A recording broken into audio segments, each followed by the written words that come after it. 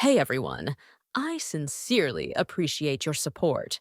If you enjoy my audiobooks, I would be truly grateful if you could subscribe to the channel. And if you'd like to support even further, you're welcome to become a Patreon member, where you can access audiobooks of novels as long as they are freely available on the internet. Your kindness and support mean so much. Thank you. Inside the secret room, among those still alive, only Chen Ran and Zhang Jinhua had yet to make their promises. "Hey, you there, do me a favor and wake Chen Ran up," the middle-aged uncle said, looking toward Qiu Yinong who stood not far from Chen Ran. "Why should I?" "Because you are." The middle-aged uncle abruptly clamped his mouth shut just as the first syllable of the word teammates was about to slip out. "Because you are teammates." The one who finished the sentence was He Lang, standing behind the middle-aged uncle. Chen Ran was roused from his nap. He let out a yawn and lit a cigarette to refresh his mind. Zhang Jinhua was also woken up. Perhaps due to her old age, it took her a long while to gather her bearings. Once the two were caught up on what had happened, they cooperated perfectly, stating their promises to Liang Jing. After all that prolonged deduction and bitter infighting, they finally had a moment to look at the contents of the sixth piece of Xian paper on the desk. "One eye dead, two eyes alive." Faced with just a handful of words, the group naturally assumed Chen Ran would reveal the answer. After all, Liang Jing had already been locked in as their candidate. It was best to cut the Gordian knot now to prevent any further complications. However, Chen Ran just stood there with a cigarette dangling from his lips, his chin tilted up at a 45-degree angle, entirely ignoring everyone around him. The gold-rimmed glasses captain glanced at the other two captains, only to see that they looked equally unwilling to help solve the riddle. After a moment of thought, he spoke up, "If I remember correctly, Zhang Jinhua and I made a promise earlier. I show her the number on my palm, and she helps me solve the riddle." Hearing this, everyone turned their eyes toward Zhang Jinhua. Liang Jing frowned. She felt there was something wrong with what the gold-rimmed glasses captain had just said. He looked at Zhang Jinhua. Logically, in a situation like this, one would normally use "you" when addressing someone, rather than calling them directly by their full name. Are they still engaging in infighting? Zhang Jinhua cast a sideways glance at him, then shifted her gaze away, showing zero intention of solving the riddle. The secret room fell completely silent. Just as Qiu Yinong was about to speak, Chen Ran beat her to the punch. "Let me help you guys solve this. These are basic terms used in Go. In a game of Go, every solitary piece on the board has up to 4 adjacent empty intersections along the straight lines. These empty intersections are called liberties, or eyes. Within a group of pieces, if there is only one eye, it's a dead shape. If there are 2 or more eyes, then it's a living shape. However," Chen Ran pointed at the Xian paper. "There are only terms written on this paper, but there's no actual board state. We have no way to determine whether it is 1 eye dead or 2 eyes alive. It's just like locking a cat inside a box with radioactive material. Until we open the box, we can't be certain whether the cat is dead or alive, meaning the cat exists in a state of both life and death. The answer to this riddle is something similar to a book about Schrödinger's cat. If there isn't one, then just pick a Buddhist sutra. Take the Tathagata, the "thus come one," did he actually come or not? Thus he comes. For some reason, Chen Ran's words immediately slapped a mask of agony onto the faces of the 3 captains, their expressions turning exceptionally ugly, each worse than the last. Liang Jing, on the other hand, didn't overthink it. She stepped toward the bookshelves. Tossing aside any other thoughts, the 3 captains stared intently at her. Pacing back and forth in front of the 3 bookshelves, Liang Jing eventually stopped and pulled out a Buddhist sutra. Shurangama Sutra. The very moment she pulled it out, with a crisp clink, the glass bead labeled number 6 dropped inside the hourglass. Lost its number. The 3 captains instantly widened their eyes, unable to contain their wild ecstasy. An even dangerous serial number has appeared. That means the 10 numbers are 3, 5, 6, 7, 9, 10, 11, 15, 17, 19. As long as I avoid these numbers and let my teammates take the fall, it will be hard for me to die even if I wanted to. At this moment, the heavy burden weighing on the trio's hearts finally lifted. Although it was a bit ruthless, it all came back to the old saying, better them than me. You lied. Seeing that everyone else was lost in thought, the middle-aged woman unceremoniously claimed Liang Jing's life. Currently, 4 dangerous serial numbers had been revealed, meaning 6 more people still had to die. But since the 3 captains had already figured out the 10 numbers, they no longer dragged their feet. Now, it was the middle-aged uncle's turn to assign a teammate. Seeing that the 6th piece of Xian paper had already dissolved into a large puddle of water, the middle-aged uncle ordered, "He Lang, go solve the riddle on the 7th piece of Xian paper." Within their team, He Lang was the most knowledgeable player next to the middle-aged uncle. Hearing the command, he simply pondered for a brief moment. Even though I haven't deduced the corresponding number for each bout of amnesia. With my skills, the captain definitely wouldn't send me to my death. Therefore, number 7 must be safe. Holding his head high like a proud rooster, he strode confidently over to the desk. The contents of the 7th paper read, "This piece of paper occupies an area of 0.000259875 mu, or roughly 0.173 square meters." He Lang read the text aloud, his expression blanking for a second. What the hell was this? And so, he turned his head to look at Chen Ran. Chen Ran thought for a moment before saying, "First, we need to know how the measurement of a mu was originally calculated." In ancient times, people didn't have very good measuring tools, so they had to use their footsteps as a substitute. For a plot of land, you count how many paces long and how many paces wide it is. Length multiplied by width gives you the total square paces of the land. Divide that by 240, and the final result is the area of that land in mu. The formula I just mentioned comes from the rectangular field chapter in the 9 chapters on the mathematical art. He Lang gave Chen Ran a thumbs up, wondering to himself how this guy seemed to know absolutely everything. No. I need to find a chance to speak with the captain. We have to kill Chen Ran off in the 2nd secret room. We absolutely cannot let him survive to the final one. Otherwise, once the infighting really begins, we might actually be no match for him. Thinking this, He Lang quickened his pace. Sweeping his gaze over the shelves, he spotted the 9 chapters on the mathematical art, on the very top row of the first bookshelf. He reached out and pulled the book from its place. As he turned his head, he happened to see the number 7 glass bead drop inside the hourglass. However, the very next moment, he was scared half to death, because the number 7 glass bead lost its number. His memories felt as if they were suddenly drained away. Right before he completely lost his memory, he stared at the middle-aged uncle, his eyes brimming with absolute disbelief. Why? After stuttering out that single word, He Lang froze in place, looking around in bewilderment. Who are you people? And who am I? The few surviving members of the middle-aged uncle's team wore complicated expressions.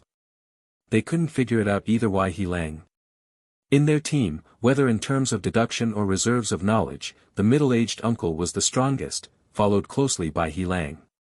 However, this complicated mood only lasted for a fleeting moment before smiles blossomed on everyone's faces. With He Lang taking up one of the cannon fodder spots, they might actually have a chance to survive. The middle-aged uncle's feelings were equally mixed. He Lang had been with him the longest, but...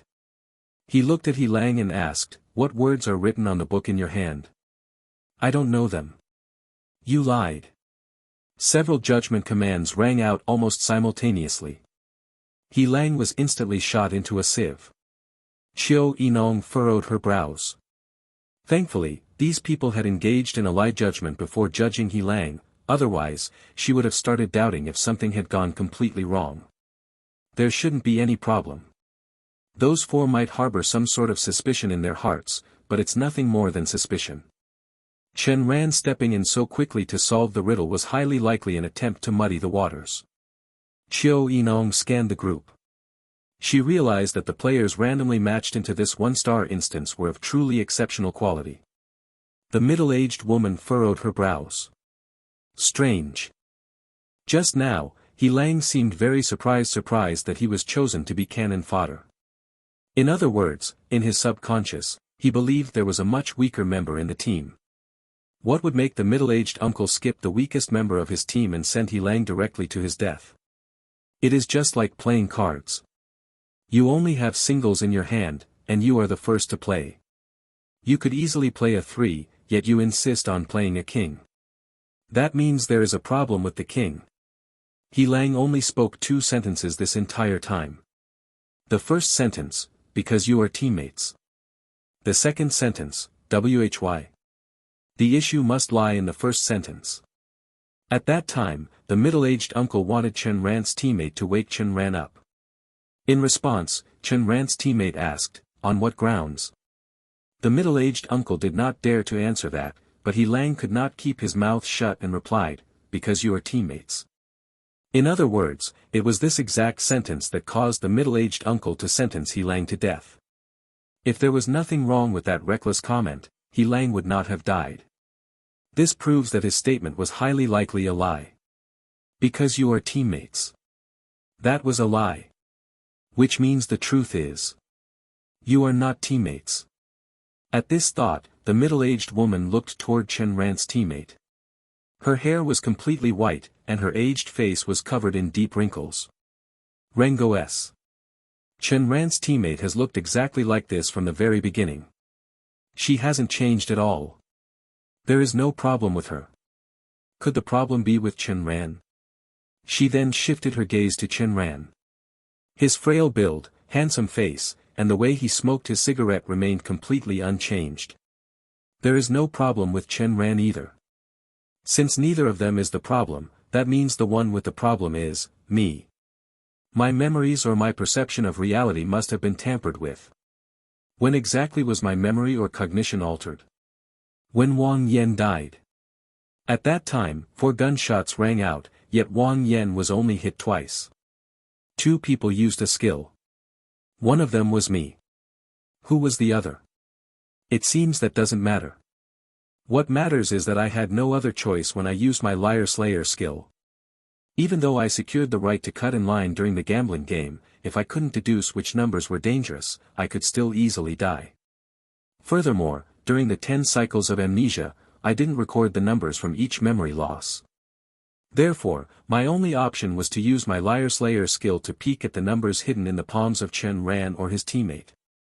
This means the other person who used the Liar Slayer skill also had no choice and could only obtain the numbers from those 2. So, the memory or cognition that this person altered must be related to Chen Ran or his teammate. In other words, after Wang Yan's death, the identities of Chen Ran and his teammate became questionable. Chen Ran might be Chen Ran, or he might be the one who used the Liar Slayer skill. By the same logic, Chen Ran's teammate could also be the one who used the Liar Slayer skill. Whoever calls out their names or states that they are teammates is telling a lie. When He Lang called them teammates, he was lying. That is why the middle-aged uncle abandoned him. Rather than letting him be judged and killed later, it was better to squeeze out his remaining value and use him as cannon fodder. The middle-aged woman frowned deeply. She felt incredibly strange. Logically, having reasoned this far, it should have been easy to deduce exactly who used the Liar Slayer skill. Yet, it was as if a cognitive firewall had been installed over that person's name in her mind, preventing her from ever figuring out who it was.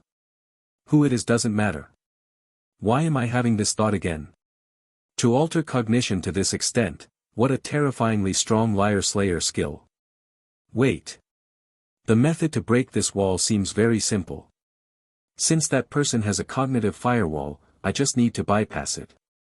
One of the 2, either Chen Ran or his teammate, has a questionable identity, so where did the real Chen Ran, or the real teammate, whose identity was stolen go? Let me eliminate them one by one. Am I Chen Ran? Or Chen Ran's teammate? Impossible. In my memory, I used the Liar Slayer skill, and I withdrew my skill only after that person used theirs. Therefore, I cannot be Chen Ran or his teammate. There are 3 teams with 12 members in total. Could one of them be Chen Ran or his teammate? Also impossible. If so, it would mean the person who used the Liar Slayer skill is one of those 12. Would someone with such a powerful Liar Slayer skill willingly play the lackey for someone else? Therefore, they can be ruled out as well. That leaves the 3 captains and Zhang Jinhua. One of these 4 must be the original Chen Ran or his teammate. First, eliminate the 3 captains.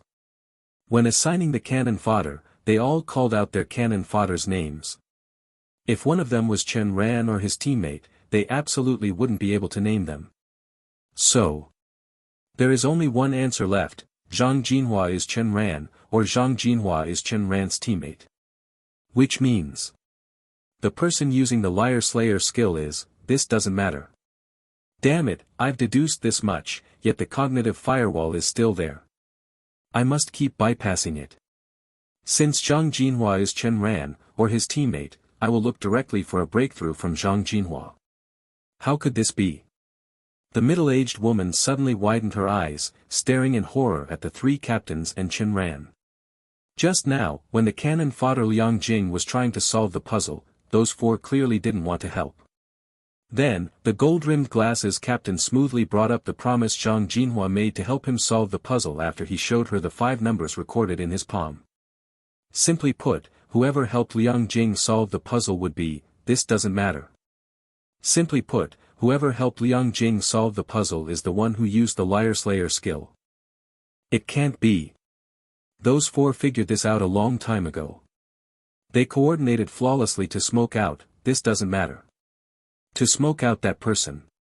Just what kind of monsters have been matched into this 1-star instance? However, an unexpected twist occurred. Chen Ran, who originally didn't intend to help Liang Jing, suddenly spoke up and solved the puzzle. Basically, when those 4 were tacitly cooperating by refusing to solve the puzzle earlier, the 3 captains could almost guarantee that the one whose identity was stolen was Chen Ran's teammate. But since Chen Ran changed his mind at the last second to help Liang Jing, his own identity came into question. Based on my previous deduction, whoever solved Liang Jing's puzzle is the one who used the skill. First Chen Ran refused to help, but then he turned around and solved it. So is he the user, or isn't he? No wonder the 3 captains instantly wore a mask of agony the moment Chen Ran provided the solution. This kind of maneuver. It is enough to piss someone off to death. I bet the middle-aged uncle and the other 2 want nothing more than to strangle him right now. So here is the problem. If Chen Ran is truly Chen Ran, why would he do such a thing? The middle-aged woman gazed at Chen Ran. She saw him leisurely smoking his cigarette, yet exuding an aura of extreme danger. This guy is about to kill someone. It makes sense. If Chen Ran is Chen Ran, given his swift and ruthless handling of the teenager, being played like this would Chen Ran glanced at Lang's corpse, sighing speechlessly at the group. Since you all already know whether a serial number is dangerous or not, why should I still help you solve the riddles for the dangerous ones?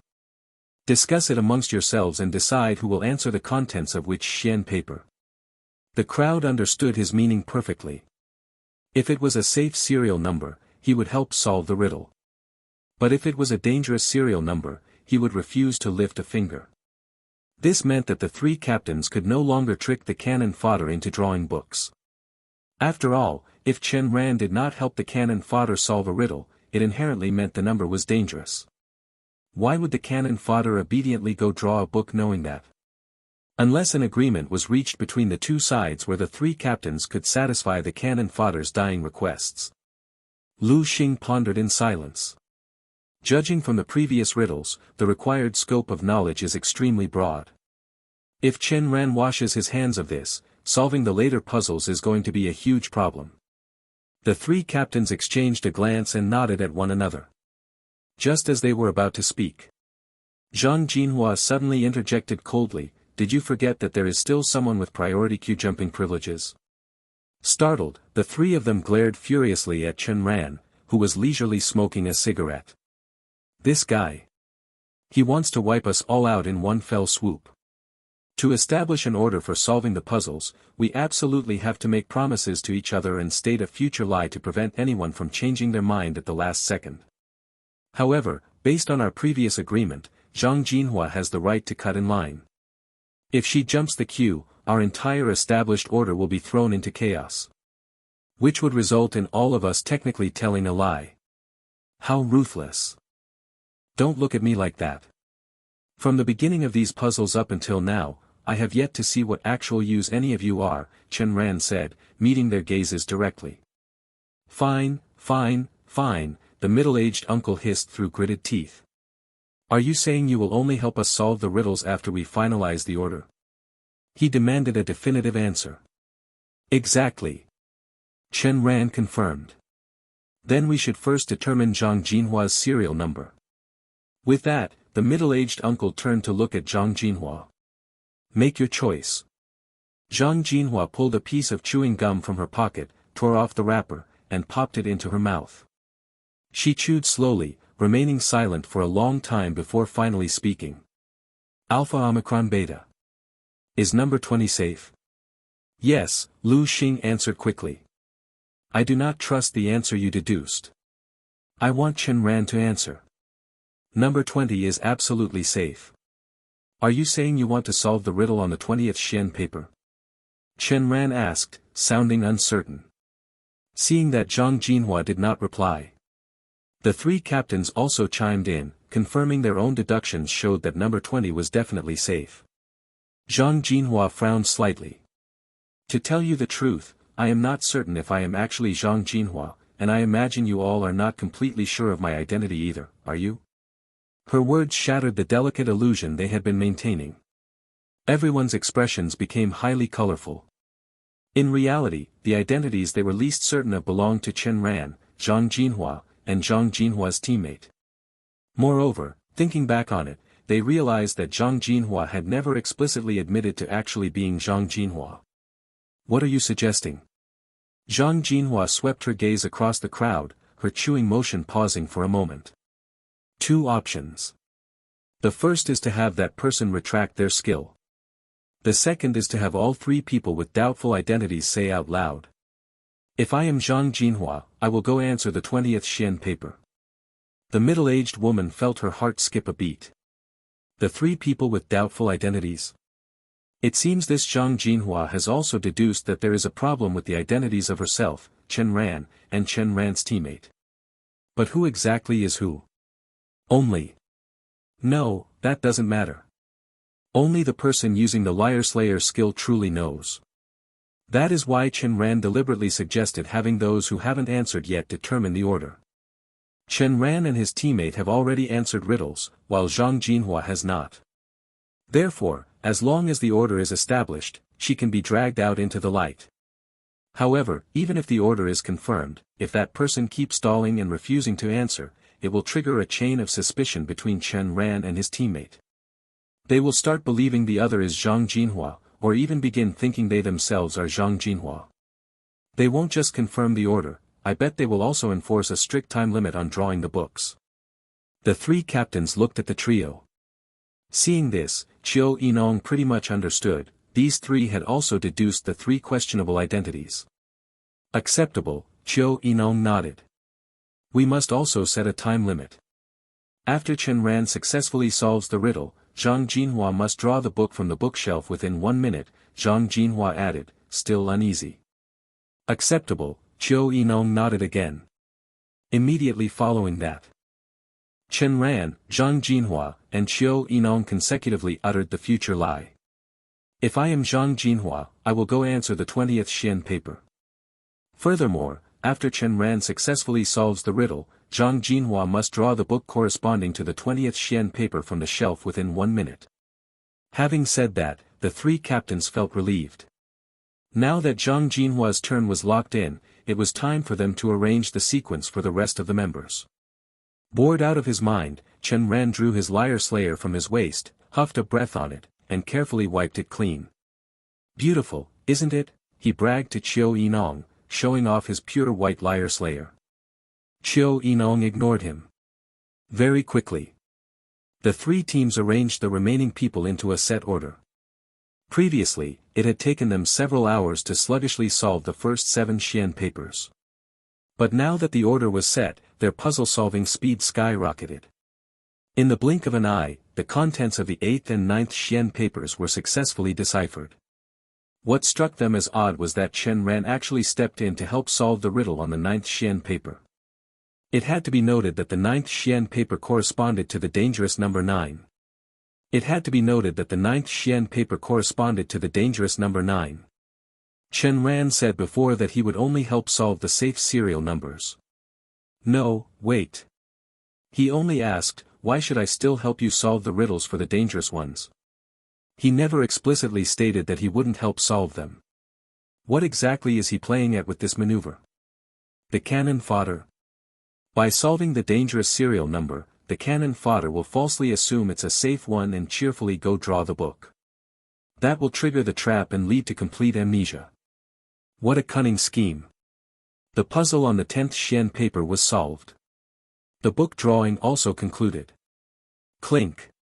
A glass bead dropped within the hourglass, erasing its serial number. However, the number on this dropped glass bead left everyone utterly dumbfounded. Almost instantly, Qiu Yinong lost her footing. She leaned heavily against the desk with one hand, her face deathly pale, her legs turning to jelly. A glint of amusement danced in Chen Ran's eyes, and a dazzling smile stretched across his face. The three captains stared intensely at the glass bead that had just lost its number, then turned their heads to look at Chen Ran. At this moment, in their hearts, there was only a single thought. Zhang Jinhua is dead meat. Simply because the serial number that had just dropped was number 11. The 10th Xian paper did not correspond to the number 10 glass bead, but rather number 11. Because the number 10 glass bead had dropped from the very beginning. There was no second number 10 glass bead in the hourglass at all. And just a moment ago, the promise the three of them had made was, if I am Zhang Jinhua, I will go answer the 20th Xian paper. The 10th Xian paper corresponded to number 11. Which meant the 19th Xian paper corresponded to number 20. The 20th Xian paper had no serial number at all. Zhang Jinhua was undoubtedly doomed. Chen Ran pulled something out of his pocket and tossed it onto the floor. The side effects of this thing are seriously brutal. The drowsiness hit the moment I injected it.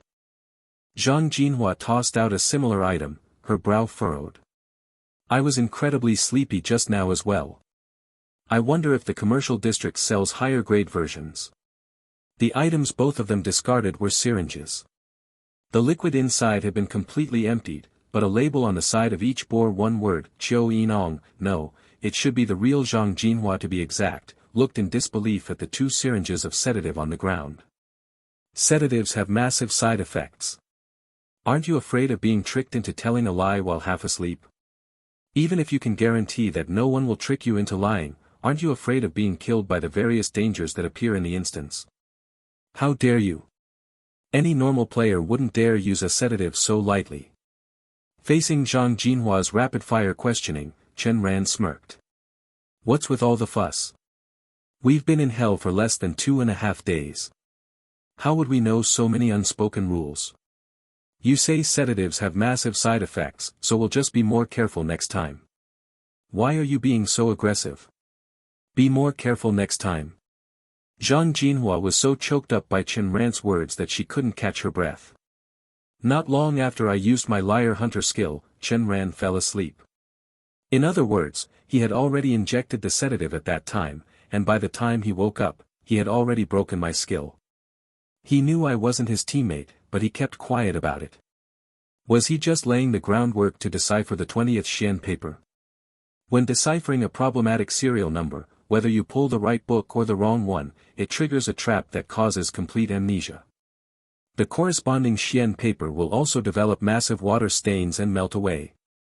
But number 10 was an exception. Number 10 is a dangerous serial number and fell first, yet the first Xian paper on the desk did not disappear. That means the first Xian paper occupied two numbers, number 1 and number 10. As a result, when it was the 10th Xian paper's turn, the corresponding number 10 was already occupied by the first Xian paper. It could only correspond to number 11. 10th piece, number 11. 11th piece, number 12. 20th piece, number 21. But there is no number 21 in the hourglass, and my promise just now was to decipher the content on the 20th Xian paper. How could I be so stupid? Recovering from her deep thoughts, Zhang Jinhua looked at the beautiful woman across from her. What is your name? Qiu Yinong. Zhang Jinhua knew she had lost, and lost utterly, but she wanted to know exactly how it happened. I vaguely sensed that Chen Ran was merely assisting you in this setup. You are the real mastermind. I want to know, why did I fall for this trick? Qiu Yinong looked her up and down. You and the middle-aged woman used your skills together. You are both unaffiliated wanderers, and your goal should have been the same, to obtain the 10 numbers from either Chen Ran's or my palm. The middle-aged woman succeeded and immediately retracted her skill, but you were different. You succeeded yet showed no intention of pulling back your skill. That was your biggest mistake. Zhang Jinhua froze for a moment before sneering.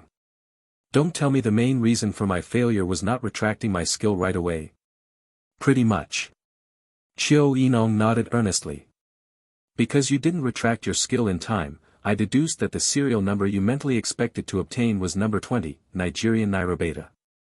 You. Perhaps due to sheer shock, Zhang Jinhua pointed a trembling index finger at Qiu Yinong for a long while before finally completing her sentence.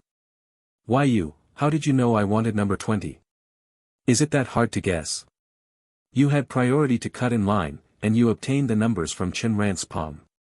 Logically, you should have instantly retracted your skill like the middle-aged woman to secure a safe serial number. Then, you could quietly watch the others perform, gauge everyone's strength, and figure out who to target or ally with during the infighting in the second secret room. But you didn't do that. You chose to continue impersonating me. That proved you had ulterior motives. You either wanted to trick Chen Ran into telling a lie, or you wanted to confuse me into lying. In other words, the longer you stayed hidden, the higher the probability that Chen Ran and I would lie. Since you were impersonating me, I had already secured a serial number while you hadn't. If you went to pull a book, your identity would be exposed. Since you wanted to stay hidden for a long time but would eventually be exposed anyway, your best option was number 20 in the hourglass.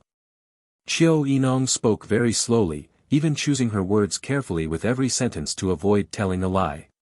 The rest was simple. Knowing you wanted number 20, all this setup required was turning number 20 into the 20th Xian paper. Hearing this, Zhang Jinhua recalled what happened earlier. Chen Ran was the one who initiated it just now, suggesting we determine the sequence. Immediately after, Qiu Yinong chimed in, asking if number 20 was safe. The three captains answered that it was safe, but she refused to believe them, insisting that Chen Ran answer. Receiving the signal, Chen Ran immediately understood Qiu Yinong's plan and cleverly turned number 20 into the 20th Xian paper. Chen Ran was talking about the Xian paper puzzle from the very beginning. Having him bring up the 20th Xian paper wouldn't seem strange to me at all. These two were cooperating perfectly. With just a few back-and-forth remarks, they successfully led me straight into a ditch. At this thought, Zhang Jinhua felt as if all her strength had been drained. She slumped to the floor, murmuring, "Is this how the minds of young people work? Using a sedative to break my skill. Not exposing me. Deducing my psychological serial number. Then using this serial number to lay a trap and trick me into falling for it." The most crucial point is that these two barely communicated the entire time, yet they cooperated so flawlessly. Why? Wait. Starting from the 10th Xian paper, the sequence of the Xian papers and the serial numbers were misaligned. The paper count is one less than the serial number. Which means, when the players in the three teams were sorting earlier, they all got the order wrong. A situation could arise where the three captains clearly assigned themselves safe papers, but because the paper count is one less than the serial number, the safe papers could very well turn into dangerous papers. As long as they paused the puzzle solving, it would never be the 20th Xian paper's turn. I still have a chance. Thinking of this, Zhang Jinhua forced her body up and stood from the ground. She looked at the three captains and declared, "You've all been fooled too, haven't you? Chen Ran likely did this on purpose, wanting to screw us all over." The words caught in her throat. The three captains said nothing. They just looked at her with beaming smiles, as if watching a clown's imminent curtain call. They all knew. Sorry, we all sorted according to the serial number sequence. Hearing this, Zhang Jinhua closed her eyes in despair. There truly was no saving her now. Unless I tell a lie myself, sacrifice one chance to face judgment, and use my liar hunter skill. My skill can alter cognition. When that happens, they won't be able to deduce my actions, which means they can't kill me. With this thought, Zhang Jinhua reached for her waist, but she suddenly remembered the words Chen Ran had said to her while wiping that pure white pistol. My liar hunter skill can prohibit a player from using their liar hunter skill for 1 hour. Zhang Jinhua. How could such a malicious skill possibly exist in this world? My way out is gone. Actually, you don't need to act like this. Perhaps the 20th piece of Xian paper will bring a miracle.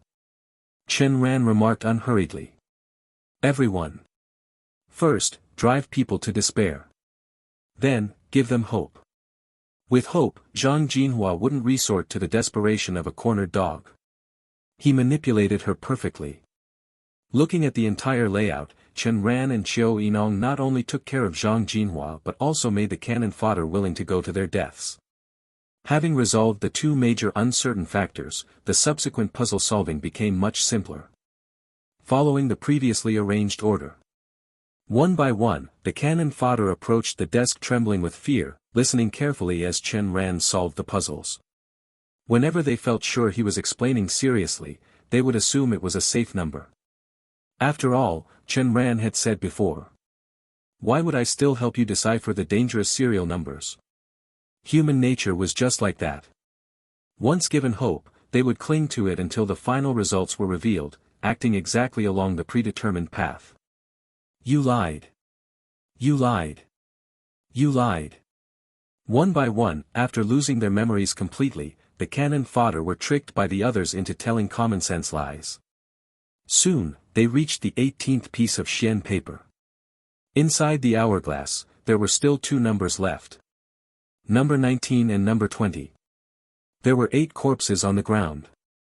The cannon fodder whose turn was up was the youth. With tear stains streaking his face, he slumped onto the floor. 10 dangerous serial numbers. 8 corpses. This meant 2 more people had to die, but Lu Xing, one of the 3 captains, had not answered yet. Lu Xing knew the 10 dangerous serial numbers, so he would definitely save a safe number for himself. In other words, number 19 was dangerous, and number 20 was absolutely safe. He still had the capacity for this bit of deduction, but he also knew that even if he survived and exited this instance alive, it would be extremely difficult to survive the subsequent secret rooms. Are a Nigerian Nairo yes. As for whether the captain would keep his promise and send points to his good friend, he could only leave such matters to fate. At this thought, the youth began to hum and sing, "Sister, step boldly forward, do not look back. Good is rewarded with good, and evil is met with evil. If it has not been met, the time has simply not yet come. I will wait for you all in ultimate death." The youth did not even turn his head. He did not even look at the contents on the Xian paper. Walking straight to the first bookshelf, he pulled out a random book and instantly lost all his memories. The ending went without saying. He was tricked into telling a common-sense lie and died. Inside the hourglass, the number 19 glass bead dropped and subsequently lost its number. With that, only 1 glass bead remained. It was Lu Xing's turn to answer. With Chen Ran helping to solve the puzzle, Lu Xing smoothly obtained his number in sequence. Next, the remaining 11 people looked at the contents on the 20th piece of Xian paper. The end. Chen Ran did not give Zhang Jinhua any leeway. It begins with second-round simplified characters and ends with second-round simplified characters. The content on this Xian paper corresponds to book number 19866. Go draw it. According to her previous promise, Zhang Jinhua had to draw the book within 1 minute after Chen Ran finished solving the puzzle, otherwise it would count as her telling a lie. Zhang Jinhua shakily approached the bookshelf and found the corresponding book. Reaching out, she steeled her heart and pulled out book number 19866. However, when she immediately tried to recall her past, she realized she had not lost her memories. Just as a smile surfaced on her face, she saw. The others were backing away from her desperately as if they had seen a ghost. She turned her head and discovered that the book was actually connected to a white wire, and a small plume of white smoke was rising from the spot where the book had previously been. Boom! An unprompted explosion blasted the 3 bookshelves and Zhang Jinhua into scattered fragments. The explosion affected the desk. The hourglass shattered, and glass beads rolled out one by one, stopping exactly in front of the 10 remaining people. Everyone wiped away cold sweat. It was a good thing Wang Yan had been put to judgment and died immediately when he previously planned to draw this book. Otherwise, the consequences would have been unimaginable. The 10 people picked up the glass beads in front of them and were stunned to discover that they all bore their corresponding numbers. Chen Ran received number 1, Qiu Yinong received number 2. They looked ahead. In the area where the 3 bookshelves had stood, the floor had surprisingly revealed a basement entrance following the explosion. The group began to organize their information. Chen Ran spoke up first. First of all, the owner of this study room suffered from Alzheimer's disease when he was alive. While solving the Xian paper puzzles, we also learned that he was beaten by someone. The middle-aged uncle also added, there are also the second-round simplified characters on the wall, my property is buried beside my wife's grave. This is also very crucial information. Lu Xing offered his own deduction. We're still missing a successor. Tell me, if this successor didn't know second-round simplified characters, wouldn't he be unaware of where the old man's property is? Are you saying that the main theme of the entire instance revolves around finding the property? The gold-rimmed glasses captain asked uncertainly. Chen Ran stroked his chin. Why do I feel like the theme of the instance is that successor trying to help the old man recover his memory? How so? Qiu Yinong asked. Look, the glass beads symbolize memory anchors, and the corresponding Xian paper involves various types of knowledge. Connecting this to the vast number of books in the study room, can we draw this conclusion? The old man liked to read. After he lost his memory, the successor wanted to know where the old man hid his property, so he tried to use the old man's love for reading to help him recover some of his memories, particularly those concerning the property. As he spoke, he pointed at the second-round simplified characters on the wall. The puzzle solving involved in this secret room is only related to the implementation and abolition dates of the second-round simplified characters, but it has absolutely nothing to do with the actual meaning conveyed by the second-round simplified characters. In other words, the successor hasn't yet helped the old man recover his memories regarding the property. Therefore, there's a high probability that the next secret room will continue to help the old man recover his memories. Chen Ran looked toward the basement entrance, his eyes turning grave. This time, I'm afraid. We are in for some serious suffering. With that said, he took out his marker pen, intending to write the conclusion of this secret room on his arm. However, at that moment, the earlier explosion triggered the fire alarm inside the study room. A massive amount of water showered down from the ceiling. In an instant, the numbers recorded on the palms of their hands and the text written on their arms were completely washed away, leaving absolutely nothing behind. The ink from my pen is supposed to be waterproof. How did it all disappear? The middle-aged uncle complained in frustration. As soon as his voice fell, the middle-aged uncle froze in place, and the others also wore grim expressions. This proves that the ultimate boss doesn't want us to record the relevant information. This is going to be troublesome. The 10 people sat on the floor. Some ate food to replenish their energy, while others drank a type of recovery potion that seemed to alleviate mental stress. Chen Ran picked up a tattered shielding plate from the ground, held it over his head, and took out his marker pen to write on his arm. But he found that the marker pen had been soaked by the water and could no longer write properly. After a moment of thought, since he had nothing else to do, he took out a piece of bread from his bag and ate it while carefully examining the copy of Journey to the West in his hands. Before long, having rested enough, the group stood up and gathered before the basement entrance. Chen Ran and Qiu Yinong stood at the back of the crowd. They entered the basement one by one. When it was Chen Ran's turn, he quickly turned his head and tossed a crumpled ball of paper to Qiu Yinong behind him. Xiao Yinong unrolled the paper. The Bodhisattva said, "This Hinayana teaching of yours cannot transcend the deceased to salvation, it can only allow one to muddle along with the mortal world. I have the Tripitaka of the Mahayana teaching, which can transcend the deceased to heaven, deliver sufferers from torment, cultivate a body of immeasurable longevity, and achieve a state of no coming and no going." Chen Ran woke up on the floor. Frowning at his surroundings, he clutched his splitting, aching head and rolled on the ground. It took a long time for the piercing pain to fade. When he pulled his hands away, he saw they were covered in blood. "My head is bleeding. Wait. Who am I? Where is this?" He instinctively reached into his pants pocket and pulled out a pack of cigarettes and a lighter. He pulled one out and lit it. Cough, cough. Chen Ran choked on the smoke, coughing violently, and immediately threw the cigarette away. "I don't smoke. If I don't smoke, why do I have cigarettes in my pocket?" And just now, when I was getting ready to think, I subconsciously reached into my pocket. If I wasn't reaching for a cigarette, what was I reaching for? Chen Ran struggled to his feet. Seeing a beanbag chair in front of him, he threw himself onto it without a second thought and lay down. A short while later, Chen Ran caught his breath and finally began to examine his surroundings. This was a secret room. In front of the sofa was a coffee table, and resting face down on the table was a copy of Journey to the West. I can read. How strange. In my memory, I have never studied any written language, yet I know these are characters, and I recognize all of them. There is something hard at my waist, pressing uncomfortably against my side. Chen Ran reached for his waist. It was a pure white pistol, completely snow white. This is a gun. Strange, why can't I pull the trigger? It should be able to fire. He tossed the pistol onto the coffee table. Continuing to survey the environment, he noticed a full-length dressing mirror facing away from him, directly in front of the sofa. To the left of the mirror sat a chair. A with ring above NB. There was nothing else. He picked up Journey to the West and carefully flipped through its contents.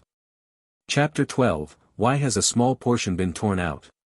Given the context, the torn-out part should be Guanyin Bodhisattva telling Tang Sanzang, Hinayana teaching cannot transcend the souls of the deceased, but Mahayana teaching can. But in Chapter 13, when Tang Sanzang faced danger just after leaving the borders of the Great Tang, he was saved by the hunter Lu Buqin and brought back to his home. In the hunter's home, Tang Sanzang used the Hinayana teaching to transcend the soul of Lu Buqin's father. Guanyin Bodhisattva said Hinayana teaching could not transcend the souls of the deceased, yet here Tang Sanzang did exactly that. Guanyin Bodhisattva lied. But why would someone tear out the content containing Guanyin Bodhisattva's lie? The lie was torn out. The lie was erased from the book. No lying allowed. Could this be the message the person who tore the book wanted to convey to me? Feeling his strength return, Chen Ran stood up from the sofa. He hadn't noticed anything before, but now. He couldn't shake the feeling that he was missing something. I must have lost my memory. I do not even know who I am. But what is certain is that my common sense remains intact.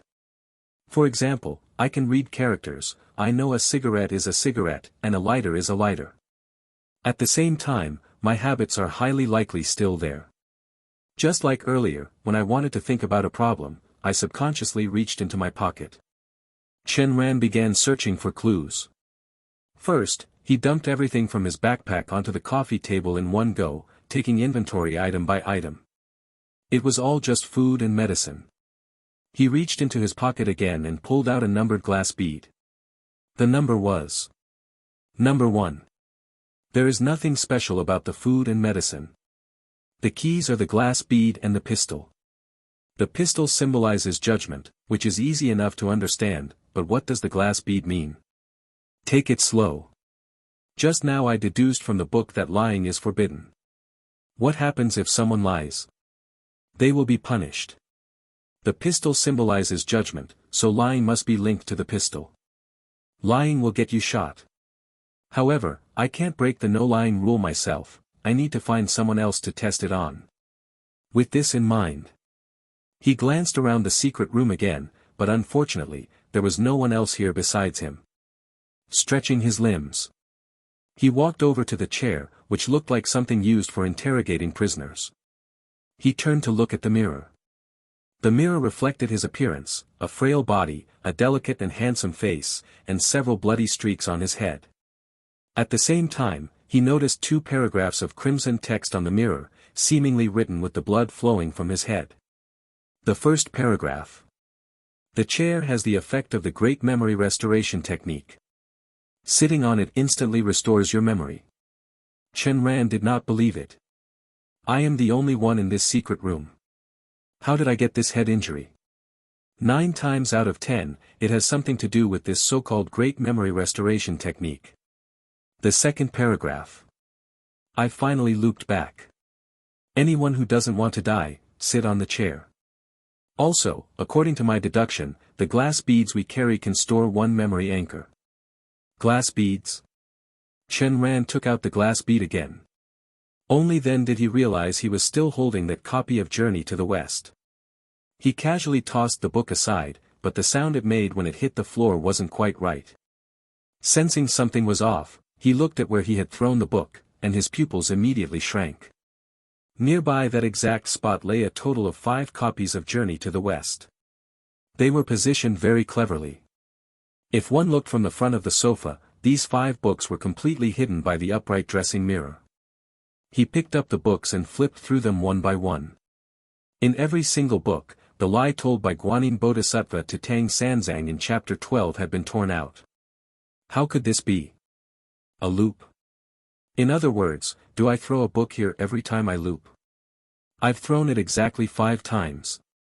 Chen Ran felt his mind reeling in chaos. He reached into his pocket once again. What exactly am I trying to grab? Also, I threw the cigarette I took a puff of onto the ground earlier. If this is a loop, why is there only 1 cigarette on the floor? Shouldn't there be 5? 2 possibilities. First, the writing on the mirror is a lie, meant to trick me into sitting in the chair. Second, the cigarette and the book have different properties.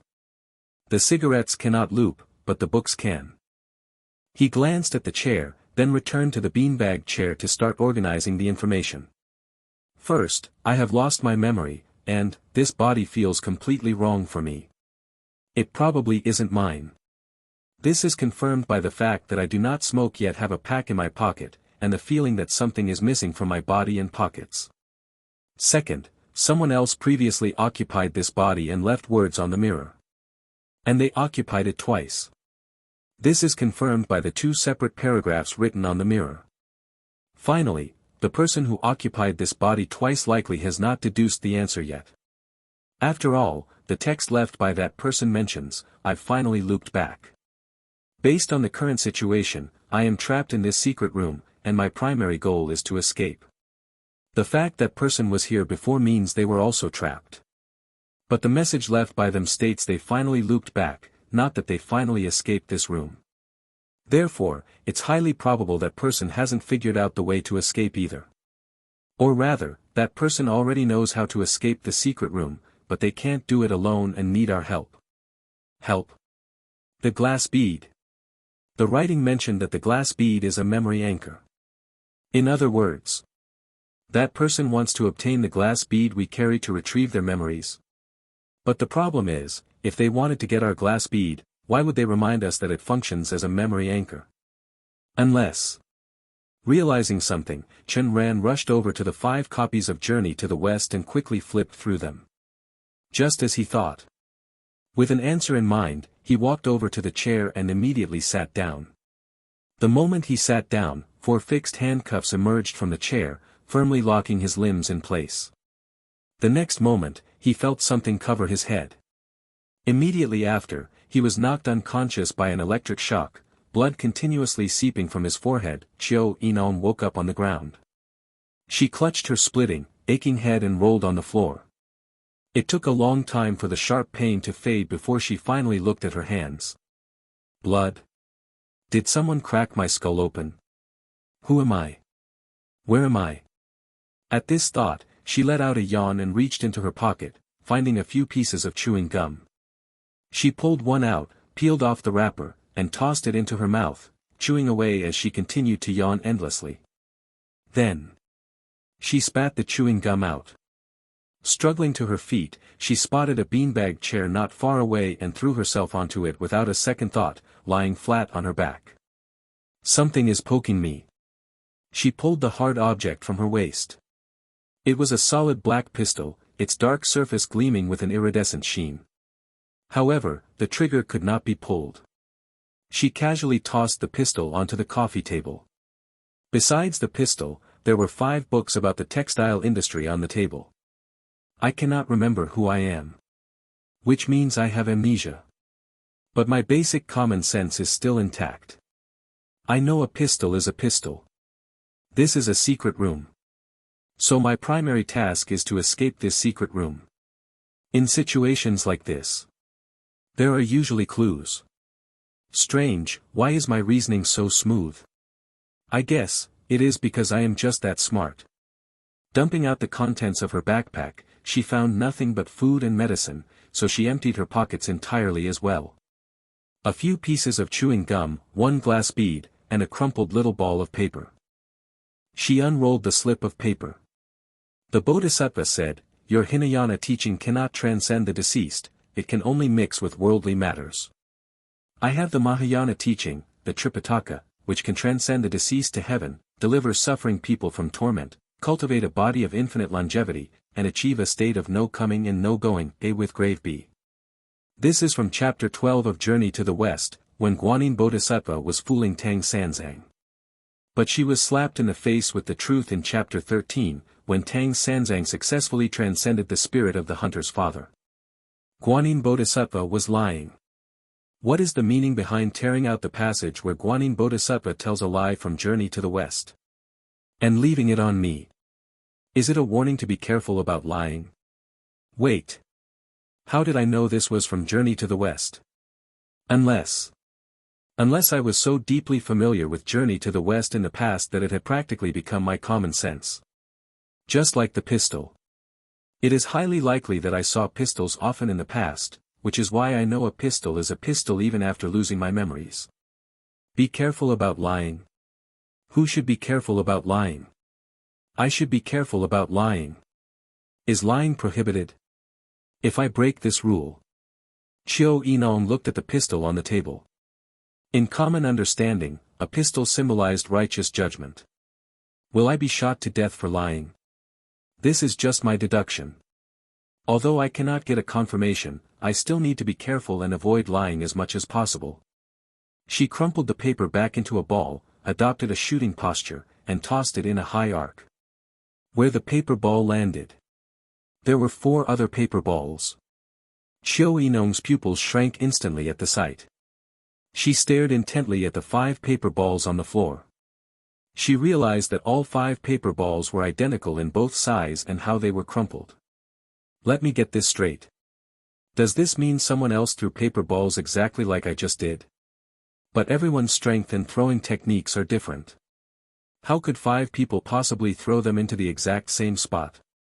Unless I was the one who threw all 5 paper balls. Conclusion: I have appeared in this secret room 5 times, and I lost my memory every single time. Interesting. Since it was me, and I am this smart, I definitely would have left some clues behind.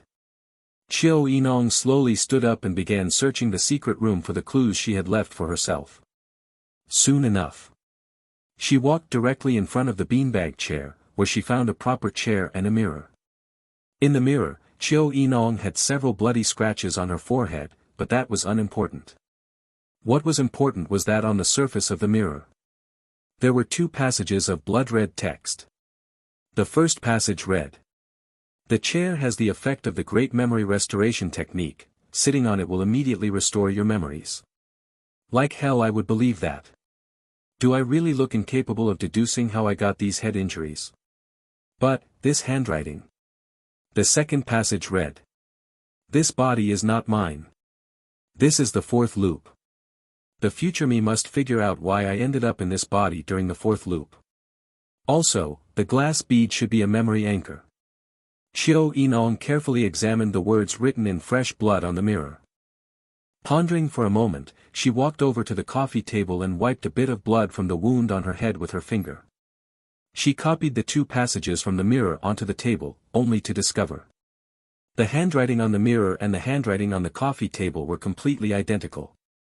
I was the one who wrote the words on the mirror. Wiping the bloody words off the coffee table with her sleeve, she returned to the mirror. In other words, I have occupied someone else's body and looped through this secret room 5 times. During the first 4 times, I managed to deduce the 2 pieces of information on the mirror. Wait. If I occupied someone else's body, does that mean someone else occupied my original body? Is this a soul swap? Or a memory swap? Since I have amnesia, it is highly likely to be a memory swap.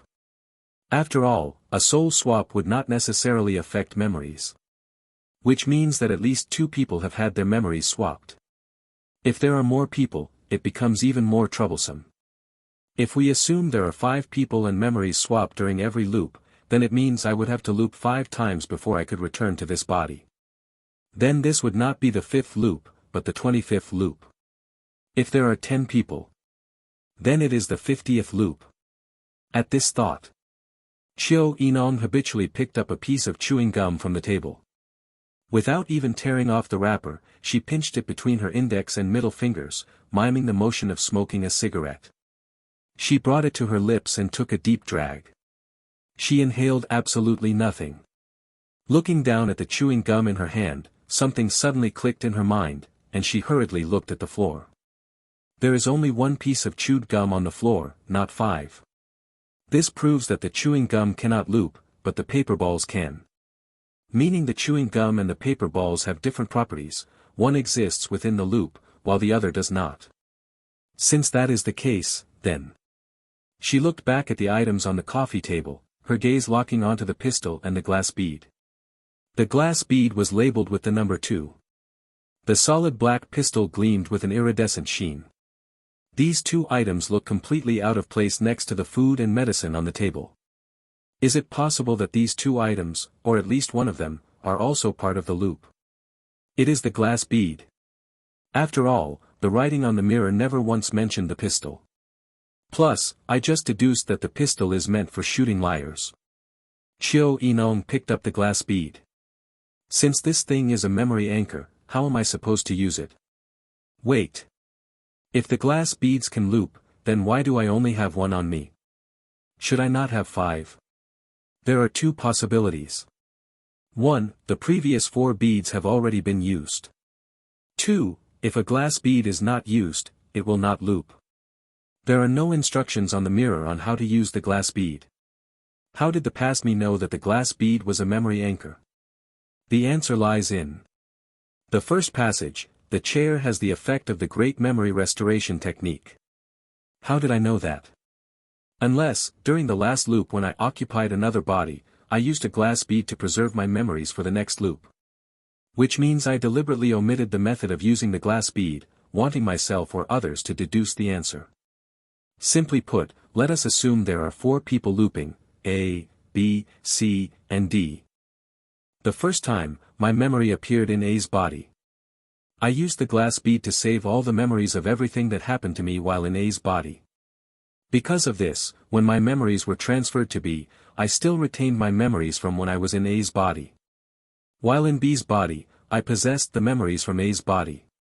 Thus, in B's secret room, I wrote down the first passage on the mirror. But there is a problem here. If that is the case, why did I not retain the memories from the previous loop this time? Xiao Yinong could not figure it out. She looked at the mirror again. This body is not mine. This is the 4th loop. The future me must figure out why I appeared in this body during the 4th loop, and the glass beads should be the memory anchors. Suddenly, it was as if a meteor flashed through her mind, illuminating all the thick fog. I see. 5 loops. That refers to the number of times I have appeared in this secret room, not counting the other secret rooms. If my memory has also been to other secret rooms, then the number of times would be much higher. In other words, my previous secret room was a different one, not this specific secret room. By the same logic, the me from the fourth loop written on the mirror also came from a different secret room previously. The me from the fourth loop retained her memory, but the me from the fifth loop did not. The problem lies in the previous secret room. My previous secret room could not preserve my memory. Yet, the fourth loop me from the mirror was able to retain her memory from her previous secret room into this one, and even write down a message. It is the glass bead number. Since the current number is 2, there must be a number 1.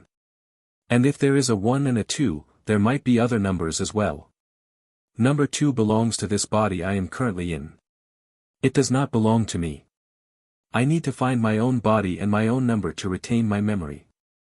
Chiu Enong looked at the crumpled ball of paper. Good thing there is a cunning mastermind around. This cunning mastermind must have figured out that everyone would lose their memories before even entering this strange secret room. Therefore, this mastermind tore a small page from Journey to the West, crumpled it into a ball, and gave it to the person who originally owned this body as a reminder to never tell a lie, Ems. At the same time, the paper ball also became the clue that allowed me to deduce the existence of loops within this secret room.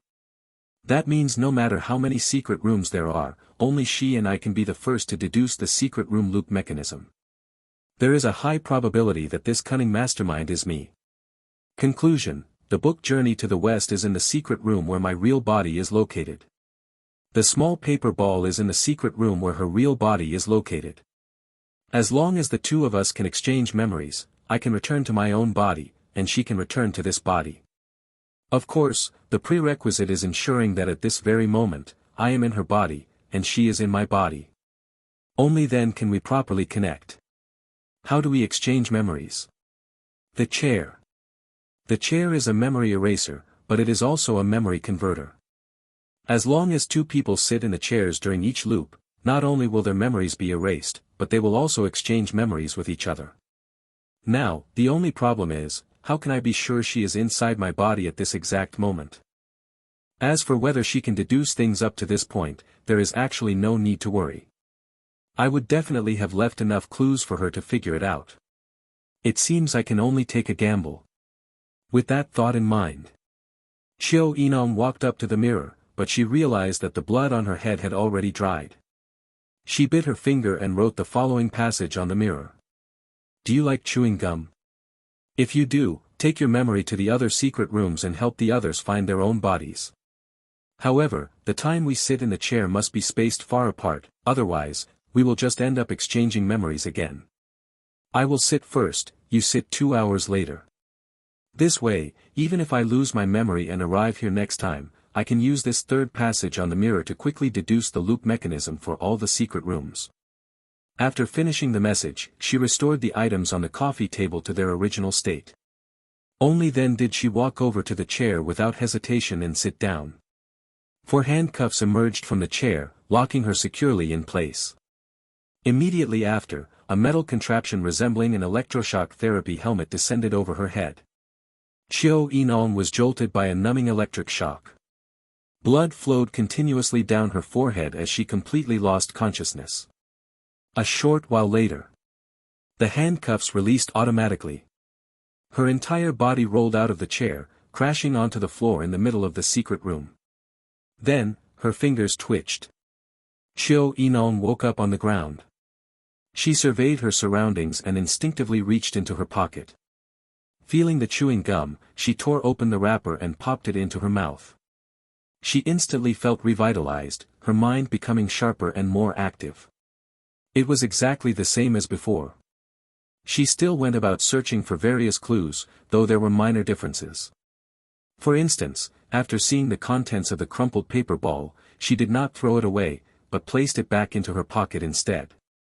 Then, she deduced the rule forbidding lies. She walked over to the mirror again and saw the 3 passages of text written on the glass. After an unknown amount of time, Chiu Enong finally deduced the secret room loop mechanism. She picked up the glass bead. I like chewing gum, so it seems this body is indeed my own. Which proves my number is 2. I can retain my memory this time and take it to the other secret rooms, leaving the secret room loop mechanism on their mirrors. Once the others get the answers, they will also try to recover their respective bodies, just like me and the person who left the message on the mirror. But why did this person not write down the method for using the glass bead? Even though the first passage hints that the method is related to the chair. How exactly is it supposed to be used? Meanwhile, Chen Ran woke up on the floor. Despite a splitting headache, he instinctively reached into his pocket and pulled out a cigarette and a lighter. Lighting one up, he felt the pain in his body ease significantly. He took a few more satisfying drags. Ah, that hits the spot. Following that, he faced two primary questions: who am I? Where am I? It was the same as before, but this time, after he finished looking at Journey to the West, he did not casually toss it aside. Instead, he placed it face down on the coffee table. Next, he surveyed his surroundings. Not only did he see two passages of text on the mirror, but he also noticed 5 books resting beside it. They were all copies of Journey to the West. Who did this? Who disrespects books this much? How could they just carelessly toss them here? After grumbling inwardly, Chen Ran curiously flipped through each book and discovered. In one of the copies, a line had been drawn with fresh blood in chapter 22, seemingly highlighting it in red. Because the Queen Mother bestowed the immortal peaches, hosting a banquet at the Jade Pool for all the generals. He accidentally shattered the jade glass, terrifying the souls of every celestial deity. Shatter the glass bead. That is how to preserve memories. Consolidating and deducing all the clues. Chen Ran also quickly deduced the loop mechanism of this secret room. This body is mine. My number is 1. Since everything matches up, it means I can retain my memory this time. However, I can only preserve it for this single instance. If I loop into the other secret rooms, I won't be able to keep my memories.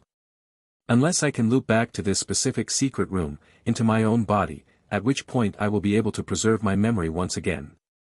Simply put, by shattering the glass bead in this secret room, I can retain my memories into the next one. But since the next secret room won't have the number 1 glass bead, I won't be able to preserve my memories further. Therefore, the very first thing I must do upon reaching the next secret room is write down everything I know on the mirror to warn the others. After a moment of thought, he wanted to take advantage of the still wet blood on his head to leave some kind of message on this secret room's mirror. But thinking it over carefully, other than Chen Ran himself, no one else could retain their memories in this specific secret room. It would be the same whether he wrote anything down or not. At this moment, when he looked back at the 2 passages on the mirror, his expression turned rather odd. So, the contents up there were actually written by me, for myself and the person who received the small slip of paper. A dialogue across time and space. However, there seems to be a slight flaw. Does that person even know how to use the glass beads? Qiu Yinong could not figure it out. She looked at the mirror again. This body is not mine. This is the 4th loop. The future me must figure out why I appeared in this body during the 4th loop, and the glass beads should be the memory anchors. Suddenly, it was as if a meteor flashed through her mind, illuminating all the thick fog. I see. 5 loops. That refers to the number of times I have appeared in this secret room, not counting the other secret rooms. If my memory has also been to other secret rooms, then the number of times would be much higher. In other words, my previous secret room was a different one, not this specific secret room. By the same logic, the me from the 4th loop written on the mirror also came from a different secret room previously. The me from the 4th loop retained her memory, but the me from the 5th loop did not. The problem lies in the previous secret room. My previous secret room could not preserve my memory. Yet, the 4th loop me from the mirror was able to retain her memory from her previous secret room into this one, and even write down a message. It is the glass bead number.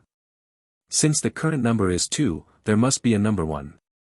And if there is a 1 and a 2, there might be other numbers as well. Number 2 belongs to this body I am currently in. It does not belong to me. I need to find my own body and my own number to retain my memory.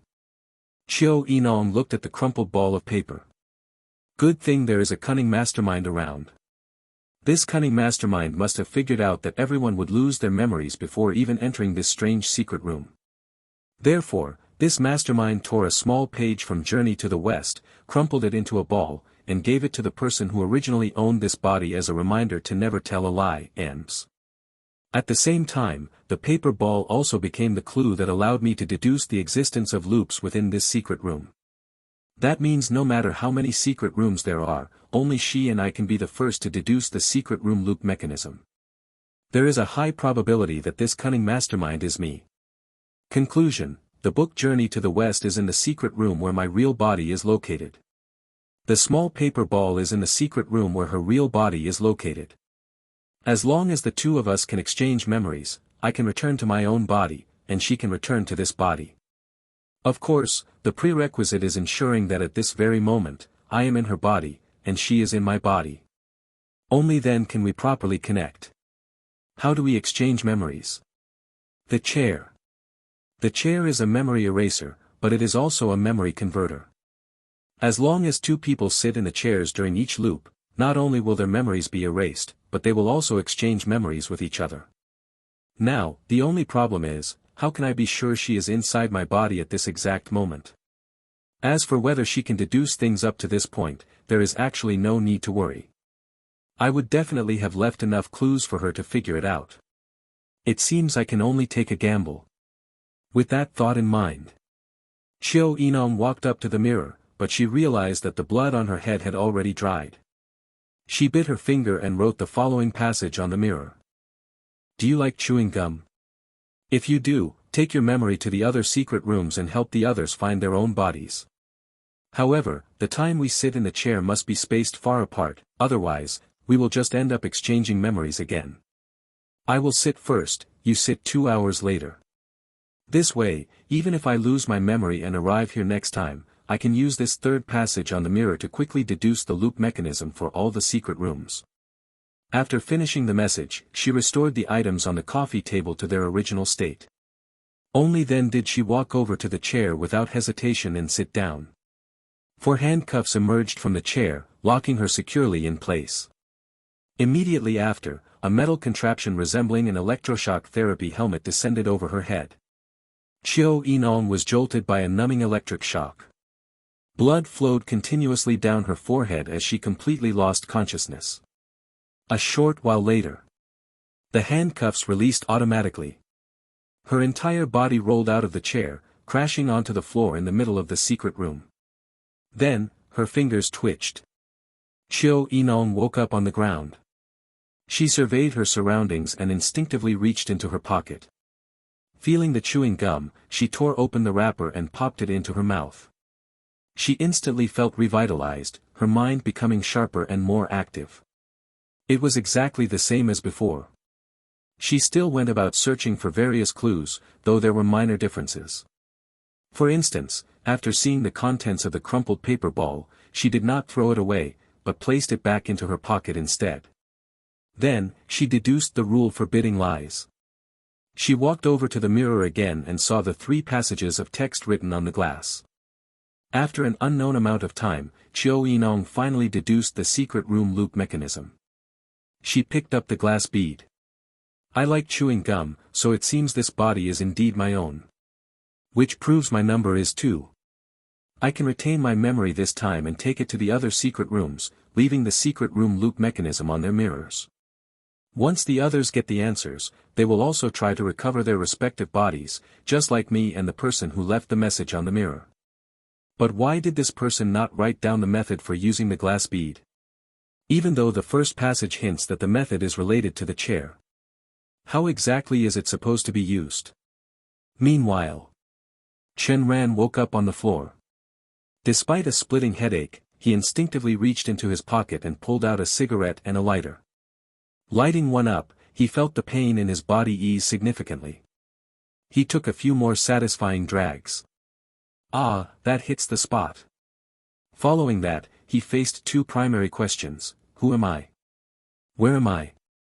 It was the same as before, but this time, after he finished looking at Journey to the West, he did not casually toss it aside. Instead, he placed it face down on the coffee table. Next, he surveyed his surroundings. Not only did he see 2 passages of text on the mirror, but he also noticed 5 books resting beside it. They were all copies of Journey to the West. Who did this? Who disrespects books this much? How could they just carelessly toss them here? After grumbling inwardly, Chen Ran curiously flipped through each book and discovered. In one of the copies, a line had been drawn with fresh blood in chapter 22, seemingly highlighting it in red. Because the Queen Mother bestowed the immortal peaches, hosting a banquet at the Jade Pool for all the generals. He accidentally shattered the jade glass, terrifying the souls of every celestial deity. Shatter the glass bead. That is how to preserve memories. Consolidating and deducing all the clues. Chen Ran also quickly deduced the loop mechanism of this secret room. This body is mine. My number is 1. Since everything matches up, it means I can retain my memory this time. However, I can only preserve it for this single instance. If I loop into the other secret rooms, I won't be able to keep my memories. Unless I can loop back to this specific secret room, into my own body, at which point I will be able to preserve my memory once again. Simply put, by shattering the glass bead in this secret room, I can retain my memories into the next one. But since the next secret room won't have the number 1 glass bead, I won't be able to preserve my memories further. Therefore, the very first thing I must do upon reaching the next secret room is write down everything I know on the mirror to warn the others. After a moment of thought, he wanted to take advantage of the still wet blood on his head to leave some kind of message on this secret room's mirror. But thinking it over carefully, other than Chen Ran himself, no one else could retain their memories in this specific secret room. It would be the same whether he wrote anything down or not. At this moment, when he looked back at the 2 passages on the mirror, his expression turned rather odd. So, the contents up there were actually written by me, for myself and the person who received the small slip of paper. A dialogue across time and space. However, there seems to be a slight flaw. Does that person even know how to use the glass beads? Chen Ran woke up from the floor yet again. This time, he retained his memory of the previous secret room. He immediately went to the mirror and discovered that this body belonged to a middle-aged woman. Following that, he rummaged through all the pockets on his person and searched the secret room for quite a while. He even stuck a finger down his throat to check. After confirming there were no small paper wads anywhere, he did not rush to leave a hint on the mirror. Instead, he sat on the sofa and pondered a question he had never quite figured out. No lying. Since I am forbidden to lie, then the others should be forbidden to lie as well. But every secret room is a solo trial. If I lie, who would know? So, why would I remind myself not to lie? Why remind the person who gets the paper wad not to lie? Also, why do I have this urge to completely screw over this middle-aged woman? It seems it does not matter whether I think about these questions or not. After all, setting a trap for this middle-aged woman will not do me any harm. When in doubt, scheme first. Thus, he walked over to the mirror and pondered for a moment. What kind of message could he write that would make? Wait, that is not right. If I leave behind a trap, it will not just screw over this woman, but everyone who cycles into this body as well. However, there is also a chance that the person who finds the paper wad might cycle into this body while suffering from amnesia. Therefore, the words I write must ensure that the person with the paper wad remains unharmed, while guaranteeing that everyone else gets screwed. At this thought, he bit his finger and raised his hand to write. Secret room cycle mechanism. 2 people who sit in the chairs will lose their memories, exchange memories with each other, and exchange secret rooms. You can only preserve your memory if you are certain this body is yours. Method to preserve memory: sit in the chair, smash your glass bead, and shout the corresponding password. At this point in his writing, Chen Ran paused. He did not quite understand the mechanism for judging a lie. If you are ugly and I say you are beautiful, that is a white lie and can be judged as a lie. But to an amnesiac, there is no concept of ugly or beautiful. Unless there are strict criteria for judging a lie. For example, if you are objectively ugly, even if you do not know the difference between beauty and ugliness, or if you are the only one who thinks you are beautiful, saying you are beautiful would still be a lie. Without knowing the criteria, how can I be absolutely sure that the moment she reads the password, she will be lying? That is it. The cycle. So he continued writing after the word password, I am currently helping the others recover their memories and bodies. The essence of this text lies in human habit. When reading something specific, people will naturally read it out loud or mutter it. For instance, I could directly write, my name is Louis Fay. When the middle-aged woman sees these words, she will uncertainly read them aloud or repeatedly murmur them to herself. I am currently helping the others recover their memories and bodies. For the person who arrives in this secret room with their memories intact, this sentence is the truth. If the middle-aged woman sat in the chair, smashed the glass bead, and recited this sentence, there would be no problem at all. But the one thing the middle-aged woman must not do is read those words out loud before sitting in the chair. It is not over yet. The number on the glass bead in this secret room is wrong, I cannot preserve my memory. When I preserve my memory again in the endless cycles and head to other secret rooms, there is a high probability that I will also leave this sentence behind as a trap. That means, if nothing unexpected happens, everyone will be screwed over by me at least once. It is just that. I cannot retain my memories from the other secret rooms. In the future, I will have no idea that I ever set them up in these cycling secret rooms. If I do not know, then I do not know. Like I said, setting a trap does not harm me in the slightest. There is no harm in trying. Meanwhile, the body Chiu Inong occupied belonged to a middle-aged uncle. She was writing on the mirror. Wait. Since lying is forbidden here, should I set a trap for them? It will not hurt anyway, so why not give it a try? However, based on my current deductions, the person with the original copy of Journey to the West is highly likely to be on my side.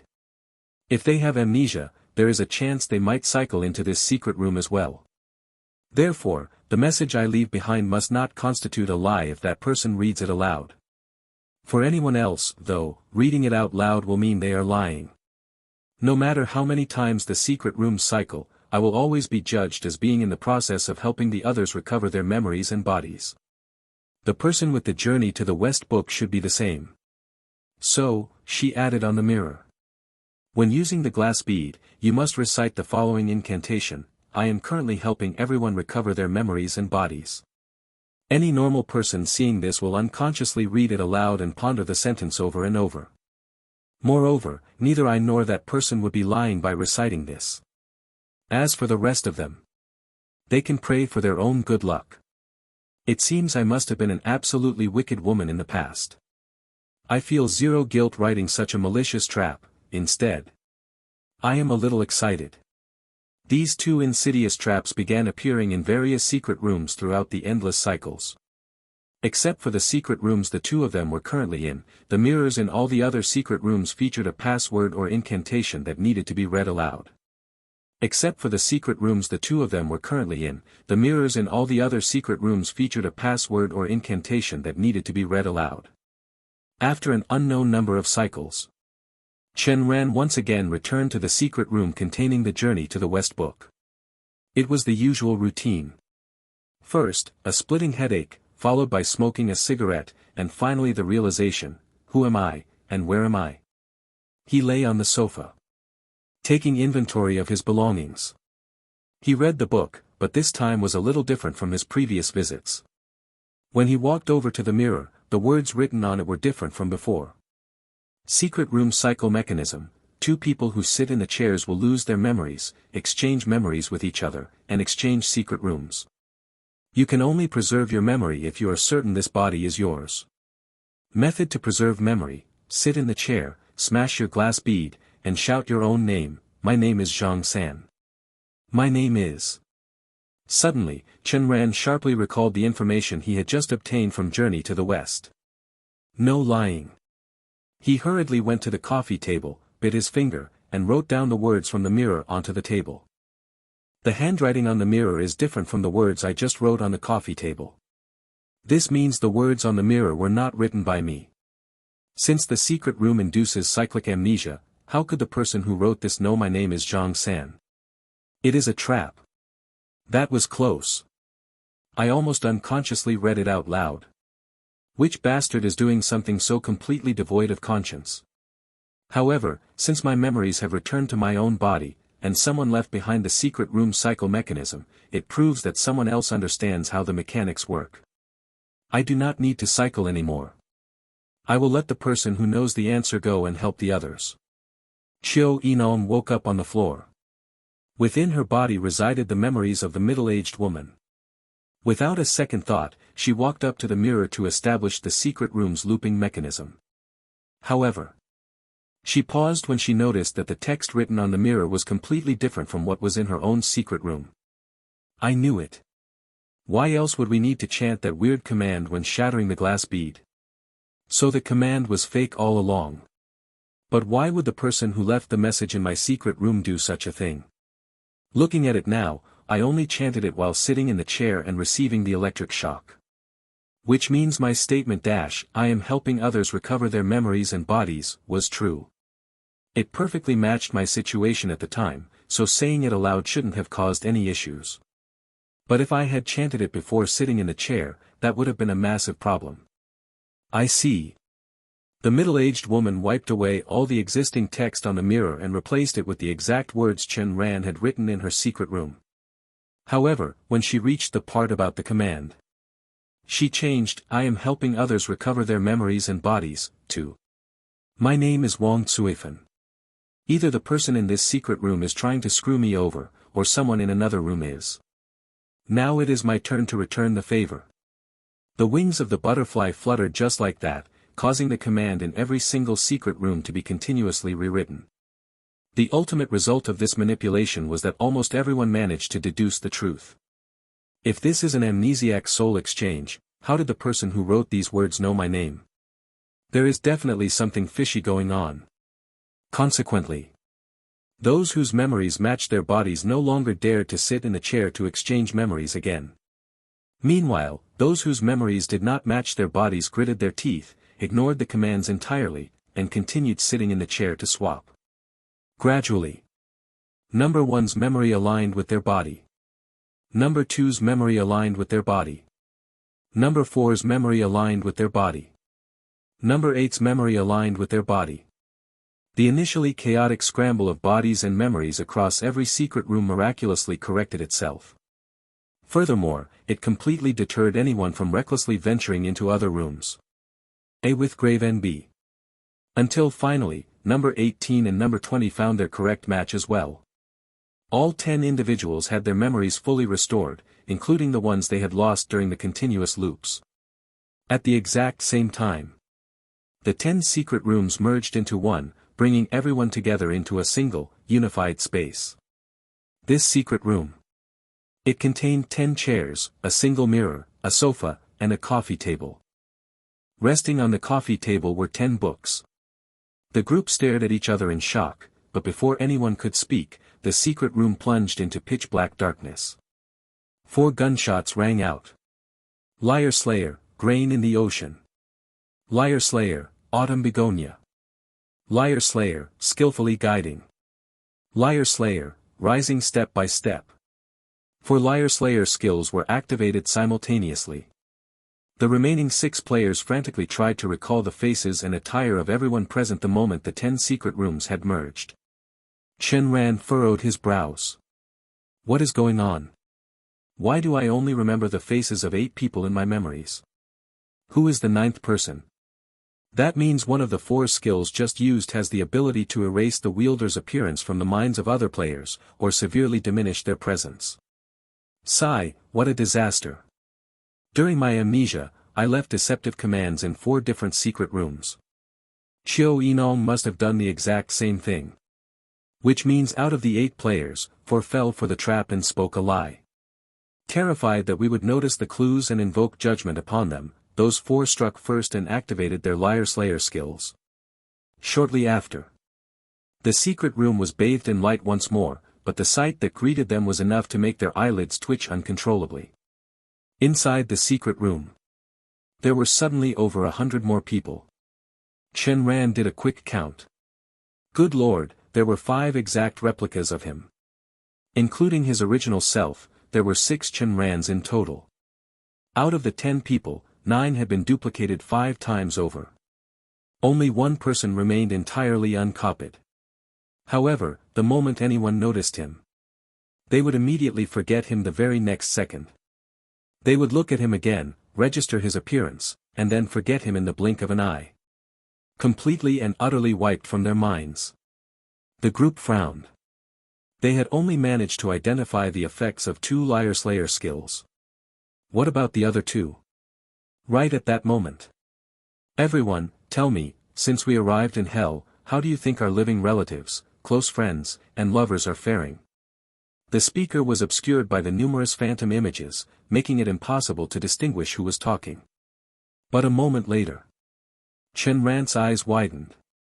The number of people in the secret room multiplied once more. He saw his parents, his classmates, his friends. Ranner, didn't you die? Am I dreaming? His mother approached him, her eyes rimmed with red. This skill seems somewhat similar to Bailey Qiangxing's ability. Yet, it feels even stronger. Just now, after hearing that person's words, I subconsciously thought about my parents, my friends, and my relatives. Moreover, when the secret room went completely dark, I immediately tried to recall the appearances of the 10 people present. If the other 5 did the exact same thing, then they were also visualizing all 10 people. Which makes exactly 60 replicas. In other words, this skill can physically manifest phantom images of whoever the players are thinking about. By now, there were nearly 200 people crammed into the secret room. Strangely enough, the room itself seemed to expand to accommodate the growing crowd.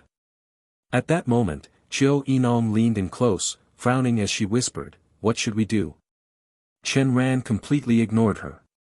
The reason I chose Qiu Yinong as my teammate was precisely because of her personality. When coordination isn't required, she absolutely never bothers me. She just acts like a bystander.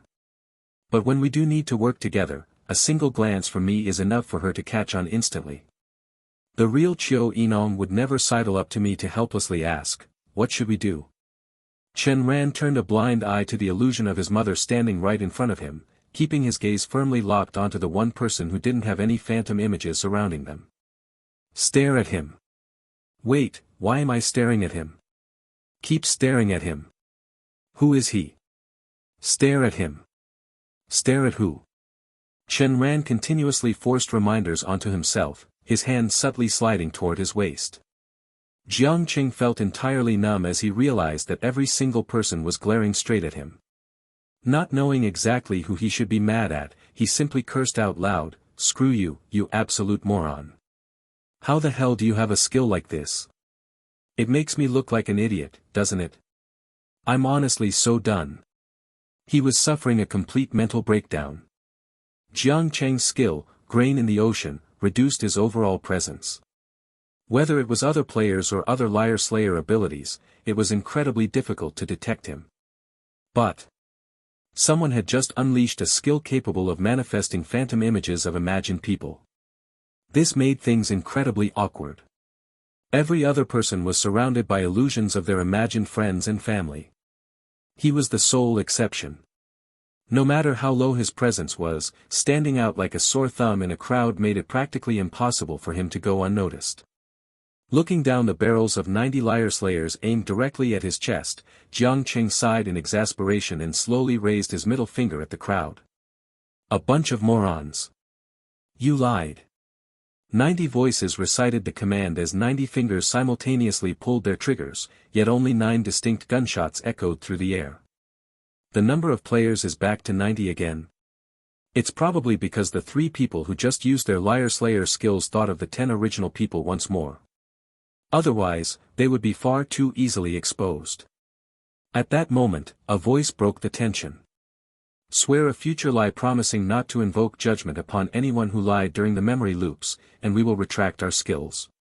Otherwise." Those words contained a hidden agenda. If the others agreed to the condition, it meant those players would be completely immune to judgment for the entirety of this instance. No one uttered a word. In truth, they were all waiting for Chen Ran, Qiu Yinong, and the middle-aged woman to state their positions. After all, The three individuals still maintaining their skills were teammates of the three respective captains. The middle-aged woman stayed completely out of it. Her liar slayer skill had already been exposed, so her best course of action was to keep a low profile. That left Chen Ran and Xiao Yinong. Naturally, it was impossible for Chen Ran to use Eternal Kingdom right now. Sigh. Out of the 9 Xiao Yinongs, one stepped up to Chen Ran, wielding the pure black liar killer. It was an incredibly beautiful liar slayer, its surface a shifting iridescent black that seemed to encompass the vastness of the cosmos itself. The reason I never told you what my liar slayer skill was before is because my skill command is very unique. At this point, she entirely shed her usual icy demeanor. A distinct glimmer of emotion surfaced in her eyes. Did you know? After obtaining this skill, I actually believe that no one in this world could ever pass judgment on me. She raised her gun, aiming it squarely at the ceiling. I lied. Liar Slayer, Wheel of Time. 10 secret rooms merged into one, and everyone appeared in the same secret room. Inside this secret room, there were 10 chairs, a single mirror, a sofa, and a coffee table. On the coffee table rested 10 books. 9 people looked at a corpse on the ground, looking at each other in dismay. Right at that moment, Xiao Yinong raised her gun. You lied. You lied. You lied. 3 shots rang out, and 3 people dropped dead. She then aimed the muzzle at the middle-aged woman. You lied. The bullet jammed. Xiao Yinong immediately pointed the muzzle at the ceiling. I lied. Liar Slayer, Wheel of Time. 10 secret rooms merged into one, and everyone appeared in the same secret room. Inside this secret room, there were 10 chairs, a single mirror, a sofa, and a coffee table. On the coffee table rested 10 books. 6 people looked at the 4 corpses on the ground, looking at each other in dismay. Right at that moment, Xiao Yinong swiftly raised her gun and aimed it at the middle-aged uncle. NB. You lied. The bullet jammed. The middle-aged uncle's eyes went wide, as did the others, but before they had time to pass judgment on Xiao Yinong, she pointed her gun at the ceiling. I lied. Liar Slayer, Wheel of Time. 10 secret rooms merged into one, and everyone appeared in the same secret room. Inside this secret room, there were 10 chairs, a single mirror, a sofa, and a coffee table. On the coffee table rested 10 books. 6 people looked at the 4 corpses on the ground, looking at each other in dismay. Right at that moment, Xiao Yinong swiftly raised her gun and aimed at Lu Xing. You lied. The bullet jammed.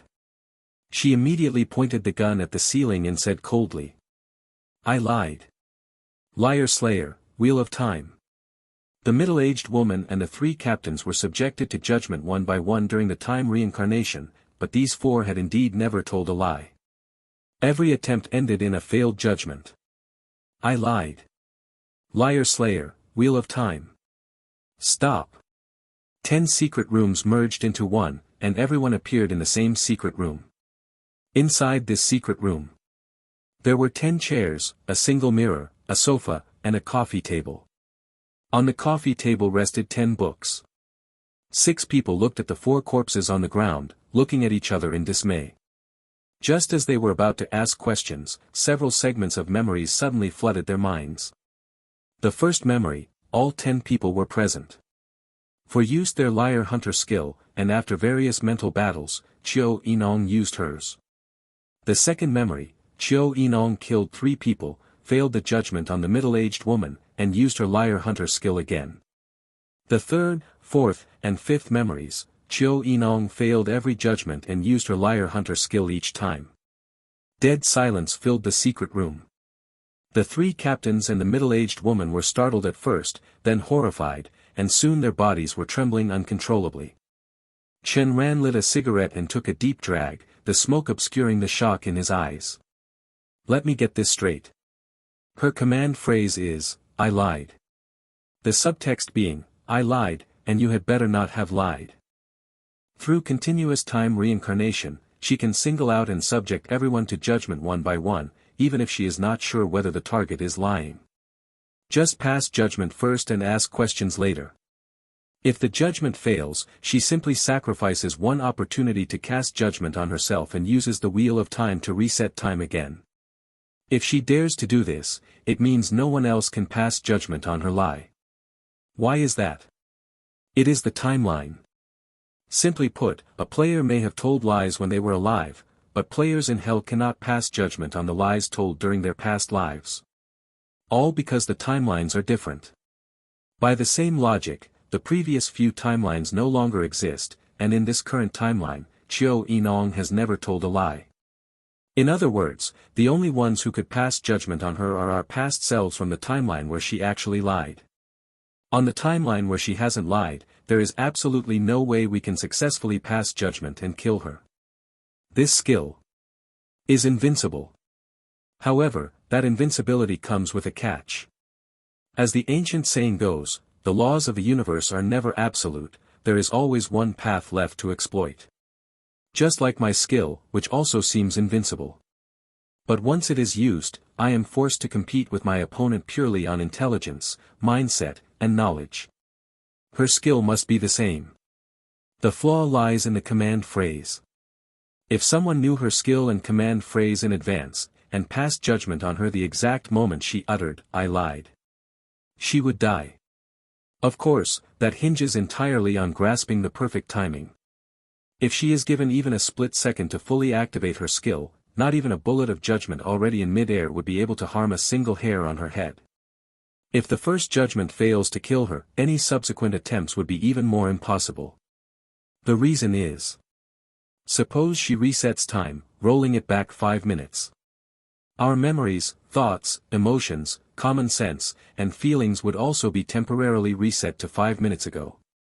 The moment she withdraws her skill is the moment we regain our memories, thoughts, emotions, common sense, and feelings. Failing to kill her with judgment the first time means the second time is just a time reincarnation of the first. Thinking up to this point, Chen Ran's expression turned peculiar. These are all the results caused by her skill, but what if? What if I use the Eternal Kingdom to break her skill? Wouldn't she be completely screwed? Ahem. I shouldn't think like that. We are still teammates, and I can't do anything detrimental to our unity. Furthermore, her skill is extremely important to me. If I ever fall victim to a future lie, she can reset time back to before I utter the future lie. Not only that. When time is running out, she can reset time and repeatedly remind me within the loop to think about the problem from different angles. In almost an instant, Chen Ran had sorted out the advantages and flaws of Qiu Yinong's skill, as well as how they could coordinate its use. He gave her a thumbs up. She shot him a massive eye roll. How is this possible? Your skill is at least at the superego level. How could the Liar Slayer Alliance be at ease letting you team up with a newbie to clear an instance without any protection? The middle-aged woman had been in hell for a few months, and she knew exactly how crucial such a divine skill was in the conflict against the Deceiver Alliance. To put it bluntly, the Liar Slayer Alliance should be worshipping her like a sacred ancestor. Once she fully matured, she would become an absolute nightmare for the Deceiver Alliance. Chen Ran and Qiu Yinong remained silent. They merely stared at her and the other 3 captains as if looking at complete idiots. A chill ran down the spines of the 4. That's right. She belongs to the Liar Slayer Alliance. Once her skill is exposed, the Deceiver Alliance will hunt her down with insane and endless pursuit. There is a high probability that she tampered with the Liar Slayer Alliance's form. The higher-ups in the Alliance know she has a skill, but they don't know exactly what it is or what effects it possesses. Now that she has exposed her skill right in front of us, it means these 2 never planned on letting us leave this instance alive. Seeing their flickering expressions, Chen Ran pinched his cigarette between his fingers and pointed it at them. I have to remind you, my skill can ban a player from using their own skill for an hour. When you use your skills in this instance, you had better be careful. The 4 of them. The 4 understood that by saying this, Chen Ran was telling them that from now on, no one should even think about using their skills. They would have to rely on their mindsets, knowledge, intellect, and infighting to decide the Victoriero and to determine who lives and who dies. This is hell, there are no good people here. There is only the collision of ideals, the clash of ideologies, and the ruthless divide between friend and foe in the struggle for survival. The atmosphere inside the secret room was tense. However, this tension was fleeting. They knew full well that if they could not escape the secret room, everything else would be pointless. Having been solely focused on infighting just moments ago, they finally began to carefully inspect the secret room. A single sofa, offering no clues. A single coffee table, offering no clues. 10 books, offering no clues. A mirror, offering no clues. 10 chairs. There was a problem here. Previously, while caught in the loop, each secret room had possessed one and only one chair. Yet here, there were 10.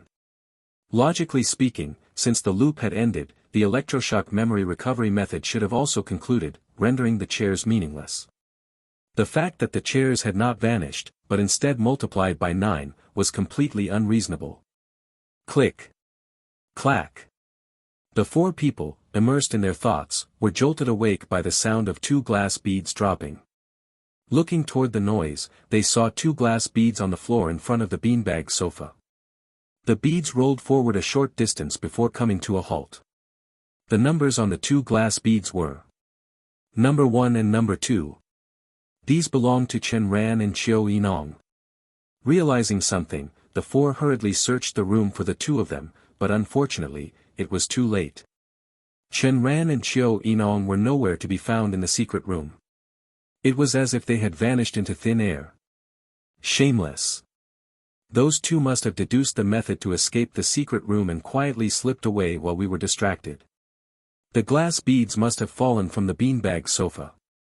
At this thought, the 4 of them approached the beanbag sofa. The middle-aged uncle took the initiative and sat down on it, but after a long while, he was not teleported away. He fell into deep thought. No. Could it be because of the glass beads? The middle-aged uncle took out his own glass bead, placed it on the sofa, and waited quietly. When he still was not teleported, he carefully pocketed the glass bead again. There is another possibility. Those 2 shameless bastards threw their glass beads at the sofa from a distance when we were not looking, deliberately catching our attention so we would waste all our time trying to figure out the sofa. Because the glass beads rolled off the sofa, it is very hard for us to determine which direction they were thrown from. Truly shameless. Everyone, what are your thoughts? The gold-rimmed glasses captain pondered for a moment before replying. The infighting had just ended, and while we were still taking in our surroundings, they already managed to escape the secret room. This implies that everything we needed to accomplish in this secret room has already been done. We are only missing the final step, finding the exit. There are not many items in the secret room. A beanbag sofa, a coffee table, chairs, a mirror, and 10 books. We need to investigate them one by one. First, the sofa, coffee table, and books can be ruled out. That leaves the chairs and the mirror. One of these 2 has to be the exit. The chairs can also be ruled out, as they lost their purpose once the loop ended.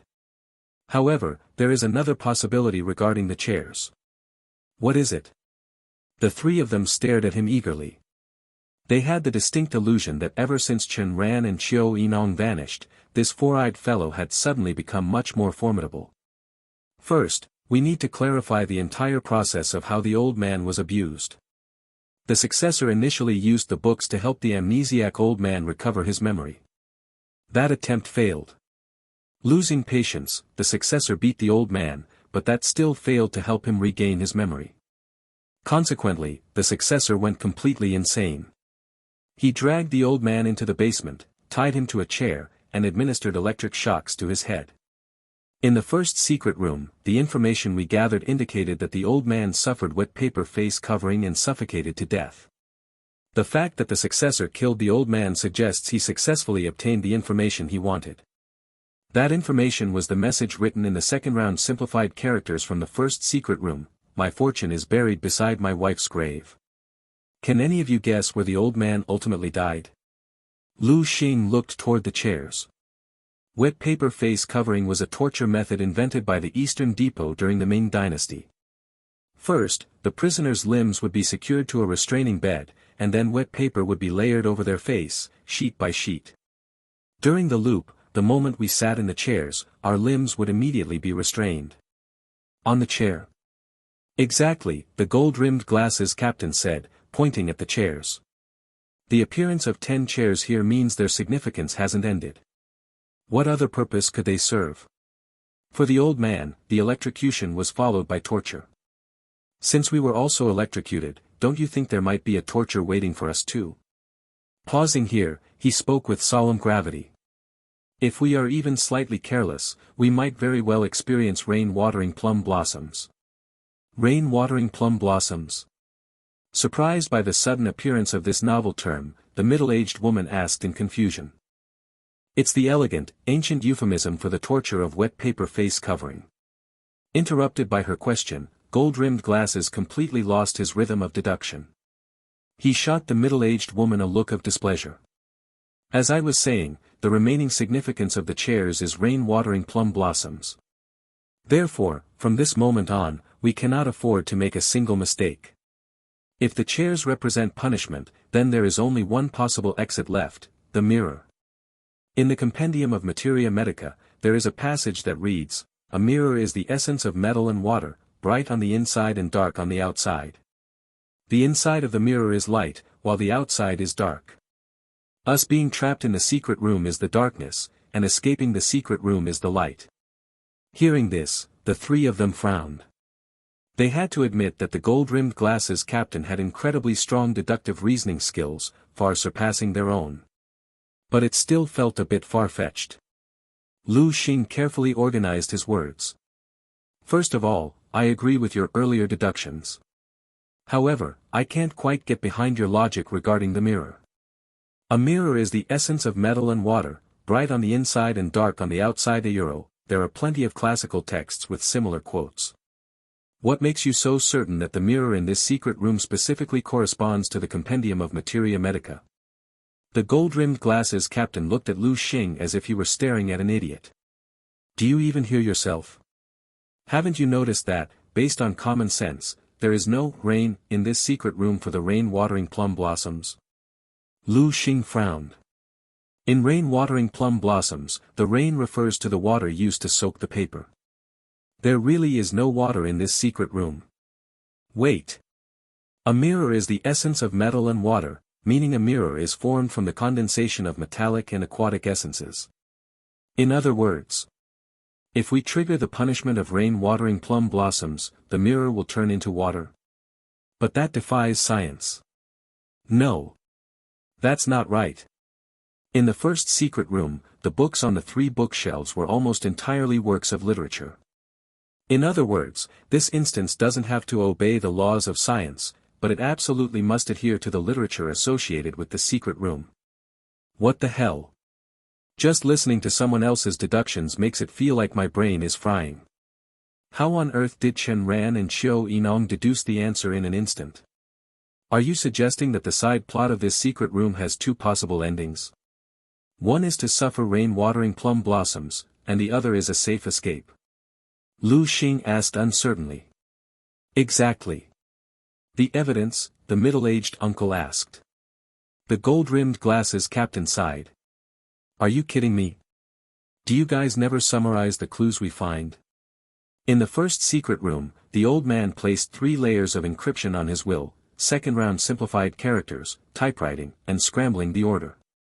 Tell me, who was the old man trying to guard against, and who did he actually want to read the will? From the very beginning, this instance has featured 2 successors. Which means there are actually 3 people in this basement, an evil successor, the old man, and the second successor. The old man suffered rain-watering plum blossoms, which led to him suffocating to death. That was the old man's ending. This is only the second secret room, indicating that the story isn't over yet. Therefore, the second successor's ending is most likely a safe escape. Thus, we have 2 endings to choose from, either the old man's ending, or the second successor's ending. The outcome for the old man was death. The outcome for the second successor was to safely escape the secret room. Anyone with half a brain would know what to choose. What do we need to do to align with the outcome of the second successor? Lu Xing asked. It is quite simple. Do we not have a ready-made answer key right here? As he spoke, the gold-rimmed glasses captain pointed to glass beads number 1 and 2. The eyes of the other 3 lit up. That is right. We can just skip the tedious deduction process and directly use the standard answer. Since Chen Ran and Qiu Yinong chose to throw away their numbers, it means they abandoned the old man's outcome. At that realization, the 4 of them moved toward the mirror, first walking, then quickening their pace, breaking into a trot, scrambling to get ahead of one another.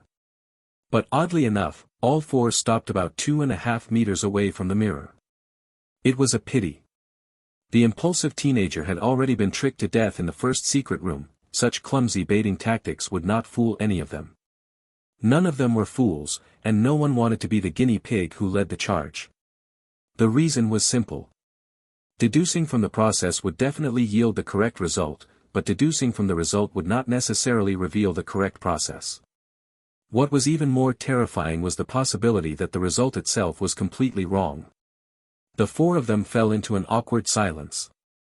The gold-rimmed glasses captain crossed his arms.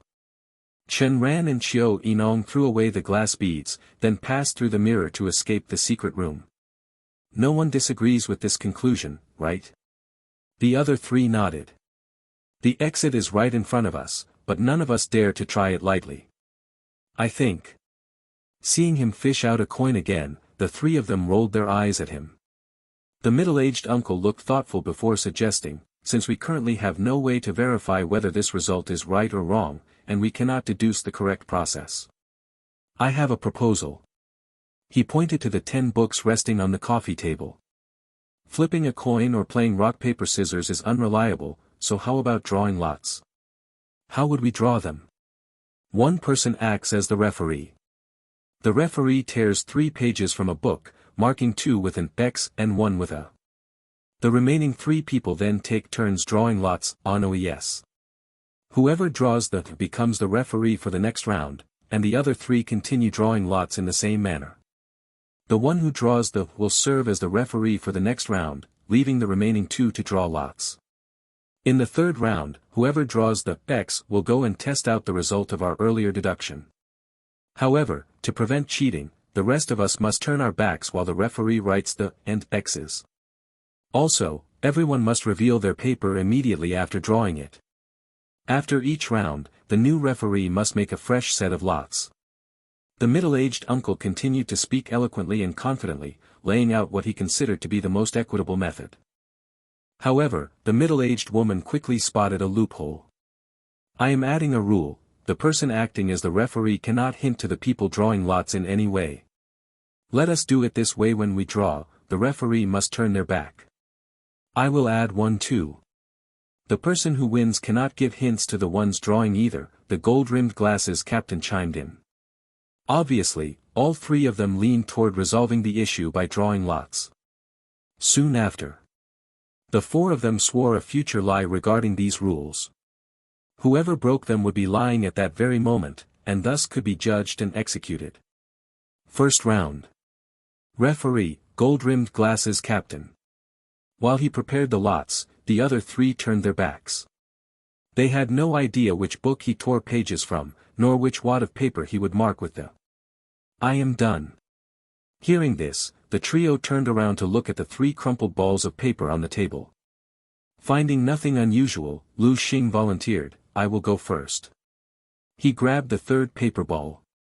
According to the rules, he had to reveal it immediately. He unfolded the paper, and upon seeing the symbol, he could not help but curse inwardly. He showed it to the group, X. A smile tugged at the corners of the middle-aged uncle's mouth as he picked up the first paper ball and presented it to the others. Surprisingly, it was. At this point, no matter how slow the other 3 were, they realized something was amiss. However, they could not figure out exactly what method the middle-aged uncle had used to ensure he would draw the. Since the had already appeared, there was no need for the middle-aged woman to draw. Second round. The middle-aged uncle acted as the referee, responsible for making the new lots, while the other 3 turned around.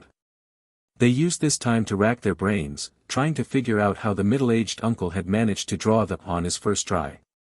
The gold-rimmed glasses captain furrowed his brows. 3 paper balls.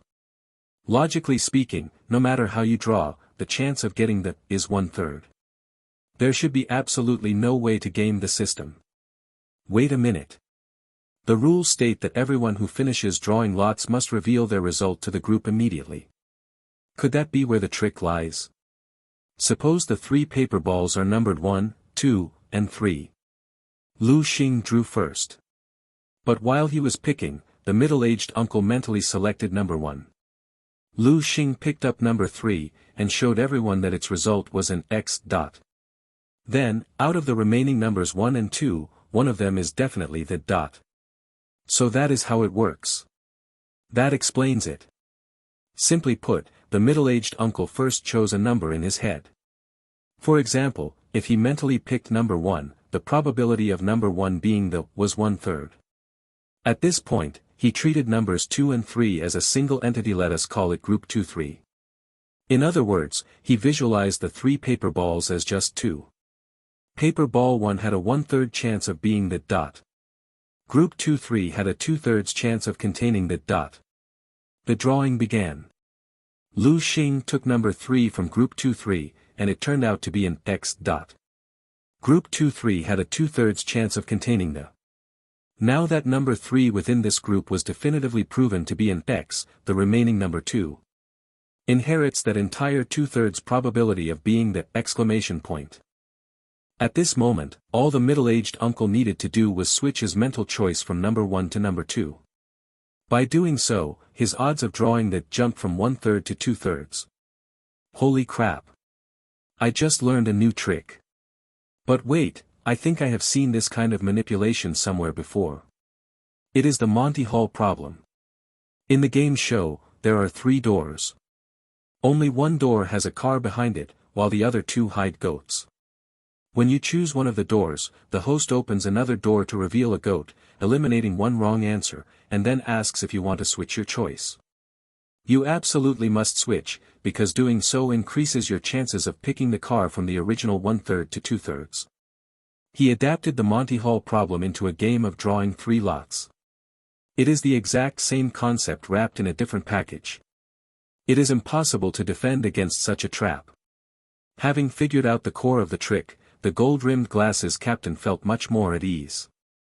When the 3 of them turned around, Lu Xing, stubbornly refusing to believe his bad luck, was once again the first to draw. It was still an X. Without a second thought, the gold-rimmed glasses captain immediately switched the paper ball he had mentally intended to grab. He reached out, grabbed it, and unfolded it. Sure enough, drawn on the paper was a. Lu Xing and the middle-aged woman stared at the other 2, their eyes practically spitting fire. The 2 of them locked eyes, and both could read the same realization in each other's gaze. We fell for it. The middle-aged woman closed her eyes in despair. She casually tossed the slip of paper marked with an X onto the floor. Actually, we all know it. If Chen Ran wanted to screw us over, he would definitely leave behind a wrong answer.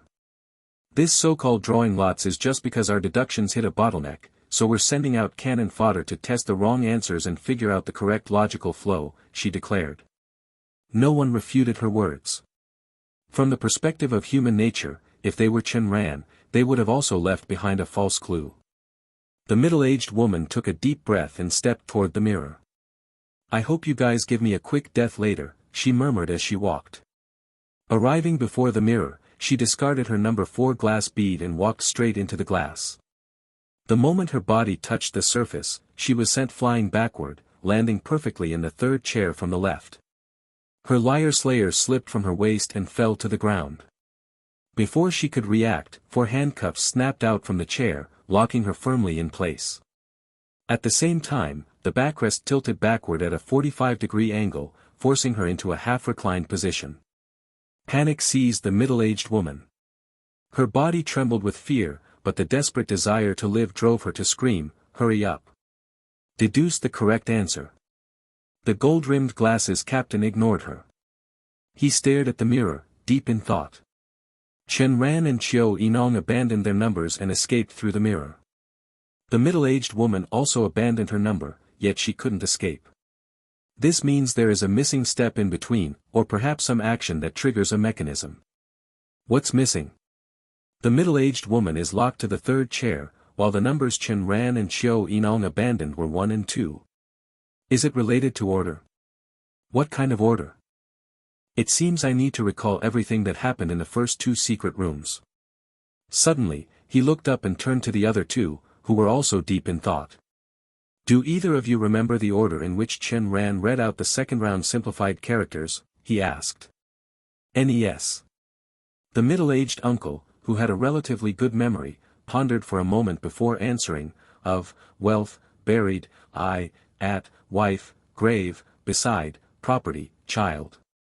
Of, wealth, buried, at, wife, grave, beside, property, child. Of, wealth, property, buried, at, wife, child, grave, beside. Exactly 10 words.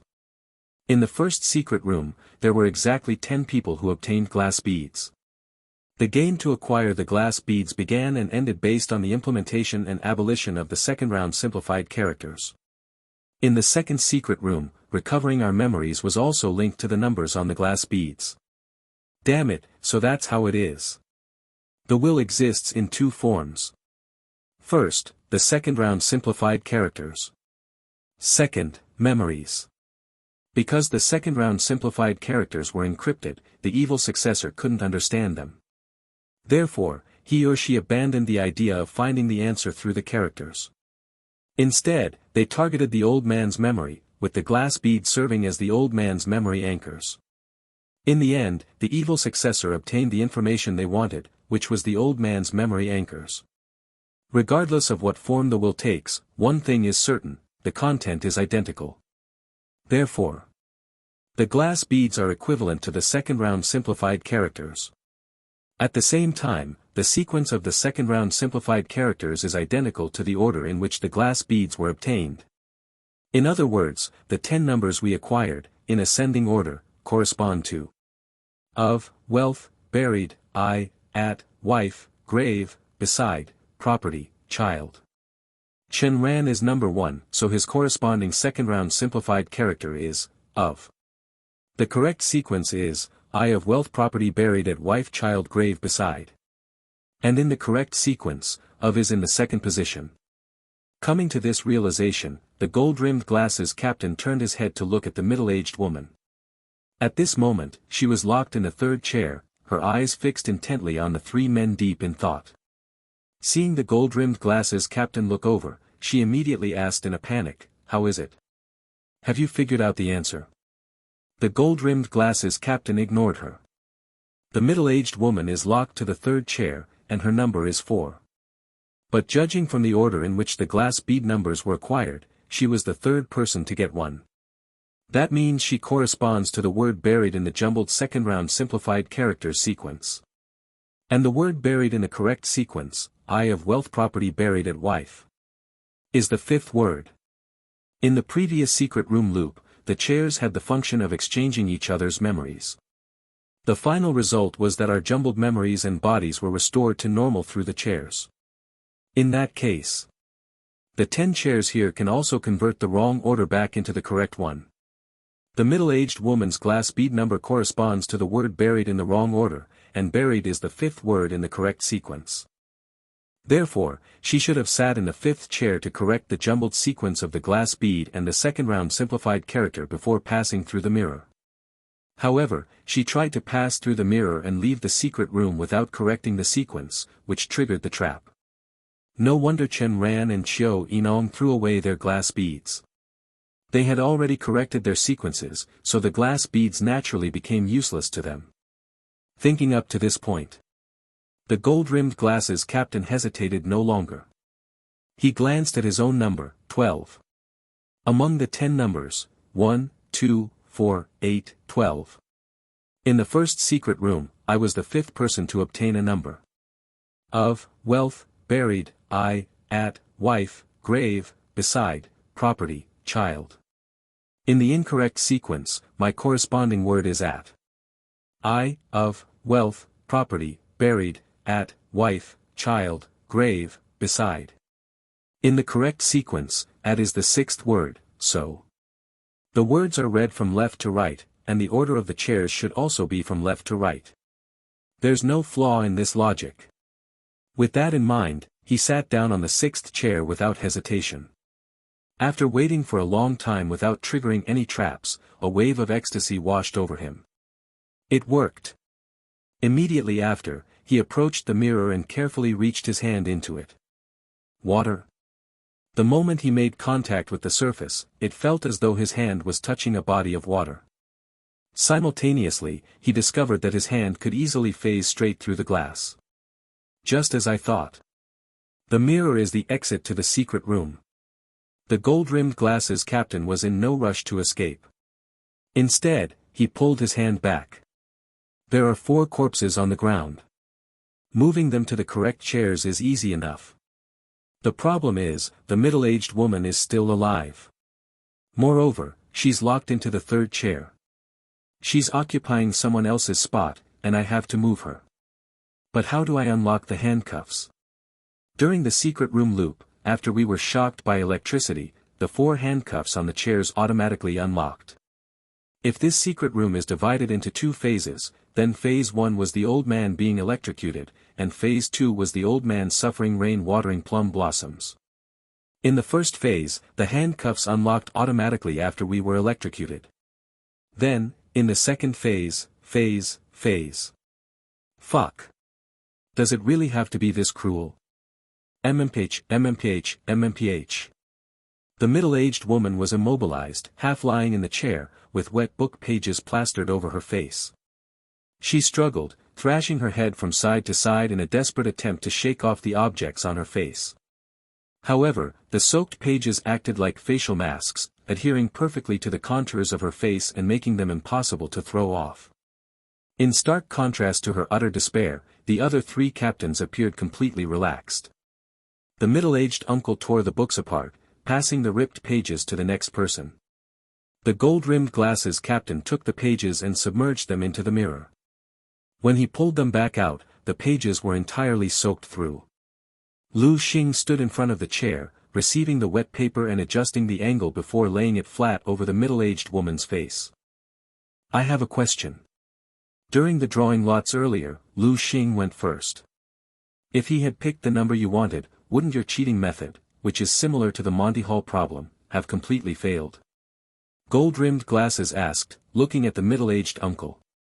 Hearing this, the middle-aged uncle shot him a surprised glance before responding with a peculiar expression. I had prepared 2 backup plans in my mind. Plan A was for me to draw number 1, and Plan B was to draw number 2.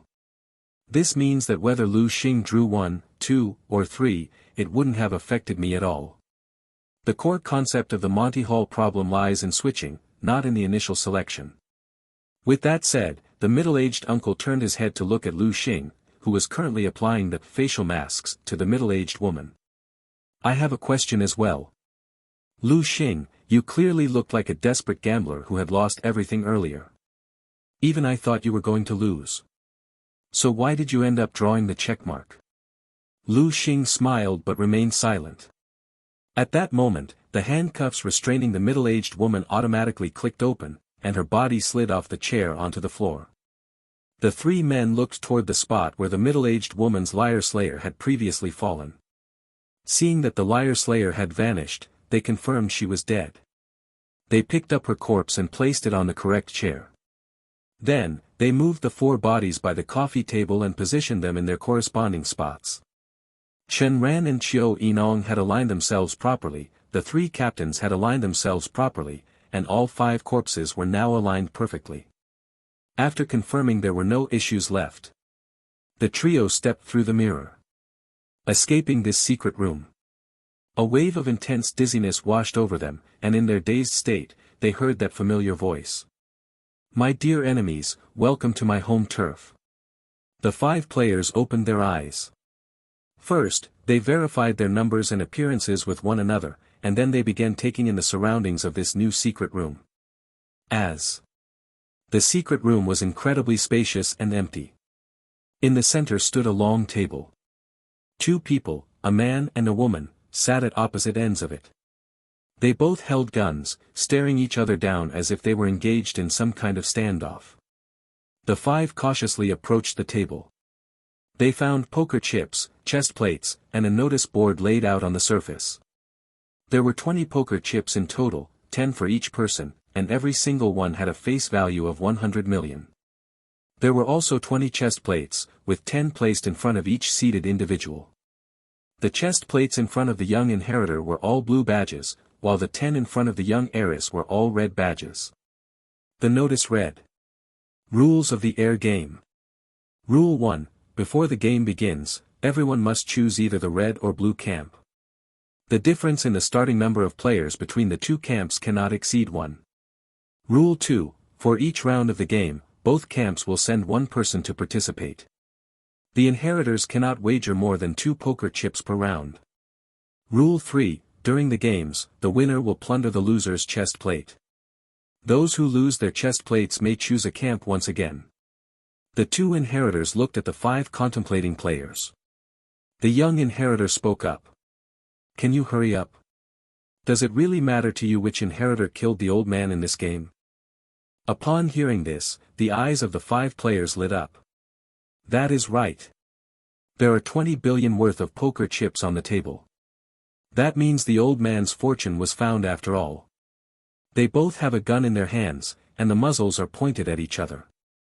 This indicates that for the 2 inheritors, this is a life or death game. Whoever loses all their poker chips will likely be shot dead by the other. The crucial point is winning or losing, not the choice of camp. Therefore, choosing either side is fine. Chen Ran looked at Chiu Yinong and quietly asked, "What color do you like?" "Red, I suppose." And so, the 2 of them walked over to the young heiress, picked up the red badges, and put them on. The remaining 3 exchanged a glance. According to the rules, the difference in the number of people between the 2 camps could not exceed 1. The trio had no choice but to step in front of the young inheritor and equip the blue badges. Just as the 5 players finished securing their chest plates, a door suddenly appeared on the eastern wall. Above the door were 2 words, extreme difficulty. Seeing this, both the youth and the young woman, the 2 inheritors, frowned. The young inheritor muttered, "Are you kidding me? The very first round is extreme difficulty." He looked at the 3 members of his camp. "You have your chest plates now, so I cannot dictate who goes into the secret room. However, I have to warn you, you had better send someone smart." "Is there any danger in the secret room?" the gold-rimmed glasses captain inquired. "There is a certain level of danger, yes." "Understood." The gold-rimmed glasses captain walked up to the door and looked at Chen Ran, who was already standing there, smoking a cigarette. "My name is Gung Hao. I am Chen Ran." The 2 exchanged names as a sign of mutual respect, then stepped through the door together. Ignorant of the true capabilities of these 2 players, the young inheritor and the young heiress merely tossed a single poker chip into the center of the table as a probing bet. Gung Hao and Chen Ran appeared inside a secret room. The room was incredibly simple. Gung Hao and Chen Ran appeared inside a secret room.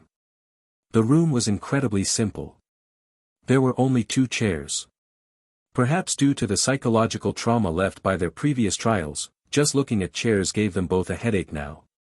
The surroundings were completely blank and white, offering absolutely no clues. They had no choice but to shift their focus back to the 2 chairs. The 2 men exchanged a glance. Since the chairs were the only objects here, it meant this place was not the actual setting for the game's secret room. Without overthinking it, they simply sat down on the chairs, only to instantly feel a wave of vertigo. When they regained their senses, they found themselves in another secret room, except they had seen this secret room before. It was the first secret room of this instance. The only difference was that inside this study room, there was no hourglass, no glass beads, and no second-round simplified characters. The 3 bookshelves were also completely intact, showing no signs of having been blown up. "Are we back again?" Gung Hao asked, sounding uncertain. Chen Ran was just about to say something when he suddenly felt the hairs all over his body stand on end. A wave of panic seized his heart, as if a profound terror had just descended upon them. Bang! Bang! 2 shots rang out. The gunfire was deafeningly loud and fired from close range. A bullet tore right through Gung Hao's skull. A bullet tore right through Chen Ran's skull. The brains of both men splattered violently. Their consciousness faded almost instantly. They were as dead could be. It was incredibly bizarre. Neither man had lied, they had just arrived in the secret room, and they had not triggered any traps. With the liar slayer protecting them the entire time, how could they possibly have been shot to death? From the darkness behind where the 2 men had fallen, 2 figures stepped out. They holstered their guns at their waists. One of them dragged the corpses away, hiding them behind the bookshelves, while the other began cleaning up the mess and wiping away any traces of the scene. Once finished, they approached the bookshelves, squatted down on the floor, and knocked on the floorboards. They discovered that the floor was solid. One of them furrowed his brow and murmured, "Earlier, Zhang Jinhua triggered the trap and blew the floor open, revealing the entrance to the basement. Logically, shouldn't the floor be hollow beneath?" The second shadowy figure ignored him, opting instead to light a cigarette for himself first. Only then did he point toward the tightly shut main doors of the study room and say, "Do you think there is a possibility that we can just walk out through the front doors of the study?" The first dark figure paused slightly, his voice tinged with uncertainty. "Chen Ran, are you saying that this door can be opened?" "Of course." Chen Ran nodded, pointing at the book on the table. "Someone left a message for us, telling us to kill the 2 people who were going to be teleported in. Since the person who left the message isn't in this secret room and didn't blow open the bookshelves to leave, it means they left through the main door of the study. Don't you agree?" Gung Hao. Gung Hao nodded, then shook his head. "My mind is a mess right now. Let me sort this out. We came in. We saw the hint on the desk, telling us to kill the 2 people who would be teleported in shortly. We waited for 5 minutes, and 2 people were finally teleported in. Those 2 people were you and me. More accurately, the second you and the second me. And we killed them." As he spoke, he observed Chen Ran's expression. Seeing his continued nonchalance, Gung Hao immediately grew anxious. "Wait, do you know what this means?" "It means that at this very moment, there are at least 2 of you and 2 of me. The ones who left the message in the secret room are highly likely to be you and me as well. In other words, at this very moment, there are at least 3 of you and 3 of me. Now, we have killed 1 you and 1 me, leaving 2 versions of us." At this point, Gung Hao reached out, his trembling finger pointing toward the door of the study. He spoke in horror, "That means, behind that door, there is highly likely another you and me. Planning to ambush us." "Don't panic," Chen Ran reassured him, seeing his paranoid state. "I'm not panicking. 3 versions of us arrived in this secret room one after another. The 2 we killed were the 3rd batch, we are the 2nd batch, which means the ones who left the message were the 1st batch. Tell me, out of these 3 batches, which one is the real us?" Gung Hao was drenched in sweat. Just as he had said, he was incredibly confused and thoroughly terrified. If the first batch of Chen Ran and Gung Hao are the real Chen Ran and Gung Hao, then what am I? Am I a fake? Do I only exist in this secret room? Once the real Chen Ran and Gung Hao clear the stage, will the me and Chen Ran in this secret room be erased like NPCs when the game ends? Despite his lengthy rant, Chen Ran only replied with a single word, "Retreat." The 2 hid in the shadows. Chen Ran and Gung Hao woke up, slowly opening their eyes to observe their surroundings. This was the first secret room of the instance. However, inside the study, there was no hourglass or glass beads, no second-round simplified characters, and the 3 bookshelves had not been blown up. Omicron Beta. Are we back? Gung Hao asked uncertainly. Just as Chen Ran was about to speak, the hairs on his body stood on end, and a wave of panic washed over him. Bang! Bang! 2 shots rang out. The first pierced cleanly through Gung Hao's head. The second shot was slightly off target but still blew through Chen Ran's skull. Right before he died, he turned his head and looked at the two people who had fired. Did I kill myself? The shot Chen Ran collapsed head first, dying instantly. From the darkness, Gung Hao and Chen Ran stepped out. The former looked horrified, while the latter was deep in thought. Neither spoke. Just like before, they first hid the bodies, then cleaned up the traces at the scene. Only after finishing did they resume their conversation. Gung Hao spoke solemnly, "This is already the fourth version of us." Chen Ran took a deep drag of his cigarette. "First, we need to confirm the mechanics of this secret room. Every 5 minutes, a version of you and a version of me will be simultaneously teleported here. Someone left a message on the desk, telling us to kill our newly teleported selves. Right now, there are only 4 bodies in the study, and we killed them all. This proves that the us who left the message is only separated from the current us by a time difference of 5 minutes. Gung Hao nodded. In this secret room, another version of us is teleported in every 5 minutes. If they see the message, they will kill the versions of themselves from 5 minutes later. But, there are only 4 bodies in the secret room right now, and we killed them all. Which means we are the first batch to see the message, so the time gap between us and the ones who left it is only 5 minutes. Chen Ran pondered for a moment before continuing. Secondly, we need to clarify one thing. What is it? Gung Hao asked. The prerequisite for the liar slayer to fire at will is that both parties have lost their right to judgment. Furthermore, a gunfight can only occur between individuals who have lost that right. We never questioned each other's qualifications, yet we can fire at will. Not only that, but we can also casually shoot and kill the other versions of ourselves. Don't you find that strange? Gung Hao mulled this over for a long time before finally grasping the meaning behind Chen Ran's words. You mean, the Chen Ran and Gung Hao who left the message already lied and questioned each other's qualifications, causing both of them to lose their rights. And any version of us spawned after them naturally possesses no right to judgment. Exactly. Chen Ran plopped down onto the floor, taking several fierce drags from his cigarette. I've been suffocating. What the hell kind of secret room is this? I suspect this is deliberately making things difficult for me, Fat Tiger.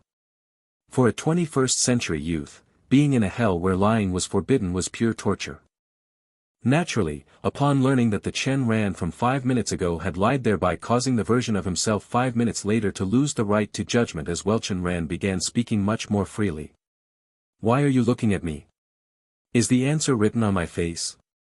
You are already a mature veteran player, you need to figure things out yourself. Gung Hao. How did this guy turn into a completely different person the moment the ban on lying was lifted?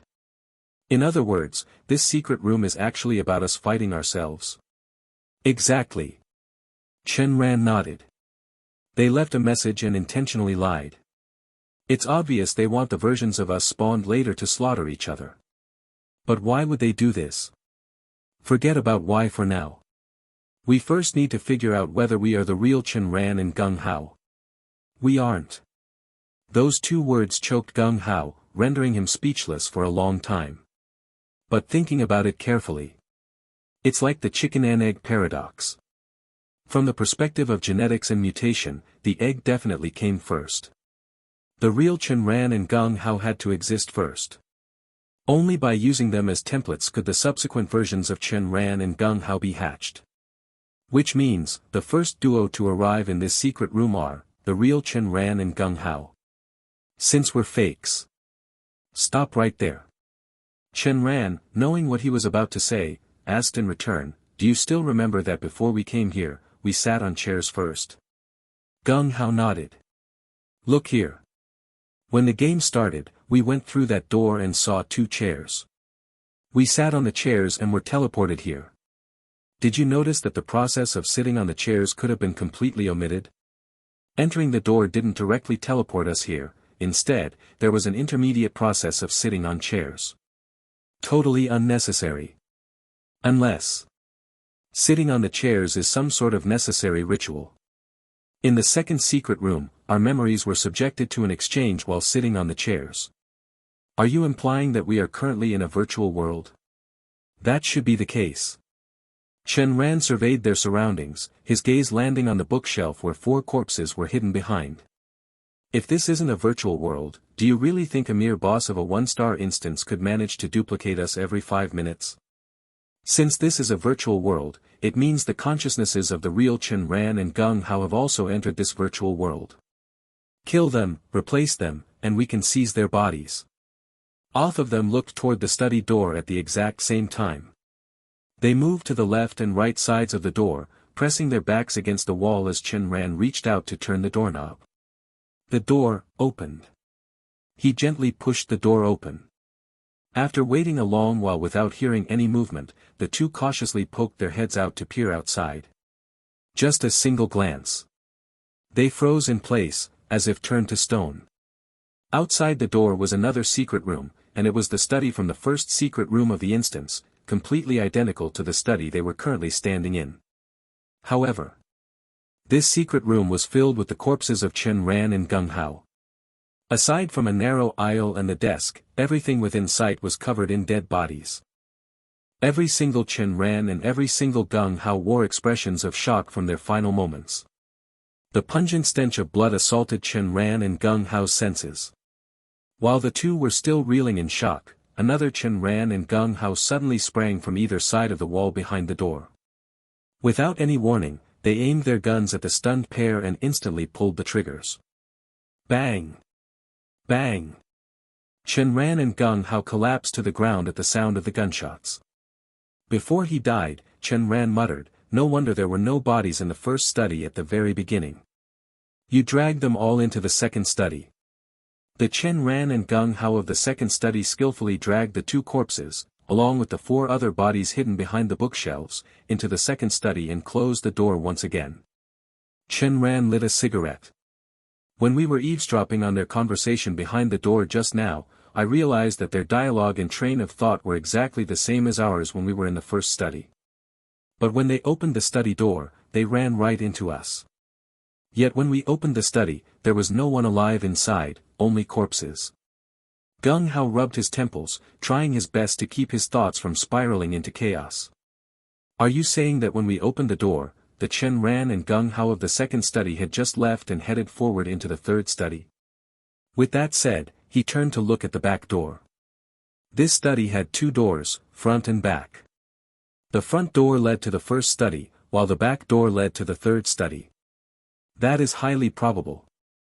The people from the second study went to the third study, so we found it empty and managed to survive. From this, we can deduce that this escape room game strings countless studies together.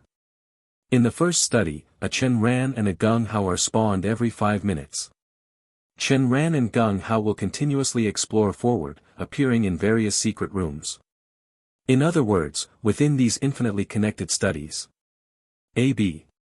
Every study should be hiding a Chen Ran and a Gung Hao. Gung Hao hastily called for a timeout. He could no longer keep up with Chen Ran's deductions. Various clues intertwined in his mind, becoming an intricate mess, tangled beyond untangling. He suddenly felt a warm sensation in his nose. Reaching up to touch it, he realized he was getting a nosebleed. Chen Ran glanced at his pathetic state and remarked flatly, "Look at you, getting worked up again."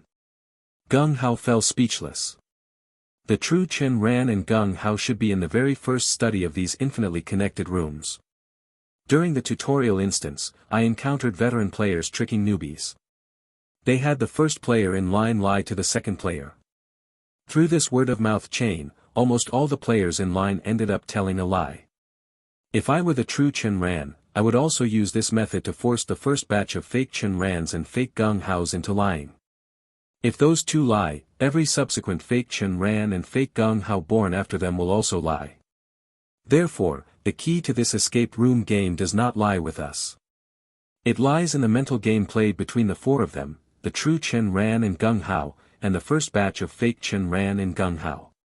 Gung Hao wiped away his nosebleed, highly suspecting that this guy was doing this on purpose. "Could you be a bit more straightforward?" he asked in exasperation.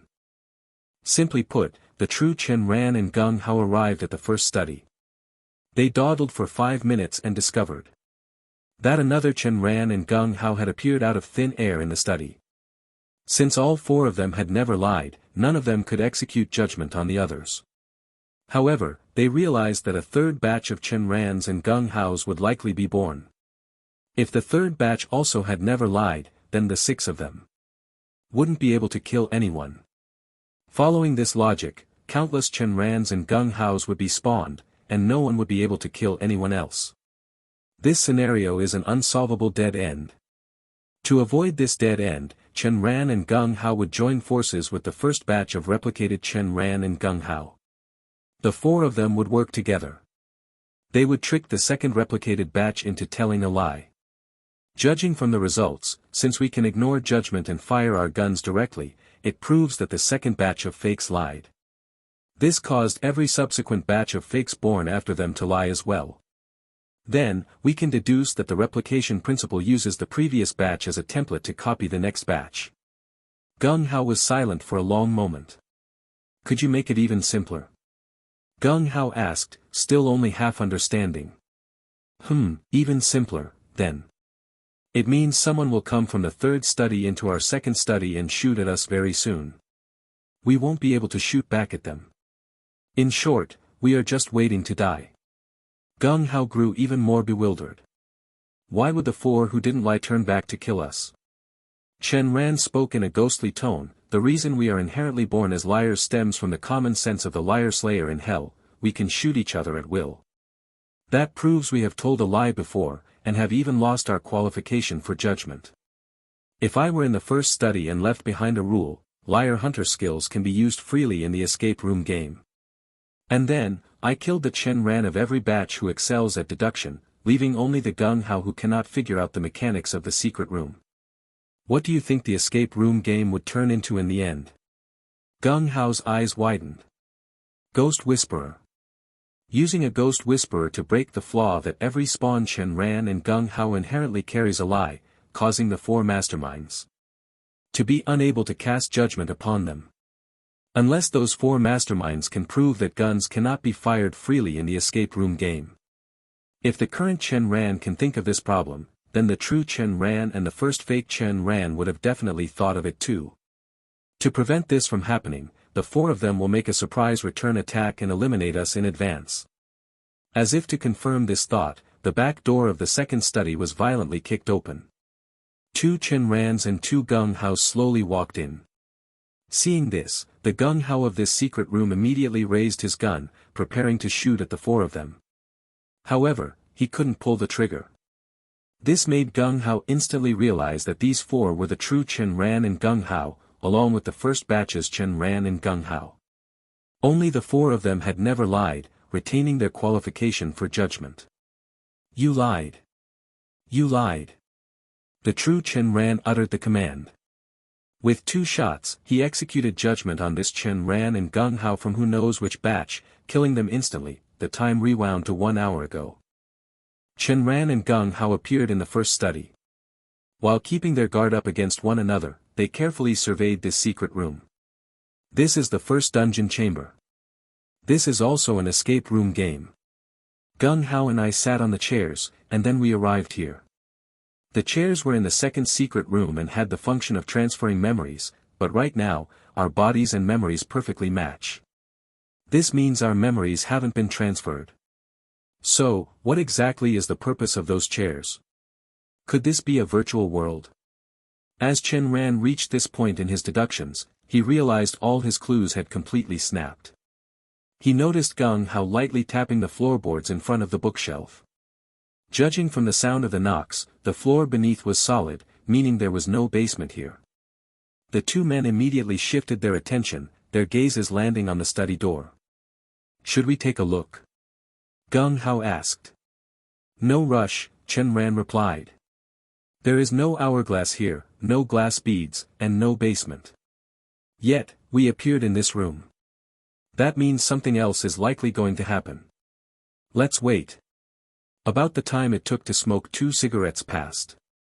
Out of thin air, 2 figures materialized within the secret room. These 2 were none other than another Chen Ran and Gung Hao. The four men stared at each other, their 8 eyes meeting in an exchange practically sparking with gunpowder. Chen Ran subconsciously checked his watch. Has it been 5 minutes? For the sake of clarity, the original would be known as Chen Ran, while the duplicates would be designated as Chen Ran A, B, and C. Chen Ran looked at Chen Ran A. Gung Hao looked at Gung Hao A. Ultimately, all four of them realized that a second batch might appear soon. Chen Ran and Chen Rana walked over to the desk. Both paused in surprise. You do it? Chen Ran suggested. Sure, Chen Rana replied. Chen Rana took a marker pen out of his bag and tested it, finding that it could still write. So, he casually pulled a book from the shelf and wrote on it. Kill whoever appears in the secret room next, no matter who you see. Let's go. Before the two Gung Haos could even comprehend what was going on, they followed the two Chen Rans, opened the study door, and entered the second study. Ano Thailand Body. Upon entering the second study, they were horrified to discover that it was practically identical to the first study. Chen Rana looked at Chen Ran and made an inviting gesture. Not one to stand on ceremony, Chen Ran pulled a book from the shelf, took out the marker pen, and wrote the following passage. This is a virtual world, an infinite series of connected secret rooms. A new Chen Ran and Gung Hao will be born every 5 minutes. Upon seeing this text, tear the page out immediately and return the book to its original place. Looking at the contents, Chen Rana gave Chen Ran a thumbs up. Immediately after, the four men rushed off to the third study without stopping. Not long after they left, a group of 4 Chen Ran B and C, along with Gung Hao B and C arrived. All four of them frowned deeply. Chen Ran B spoke up, the message on the desk was highly likely, left by Chen Ran. In other words, we might be copies.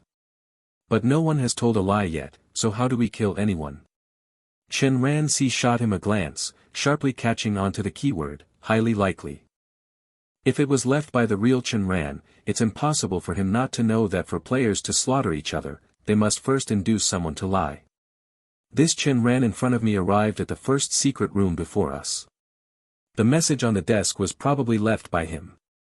Is he the real Chen Ran masquerading as a fake to trick a lie out of me? At this thought, Chen Ran C looked toward the desk, only to see another book sitting there. The four of them stepped forward. Upon reading the contents of the book, Chen Ran B's frown deepened. How strange. We already deduced the information written here back in the first study. What is the point of him writing this? Chen Ran C and Gung Hao C exchanged a glance and took 2 steps back. Seeing this, Chen Ran B and Gung Hao B instantly understood what the two were thinking. I know you two suspect that I left the messages in both secret rooms. However, I can clearly tell you that these messages were left by Chen Ran, but not. At this point, Chen Ran paused, furrowing his brow. If I say, but they weren't left by me, this fake Chen Ran. Would that count as telling a lie? Saying, fake Chen Ran, is a negation of Chen Ran's name or identity. I am denying my own identity. There's no issue with that. Thus, he organized his words. These were all left by Chen Ran, but they weren't left by me, this fake Chen Ran. Chen Ran C felt slightly relieved. However, the written contents matched their own deductions. In other words, the real Chen Ran came here, and then the instance replicated multiple identical consciousnesses. This is troublesome. We are all duplicates. If we want to leave here alive, we must kill the original Chen Ran. But if we can think of this, the real Chen Ran can definitely think of it too. Killing him and taking his place will be incredibly difficult. What's even more deadly is that countless more Chen Rans and Gung Haos will be born after us. There are 2 plans. Plan 1, take advantage of the fact that there aren't many copied Chen Rans right now and kill the real Chen Ran in the secret room first. But there's a problem here. If we kill the real Chen Ran, and the escape room game ends immediately, who between me and this Chen Ran in front of me will replace the original and return to his body in reality? Plan 2, find a way to kill all the subsequent Chen Rans, then kill this Chen Ran right here, and finally face off against the true Chen Ran. Obviously, the first plan is too random, uncontrollable, and fundamentally unadvisable. Obviously, the first plan is too random, uncontrollable, and fundamentally unadvisable. The second plan, although troublesome, means that as long as it succeeds, I can replace the real Chen Ran. I'll choose the second plan. However, before doing that, I need to figure out the replication mechanism first. The two Chen Rans exchanged a glance and immediately looked away. Chen Ran said, "Since we understand the mechanics of this escape room game, the next thing we need to figure out is whether we are the real Chen Ran and Gung Hao." Chen Ran took over the conversation. "I know what you mean. The person who left the message might also be a fake Chen Ran, but what would be his goal in doing so?" The two Chen Rans fell into deep thought. "I think we shouldn't waste time here. We should head to the secret rooms ahead and focus on killing the real Chen Ran and the real Gung Hao first," Gung Hao suggested, changing the subject as their constant back and forth was making him dizzy. "Heh, what makes you think there is only one Chen Ran and one Gung Hao in the secret rooms ahead?" Chen Ran sneered. It was clearly written on the message. Upon seeing the contents, tear it out immediately and return the book to its original place. Chen Ran retorted, "Then tell me, how did the real Chen Ran determine that a new Chen Ran and Gung Hao would be born in this game room every 5 minutes? Both Gung Hao and C paused. Various clues intertwined in their minds, creating an intricate mess that was tangled beyond untangling. Nosebleeds trailed down their faces before they finally managed to extract the relevant deductions. That's right. There is only one possibility. The real Chen Ran must have witnessed the birth of the fake Chen Rans to be certain that a new batch spawns in this secret room every 5 minutes. Then, what should we do next? Gung Hao asked, unsure of the significance of these words and forced to change the subject once more.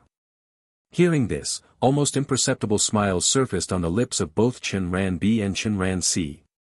Do you think there's a possibility that, since this virtual world can replicate Chen Ran and Gung Hao, it might also be able to replicate their liar hunter skills?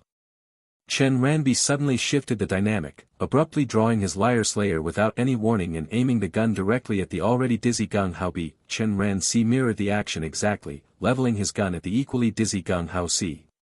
"Remember this, you two. My skill is called Eternal Kingdom. Remember this, you two. My skill is called Eternal Kingdom."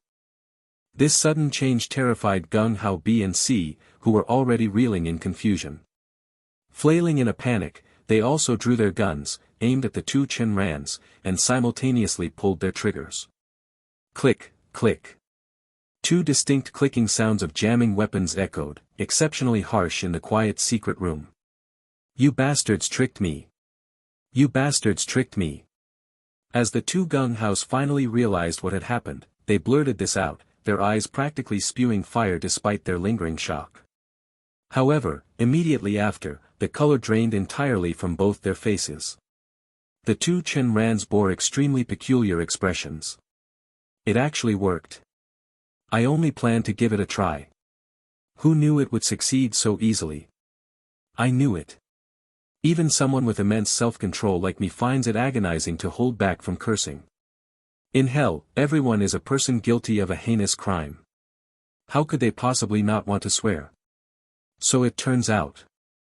They are exactly like me, just holding it in. With the slightest lapse in attention, their true colors are exposed. An emotional lie, a common-sense lie, a sentimental lie. In the past, I always used common sense to trick others into lying. Who knew that inducing a lie through emotion would be this simple, this fast? Looking at the two men with wet nosebleeds, Chen Ran and Chen Ran secretly made up their minds. In the future, if I ever encounter anyone who isn't as smart as me, I will just make them dizzy with words. Then I'll use an emotional lie to trick a falsehood out of them. You lied. You lied. 2 shots rang out. 2 Gung Haos fell stiffly to the ground, no longer breathing. 2 Chen Rans remained. One leaned against the wall, while the other sat on the desk. They both held their guns, index fingers rhythmically tapping against the barrels as if lost in thought. Chen Ran spoke first. Are you choosing the first study or the second? Chen Ran pondered for a moment. I think I will take the first study. It is easier to pull off a deception there. With that, Chen Ran stubbed out his cigarette and turned toward the first study. As he reached the door, he paused to think, then bent down and hoisted one of the corpses onto his shoulder. If the newly generated Gung Hao is a clone of a previous one, meaning one of the two we just killed and both of them told a lie, then the new Gung Hao will spawn with a pre-existing lie attached to him. I need you to do something. You should know what it is, right? Okay. Chen Ran and Gung Hao appeared in the first secret room. They curiously surveyed their surroundings and realized that this was the first dungeon chamber.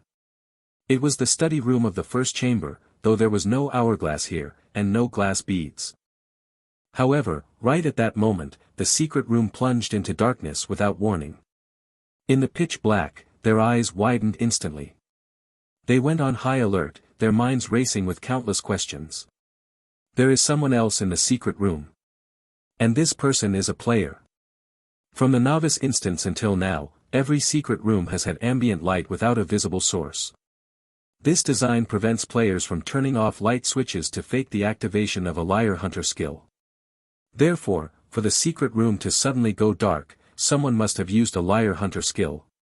With this realization, both men instinctively reached for the liar slayers at their waists. After all, using a liar hunter skill required sacrificing an opportunity for judgment. In other words, someone had definitely told a lie.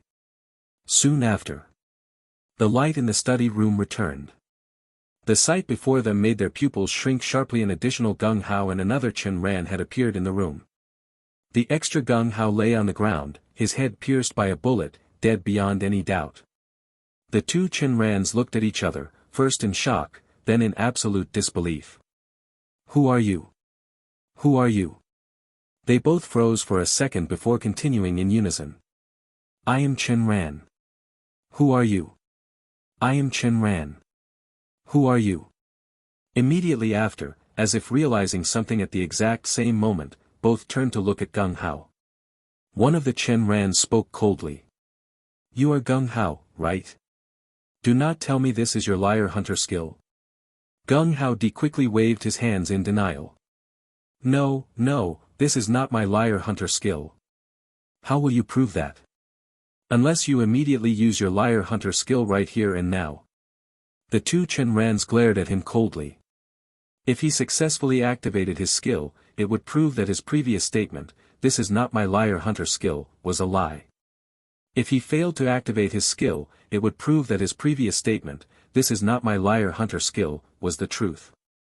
Gung Hao retorted in dissatisfaction, why should I have to prove my innocence? One of the Chen Ran sneered. You saw the information on the door earlier, didn't you? The difficulty of this secret room is extreme. Do you really think you can clear this stage relying solely on your own deduction skills? Gung Hao's face turned livid. To encounter something this bizarre the moment we enter the secret room, it just shows how incredibly difficult this place is. Furthermore, I am absolutely certain that I haven't told a single lie, not just in this secret room, but throughout the entire instance. Which means it is physically impossible for me to activate my liar hunter skill. Having reached this conclusion. Fine. With that, he raised his liar slayer and aimed the muzzle at the ceiling. Liar slayer, 3 steps forward, 2 steps back. However, something bizarre and terrifying happened next. His liar slayer suddenly slipped from his grasp as if it no longer belonged to him, dropping uncontrollably to the floor with a sharp clack. Gung Hao's pupils trembled violently. He snapped his head up to stare at the two Chen Rans, slowly shuffling his feet to put some distance between himself and them. Under normal circumstances, trying to use a liar hunter skill when no one has lied simply means the trigger won't pull. But now, the liar slayer actually fell out of my hands. It feels exactly like being hit with a silence skill in a video game.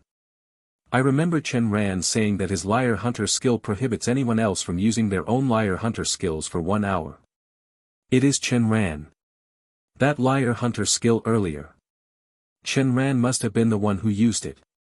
Just as he opened his mouth to speak, he saw one of the two Chen Rans shoot him a cold sneer. The man swiftly raised his gun, aimed it directly at him, and declared. You lied. Bang!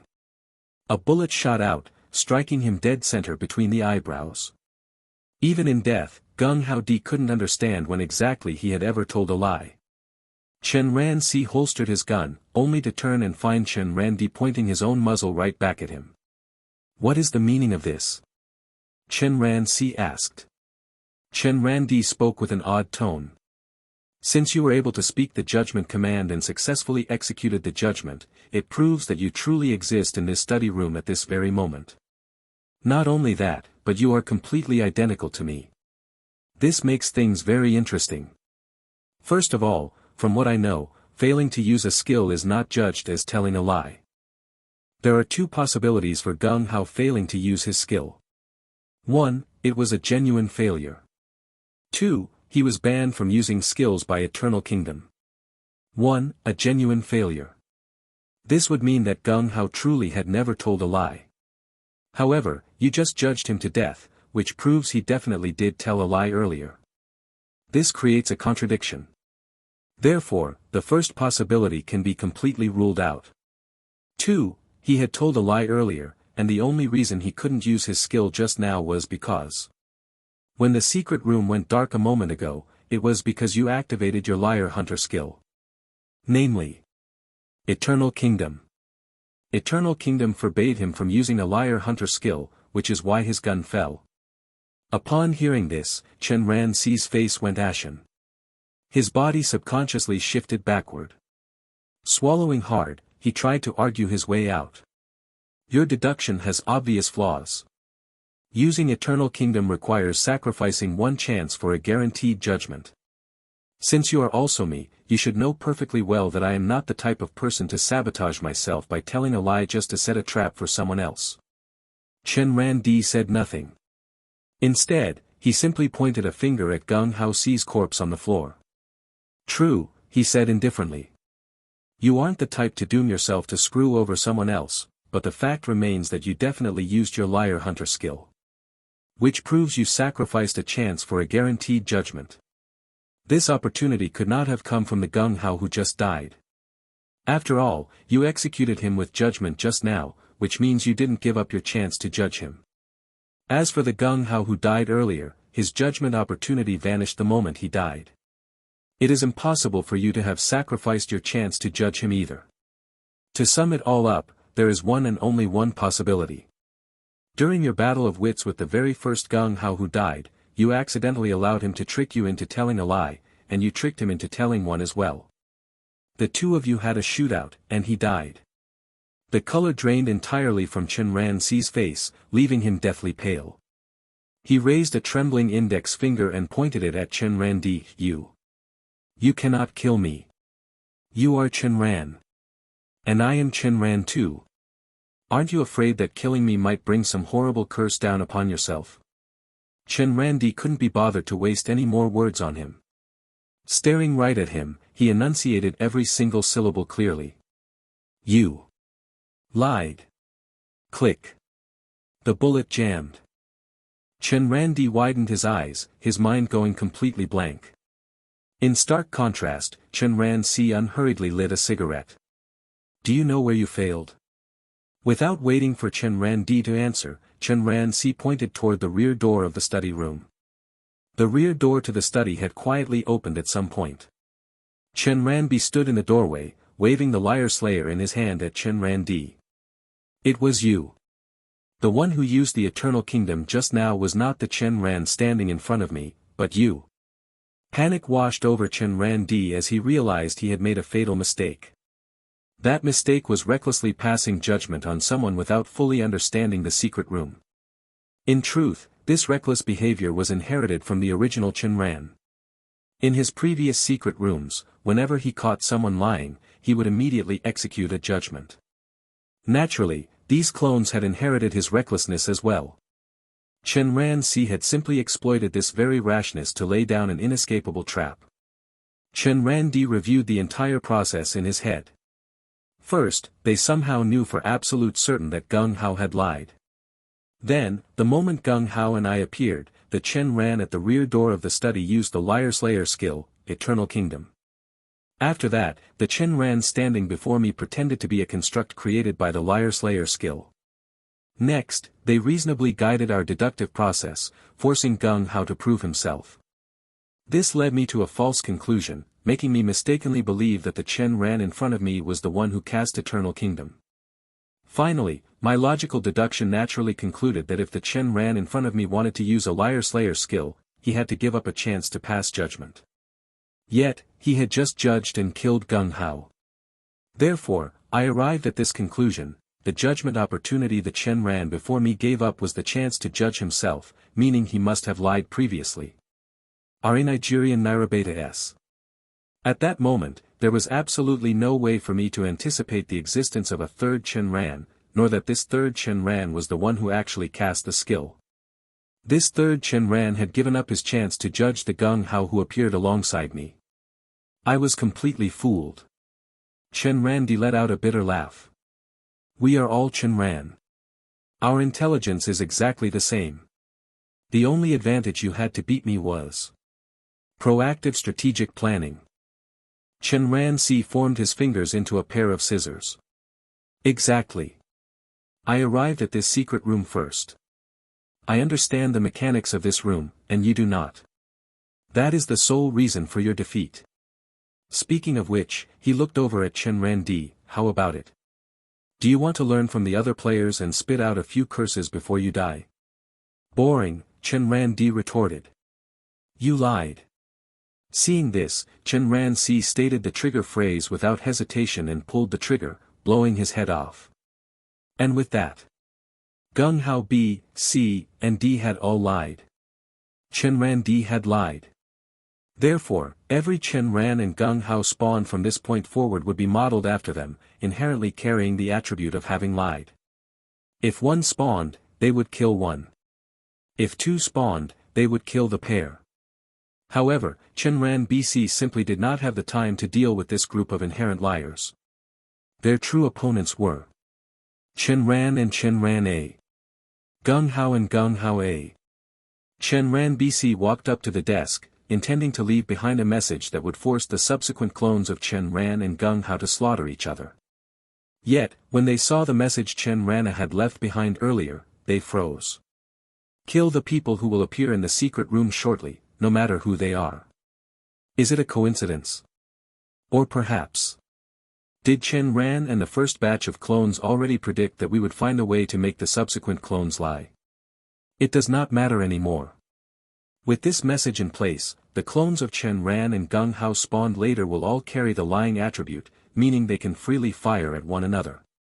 They will naturally end up slaughtering each other. Just to be safe, though, they first dragged all the corpses from the first study into the second study. Then, they scrubbed the bloodstains off the floor, finally remaining behind in the second study. Waiting in silence. Roughly 5 minutes later, another Chen Ran and Gung Hao spawned in the first study. The two of them remained completely quiet, simply listening to the voices coming from the first study. Another 5 minutes passed. Yet another Chen Ran and Gung Hao spawned. Immediately after, Chen Ran BC, standing in the second study, heard 2 gunshots ring out. Just as expected. Upon seeing the message, the newly spawned Chen Ran and Gung Hao killed the clones that spawned right after them. In this way, it will become an infinite loop, the preceding batch will always kill the succeeding batch. Now we can head to the third study with peace of mind and face off against the true Chen Ran and his first batch of clones. Before moving on, however, they gathered the clues from the desk in the second study and returned them to the bookshelves. Without those clues, anyone who followed would be stuck there for a long time trying to deduce the situation. By the time they finished their deductions, the next batch would have likely burst into this study room. Chen Ran B lit a cigarette. Chen Ran C lit a cigarette. The two of them stared at the rear door of the second study. Passing through that door would lead them straight to the third study, and perhaps they would encounter the original Chen Ran and Gung Hao, or the first batch of clones. What kind of trap do you think those 4 will use against us? Chen Ran C asked gravely, taking a drag from his cigarette. But right now, that seemed unnecessary to worry about. At the same time, it made him realize the massive advantage of proactive strategic planning. He then continued, at present, the only thing we know about Gung Hao's Liar Slayer skill is its name. We have no idea what it actually does. 3 steps forward, 2 steps back. I suspect it is highly likely that they will state a future lie, promising that even if Gung Hao lies, they will not judge him. That would allow Gung Hao to freely activate his Liar Slayer skill, using that unknown ability to set a trap for us. Chen Ran nodded. Right. There are 2 Gung Haos. If both of them perform the exact same actions, we won't be able to distinguish which one is actually casting the Liar Slayer skill. If they lay a trap using that method, we will be in serious trouble. Although they were merely clones, they had inherited Chen Ran's habit of meticulously reviewing plans. They absolutely refused to take any careless risks before devising a foolproof strategy. Creak. The door to the second study swung open. The newly spawned Chen Ran and Gung Hao spotted the 2 of them and, in their shock, immediately raised their guns to fire. Click, click. The 2 Chen Rans had never lied, so naturally, they could not be judged. The 2 Chen Rans merely cast them an indifferent glance before speaking the trigger phrase. You lied. You lied. The newly spawned Chen Ran and Gung Hao were immediately judged and killed, left with absolutely no room to resist. Simply put, from the exact moment Chen Ran's judgment failed. Anyone who spawned afterward didn't stand a chance against these 6 individuals, Chen Ran A, Chen Ran B, Chen Ran C, Gung Hao, and Gung Hao A. Once again, they cleared the 2 secret rooms of corpses. Chen Ranbi remarked in an odd tone, those 4 are quite the schemers. They left behind 2 messages to spark infighting among us, while they set up traps for us in the secret rooms ahead. Those 2 infighting champions. Chen Ran shrugged. There is no point in talking about that now. Come on, let's go see exactly what methods they plan to use, to kill us. Creak. The door leading to the 3rd study was gently pushed open, but there was no one inside. The 2 Chen Rans immediately looked toward the door leading to the 4th study. Standing there were 2 Gung Haos and 2 Chen Rans. The 4 of them raised their arms, aiming their guns at the ceiling. Chen Ran inwardly cursed. Unfortunately, they were too late. The secret room plunged into darkness. Liar Slayer, 3 steps forward, 2 steps back. In the darkness, Chen Ran heard the sound of a door closing twice. Before long, the darkness receded, and the light in the secret room was restored. Chen Ran immediately looked at the rear door. It had been shut. The 2 Gung Haos were no longer in this secret room, leaving only the 2 Chen Rans. The 4 Chen Rans stared at one another. There was a slight problem with the numbers. Chen Ran evaluated their surroundings again, but the environment in the secret room remained unchanged. 2 possibilities, the darkness just now means someone used a skill. 1. Gung Hao used a skill. 2. Chen Ran used a skill. If Chen Ran used it, we can completely ignore it. After all, even though Eternal Kingdom is terrifyingly powerful, once it is activated, all skills whether currently in use or not are either shattered or banned. Which means the person who used a skill is highly likely to be Gung Hao. Therefore, one of the Gung Haos lied, and they locked both Gung Haos in the 4th study to prevent us from executing judgment on them. Seeing the 2 Chen Rans guarding the rear door, Chen Ran frowned. With the protection of the Liar Slayer, they could not forcibly move these 2 Chen Rans out of the way. Since we cannot force our way into the 4th study to pass judgment on Gung Hao, then. They scrutinized the 2 Chen Rans. What is Gung Hao's skill? Are these 2 Chen Rans standing before us both the real Chen Ran, or are they constructs created by a skill? And in the darkness just now. Why did I hear the sound of a door closing twice? What kind of trick is this? Could it be like this? During the first door closing, the 2 Gung Haos were locked in the 3rd study, while the 2 Chen Rans hid in the 4th study to avoid being affected by the skill. B. During the second door closing, the 2 Chen Rans were locked in the 3rd study, and the 2 Gung Haos were moved to the 4th study. This would mean that only the 2 of us in the 3rd study are affected by the skill. At this thought, Chen Ran BC exchanged a glance, both seeing the grimness reflected in each other's eyes. We do not know what the skill is. And we are the only two who fell for it. The disadvantage is far too obvious. Oh, what is this? Did you not come here to face off against us? What, do you not even dare to speak now? Chen Ran spoke up. Chen Ran BC did not reply. Instead, they continued to analyze. Just now, I noticed that Gung Hao's Liar Slayer was an ordinary color. Which means Gung Hao's Liar Slayer skill is only at the ego tier. The ego tier affects emotions. And emotional skills usually involve illusions, phantoms, cognition, and memories. Let me think back carefully. My memories are coherent without any gaps, and everything makes sense, which means memory has not been affected. Cognition. This one is a bit harder to determine. Previously, when Zhang Jinhua used a cognition-type skill, Chen Ran relied on a sedative to break it. Moreover, at that time, a little bit of reasoning made it obvious that Zhang Jinhua's skill was designed to get close to Chen Ran and obtain the numbers in his hand. But now, it is hard to tell if we have been hit by a cognition-type skill. Cognition is unconfirmed. Phantoms cannot be ruled out either.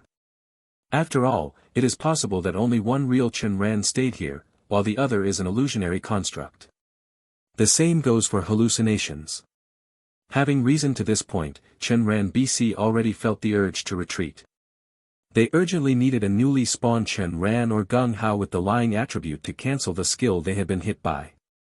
They turned their heads, ready to flee. 1 step, 2 steps, 3 steps, 2 steps, 1 step. To their horror, they discovered that despite taking a total of 5 steps, in the end, they had only moved forward 1 step. The two tried again and found that every time they took their 3rd step, their bodies would uncontrollably move backward by 2 steps. So that is how it works. This is 3 steps forward, 2 steps back. Take 3 steps, step back 2. Now, the two men were no longer in a panic.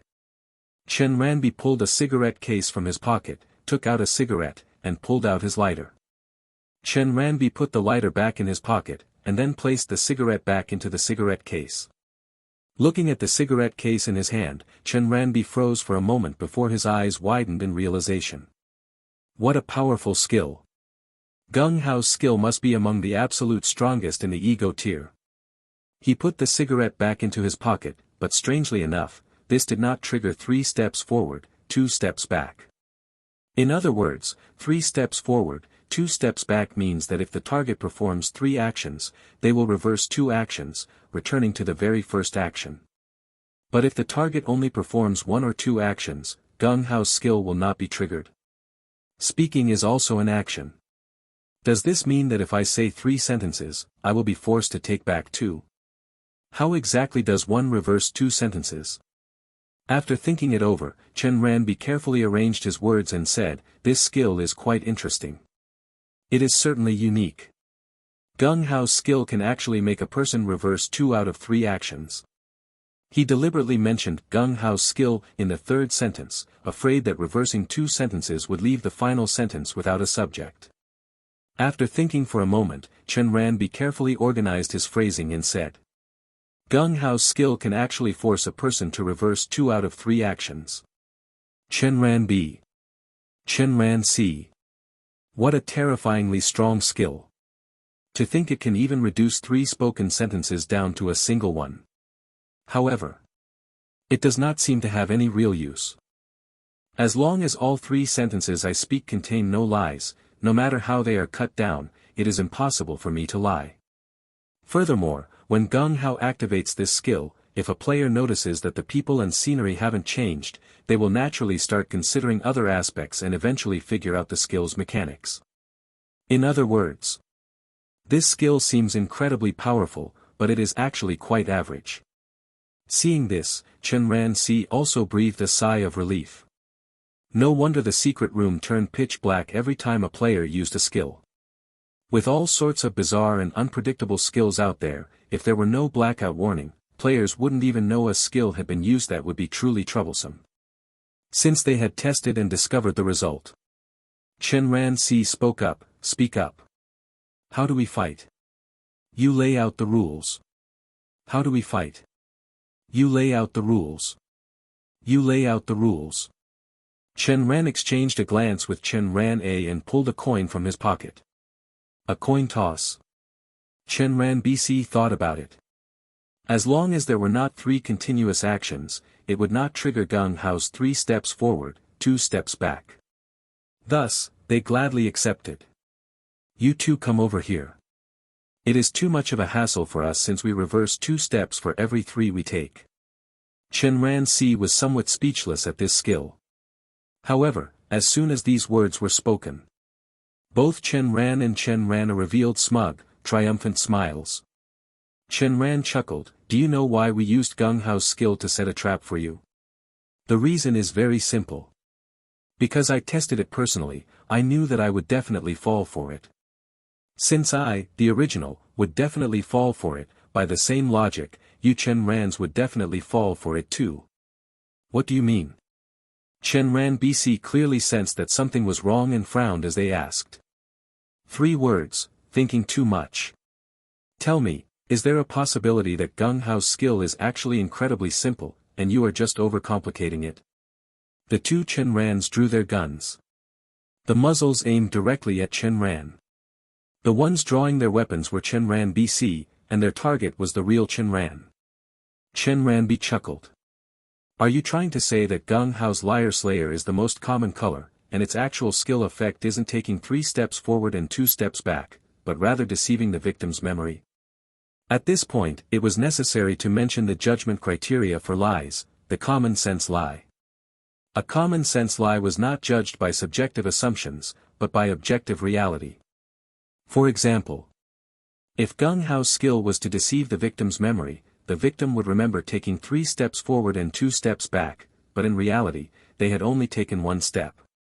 Just now, Chen Ran BC both claimed they had taken 3 steps forward and 2 steps back. Subjective assumption, 3 steps forward, 2 steps back. Objective reality, 1 step forward. In this case, objective reality had to be the standard of judgment. The objective reality was that the 2 Chen Rans had indeed only taken 1 step. Taking 3 steps forward and 2 steps back simply did not happen. Therefore, their statement about taking 3 steps forward and 2 steps back contradicted objective reality, making it a common sense lie. In this showdown, there was a major prerequisite. That prerequisite was that Gung Hao's skill must have genuinely deceived their memories. However, Chen Ranbi raised his arm, revealing several bloody scratch marks carved by fingernails. You didn't know, did you? Every time I spoke, I dug my fingernails fiercely into my arm. If taking 3 steps forward and 2 steps back was just a memory fabricated by Gung Hao's skill, do you think I would have these bloody scratches on my arm? Don't forget, we are clones based on Chen Ran's template. Chen Ran's flaw, no, it can't be called a flaw, it should be considered a strength, is his behavioral style rooted in the school of military momentum. When faced with a problem, he solves it immediately without any delay. He emphasizes speed, accuracy, and ruthlessness, never allowing a small issue to drag on and become a major crisis. Because of this, Chen Ran's grasp of details is incredibly precise. Once he confirms everything is correct, he strikes instantly. The only way to defeat him is to start with the details. You know this, I know this, and all the Chen Rans here know this. What makes you think we would casually claim to have taken 3 steps forward and 2 steps back without first ruling out memory deception? Staring at the scratches on Chen Ranbi's arm, Chen Ran's expression turned exceedingly grim. Suddenly, a thought occurred to him. Just earlier, he seemed to have stated that if he was hit by the skill, Chen Ran BC would definitely be hit as well. This was a future lie. If Chen Ran BC erupted into infighting and one killed the other, then the one who was killed could never be hit by the skill. Consequently, he turned his head to look at Chen Ran C, only to see him raise his arm as well, displaying identical bloody scratches. Chen Ran C spoke up. The scratches on my arm prove that Gung Hao's skill truly has the effect of making us take 3 steps forward and 2 steps back. Furthermore, you just told a future lie. From this point on, as long as either I or this Chen Ran dies, your future lie will become a real lie. Ao. Every time they spoke, they had carved a bloody scratch into their arms. If speaking 3 sentences and omitting 2 was a memory deception, then the scratches they carved on their arms should also be a memory deception. However, the fact that they currently had scratches on their arms proved it was not a memory deception. By the same logic, taking 3 steps forward and 2 steps back was not a memory deception either. It had actually happened. In this showdown, the real Chen Ran appeared to be doomed beyond redemption. Yet, Chen Ran extended a hand toward Chen Ran. Reluctantly, Chen Ran pulled out a cigarette case and tossed it to Chen Ran as the lost wager.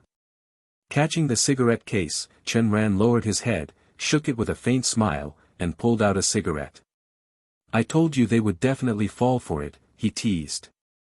Left without a smoke, Chen Ran walked up to Chen Ran BC and spread his hands. I know you must be very confused right now. Give me your cigarettes, and I will explain everything to you. Chen Ran C pulled out one for himself before tossing the rest to Chen Ran A. Without wasting any more words, Chen Ran drew his Liar Slayer and aimed the muzzle at the ceiling. Liar Slayer, Eternal Kingdom. Darkness. The secret room turned pitch black, a darkness like flowing water that filled the entire space, as if capable of swallowing everything. A moment later, the light in the secret room returned. Chen Ran BC frowned, looking around at their surroundings and the number of people present, only to find that nothing had changed. Remaining silent, Chen Ran simply pointed at their arms. Chen Ran BC looked down, instantly frightened half to death. On their arms, there were no scratches at all. Gung Hao's skill of advancing 3 and retreating 2 is an illusion-type skill. You taking 3 steps forward and 2 steps back was indeed real. But leaving scratches on your arms was purely a figment of your imagination. The biggest deceptive trick of this advanced 3 retreat 2 skill lies in. After taking 3 steps forward and 2 steps back, it inevitably triggers an illusion. Breaking this skill is actually quite simple. The things you hallucinate do not incorporate any genuine emotions, feelings, or physical sensations. Think back for a moment. Can you recall the pain when you scratched your arms? Oh, I forgot. When Chen Ran dealt with Zhang Jinhua earlier, he injected a sedative, and the sedative has a pain-killing effect.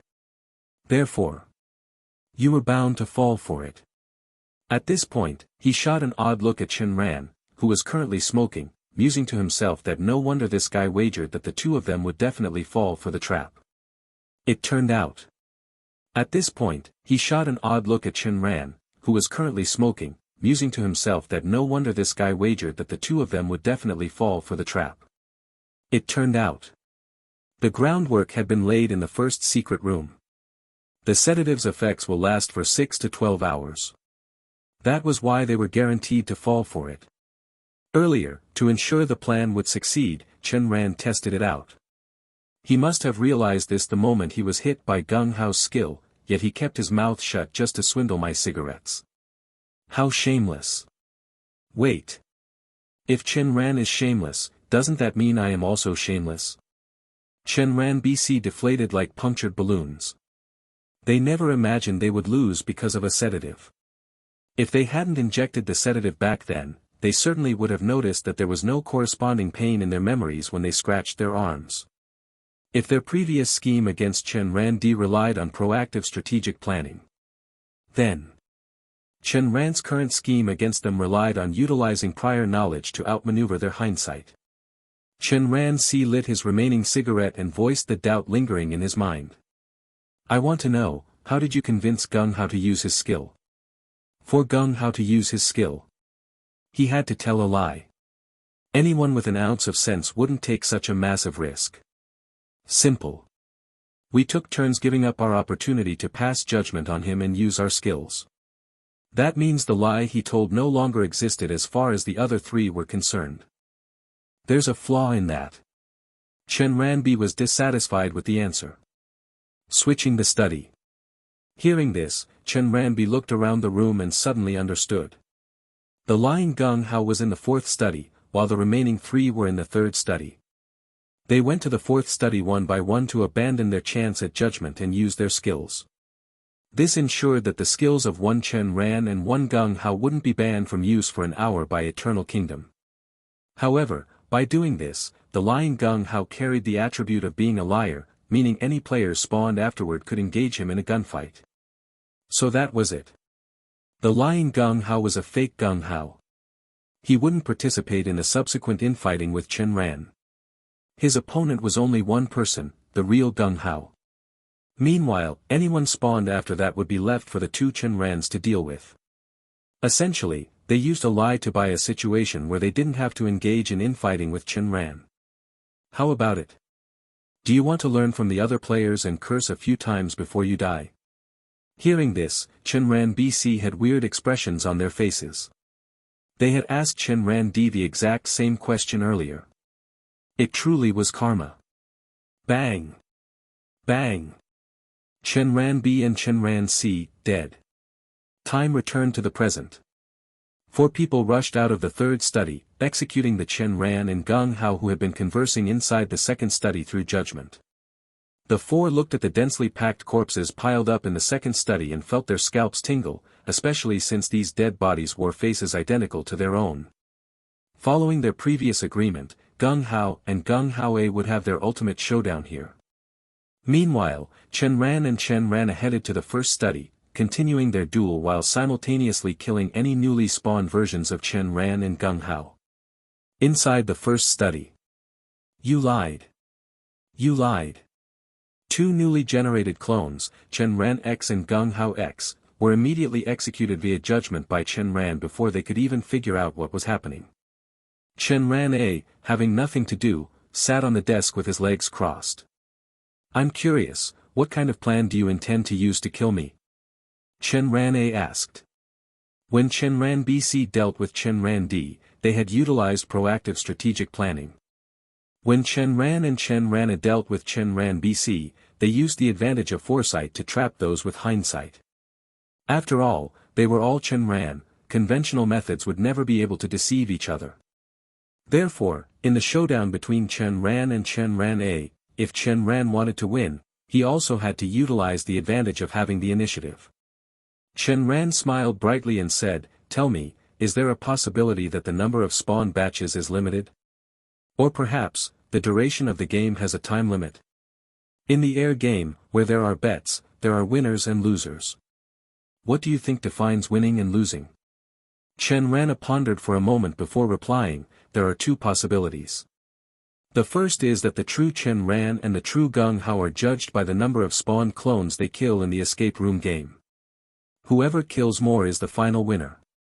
The second possibility is this: within a set time limit, whichever of the true Chen Ran or true Gung Hao kills the most clones wins." Chen Ran nodded and continued to ask, "And what is the difference between these 2 possibilities?" The first one has no time limit, which means there is a limit on the number of replications. The second one has a time limit, which means that as soon as the time is up. Suddenly, Chen Ran froze. If the second possibility has a time limit, that means as soon as time is up, the game ends. The true Chen Ran and the true Gung Hao will be instantly teleported out. And an NPC like me will either be left here forever, or directly erased. After all, they are the real players. Simply put, with the first possibility, I have plenty of time to slowly trap and kill Chen Ran, then replace him. With the second, as long as Chen Ran keeps his mouth shut and stalls for time, I am completely doomed, Reno yes. Wait. If it really is the second possibility, there was absolutely no need for Chen Ran to set up such an elaborate scheme. Since he ensured that all subsequently spawned clones would inherently possess the lying attribute, he could have completely ignored everyone else, come straight to the first study, and simply shot the newly born clones. But why did he still go out of his way to trap and kill those 2 Chen Rans? Wait. He was deceiving the true Gung Hao. Judging by the results, the true Gung Hao was tricked into staying in the second study. Because of that, all the players spawned in the first study belonged to him alone. His kill count will absolutely be higher than the true Gung Hao's. Seeing his expression change, Chen Ran continued, "To me, it doesn't matter which possibility it is. If it's the first one, the worst that happens is I fight you again. If it's the second one, Gung Hao and I will just be teleported away. Tell me, is there any need for a game to exist without its players? Those words acted like a sharp thorn, ruthlessly stabbing into Chen Ran's heart. If there was a time limit, how long was it? No one knew. It could be in a few hours, or it could be, at any moment. I wonder if you noticed just now, there really are a lot of corpses in the second study, Chen Ran said with a cheeky tone. Chen Ran. This bastard is trying to remind me that the sheer number of corpses proves one thing: replication might be infinite, but the player's participation time has a limit. Just as Chen Ran was lost in thought. You lied. Those words startled Chen Ran into a cold sweat. He looked up, only to realize it was merely Chen Ran executing the newly spawned Chen Ran via judgment. However, Chen Ran wasn't in a hurry to turn his gun around and pass judgment on the newly spawned Gung Hao. Instead, he slowly shifted the barrel of his gun. Watching this scene made Chen Ran's scalp go numb, and he immediately shouted, "Don't." However, it was too late. The newly spawned Gung Hao watched as the Chen Ran who had appeared alongside him was judged and killed. And then there was another Chen Ran, leisurely turning his gun, clearly intending to pass judgment on him next. How could he not realize that he had most likely already told a lie? Even though he had no memory of doing so. But that didn't stop him from instantly drawing his Liar Slayer and activating his skill. Liar Slayer, 3 steps forward, 2 steps back. In the next moment, the secret room turned pitch black. Plunged into the darkness, the newly spawned Gung Hao ran desperately toward the rear door of the study. Just before the light returned, he pulled open the rear door and dashed into the second study, only to see corpses stacked all over the floor, some belonging to Chen Ran, some belonging to himself. The very next moment, the door was slammed shut. Witnessing this scene, Chen Ran's face turned ashen, and he couldn't shake off the shock for a long time. The door closed. No. Shouldn't the Gung Hao inside have killed this newly spawned Gung Hao first? If that Gung Hao had died just now, his skill would have vanished. But since he didn't die, Chen Ran and I are still trapped by the skill's effects. Chen Ran did this on purpose. He riled up my emotions first, then intentionally let a Gung Hao who had used a skill escape. Which means it's highly likely he had already formed some kind of agreement with the 2 Gung Haos beforehand. For the true Gung Hao, he already has no chance of winning this game. He only wants to leave the secret room alive. Because of that, he will help the true Chen Ran. As for the fake Gung Hao, he told a lie and used his skill that Chen Ran personally experienced. They probably reached their agreement during that very experience. This is bad. The people in the second study should be Gung Hao and the Gung Hao who just ran in. Meanwhile, Gung Hao, who also told a lie, should be hiding in the third study to avoid a shootout with the recent Gung Hao. Which means the recent Gung Hao most likely won't be immediately judged and killed by the true Gung Hao. Chen Ran and I will remain under the effects of the skill for the next 5 minutes. If I go into the second study right now to execute the recent Gung Hao, that would be irrational. Just walking to the rear door of the study alone would trigger several illusions. All I can do is wait. Wait for the next batch of spawned clones to appear, forfeit the chance to judge them, and use Eternal Kingdom. I have to wait 5 minutes. Chen Ran frowned. He knew exactly what Chen Ran was doing. This was heart-killing. The longer this drags on, the more panicked I'll become, terrified that the second possibility is the truth. If my mind falls into chaos, it's highly likely I'll stumble right into Chen Ran's trap later. With this thought in mind, Chen Ran steadied his mind, quietly waiting for the next 2 people to be born. Soon, the 5 minutes were up. The newly born Chen Ran and Gung Hao appeared in the secret room exactly on time. Chen Ran reached for his lower back, pulled out his Liar Slayer, and aimed the muzzle at the ceiling. Liar Slayer, Eternal Kingdom.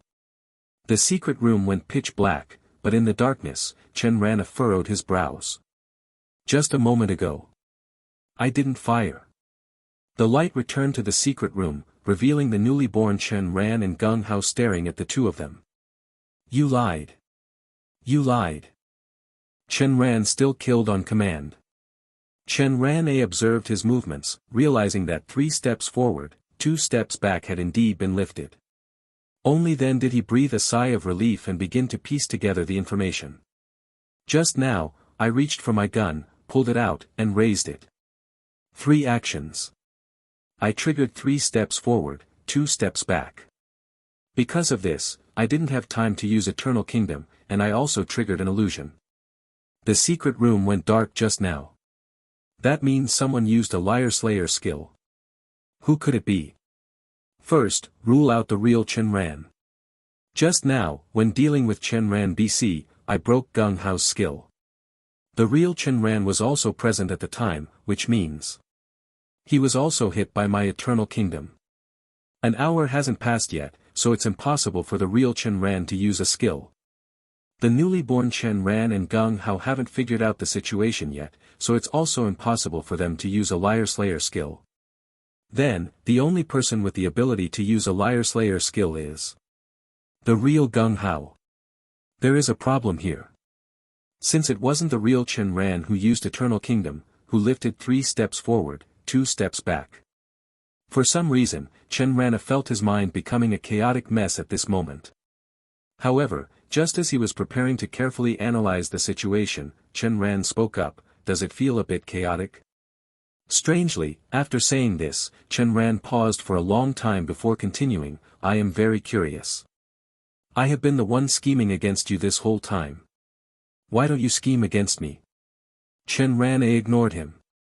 He felt something was off about the 3 Gung Haos in the study room behind them. First, Gung Hao and Gung Hao are having their final showdown in the second study. Second, the new Gung Hao just fled into the second study. Gung Hao has lied, and the new Gung Hao inherently possesses the lying attribute. These 2 Gung Haos cannot stay in the same secret room, or there will be trouble. Therefore, before the new Gung Hao fled to the second study, Gung Hao must have hidden in the third study in advance. In that case, only the real Gung Hao and the new Gung Hao are left in the second study. The new Gung Hao just gave up a chance to cast judgment on himself, so when the secret room went dark just now, the person who used the skill could only be one person, the real Gung Hao. Which means, just now, the new Gung Hao's skill was not only unlifted, but it was overlaid with another layer of the real Gung Hao's skill. A layer of 3 steps forward, 2 steps back placed right over another 3 steps forward, 2 steps back. In my memory, I recall Chen Ran reading the common sense manual in the 18th level, which mentioned combined skills. When 2 skills are used simultaneously, the resulting effect is greater than their sum, but they do not form a causal relationship between each other. That is to say, in this secret room right now, the 2 layers of 3 steps forward, 2 steps back are judged simultaneously, rather than one after the other. That makes things easier to handle. Just now, my actions of reaching for my gun, drawing it, and aiming it triggered an illusion once. But now, if I trigger an illusion again, I will trigger 2 illusions at once, therefore I must activate Eternal Kingdom before I trigger them. At this moment, Chen Ran was in the process of drawing his gun.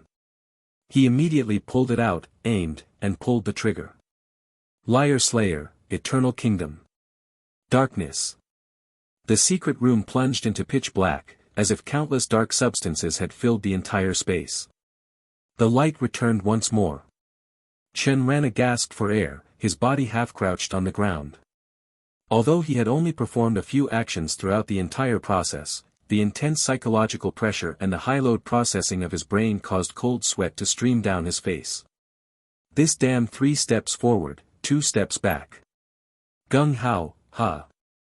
If you can make it out of this instance alive, I'll take your last name. Chen Ran looked up. He saw Chen Ran opposite him, also panting heavily. The 2 were even crouching in the exact same posture. Why are you? Chen Ran didn't dare say the words, crouching down. Simply because he still couldn't be certain whether using Eternal Kingdom and making the secret room turn black had actually happened, or if it was merely an illusion he had hallucinated. Just now, I triggered the illusion 3 times.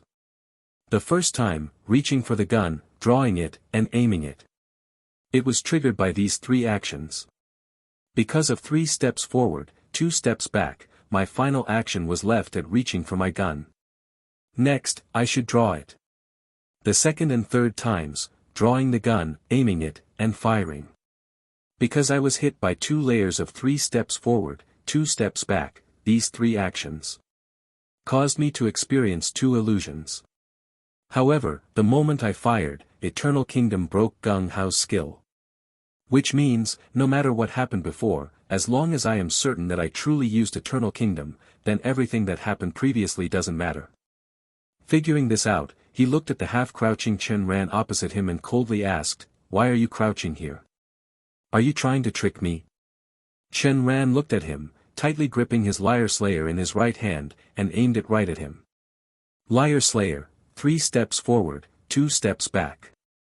Dispel. Chen Ran, remember your promise. Let me make it out of this game room alive. Gung Hao's voice echoed from the back door, followed immediately by the sound of a door shutting. Chen Ran stared in horror at the opposite side. Chen Ran had been standing the entire time. Why are you crouching here? Crouching is an absolute statement. I lied. Chen Ran looked down at him from above, his tone laced with mockery, just you. You want to kill me and take my place? I clearly fired the gun and used Eternal Kingdom. Why is this happening? Chen Ran's mentality was on the verge of collapsing. It's very simple. That Gung Hao used his skill just now and ran to the second study. In other words, previously, both of us were under the effects of the 3 steps forward, 2 steps back skill. However, I am different from you. Because I needed to accumulate a kill count, I kept my gun tightly gripped in my hand the whole time. Therefore, I only needed 2 steps to use Eternal Kingdom. First, aiming the gun, and second, pulling the trigger. Impossible. Chen Ran's eyes turned bloodshot. Are you saying that the one who used Eternal Kingdom the first time was you? Your Eternal Kingdom was already banned by mine back in the 3rd study. Chen Ran lit a cigarette. This is the benefit of heart killing. It can subtly influence a person's emotions. You were hit by 3 steps forward, 2 steps back 3 times in total. That means you experienced a total of 3 illusions. Have you ever carefully deduced what those 2 illusions were? 3 illusions. Chen Ran glanced at Chen Ran. He knew the other man was searching for flaws and filling in the gaps of his own deductions. Only by defeating oneself can one discover their own shortcomings and truly grow. This is a once-in-a-lifetime opportunity. He needs me to provide the answer. This time, Chen Ran did not deduce silently, he spoke aloud, "All right, then I will go through it from beginning to end." First, the 3 actions of reaching for the gun, drawing the gun, and raising the gun must have triggered an illusion. What was the content of that illusion? The content of the illusion must have occurred after the gun was raised. After raising the gun, I did not fire, yet the secret room plunged into darkness. You then consecutively uttered 2 commands, judging 2 people to death. There is a problem here. If you had used Eternal Kingdom, you would have sacrificed an opportunity for a guaranteed judgment. In other words, you would have given up the chance to judge the new Chen Ran or Gung Hao. However, what I saw at the time was you killing the new Chen Ran and Gung Hao. This doesn't add up. There are 3 possibilities. First, the secret room turning black was because you used Eternal Kingdom. Second, the secret room turning black was because the real Gung Hao used 3 steps forward, 2 steps back. Third, the secret room never turned black at all. Connecting this to earlier, when we were in the 3rd study, in order to let those 2 Chen Rans see the situation clearly, I used Eternal Kingdom. This means your Eternal Kingdom was banned by my Eternal Kingdom. Since you could not use Eternal Kingdom, the first possibility can be ruled out.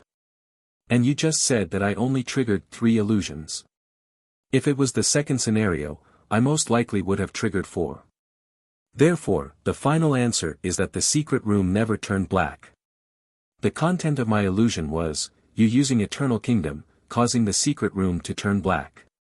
Hearing this, Chen Ran gave him a thumbs up, signaling him to continue.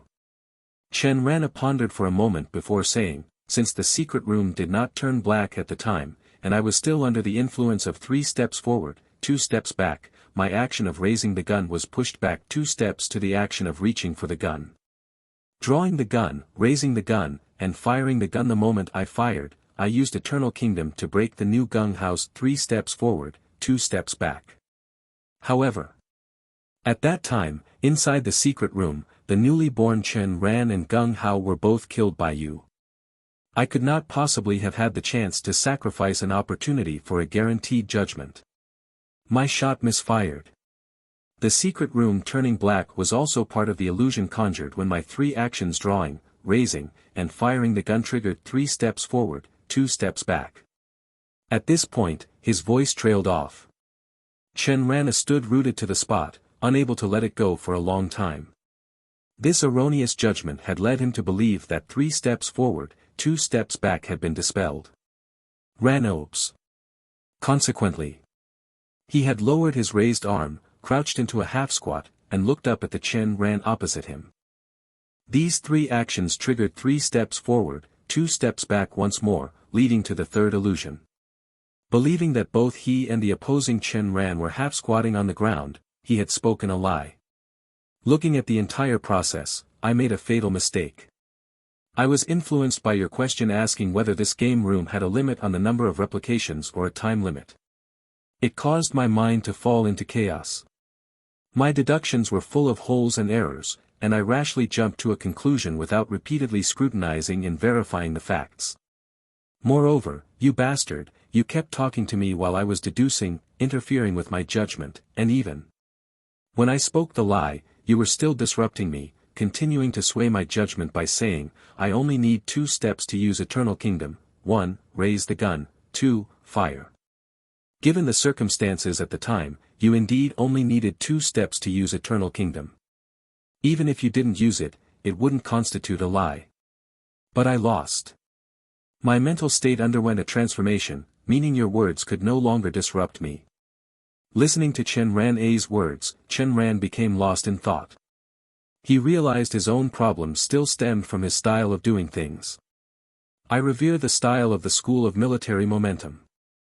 I encounter a problem, and I solve it.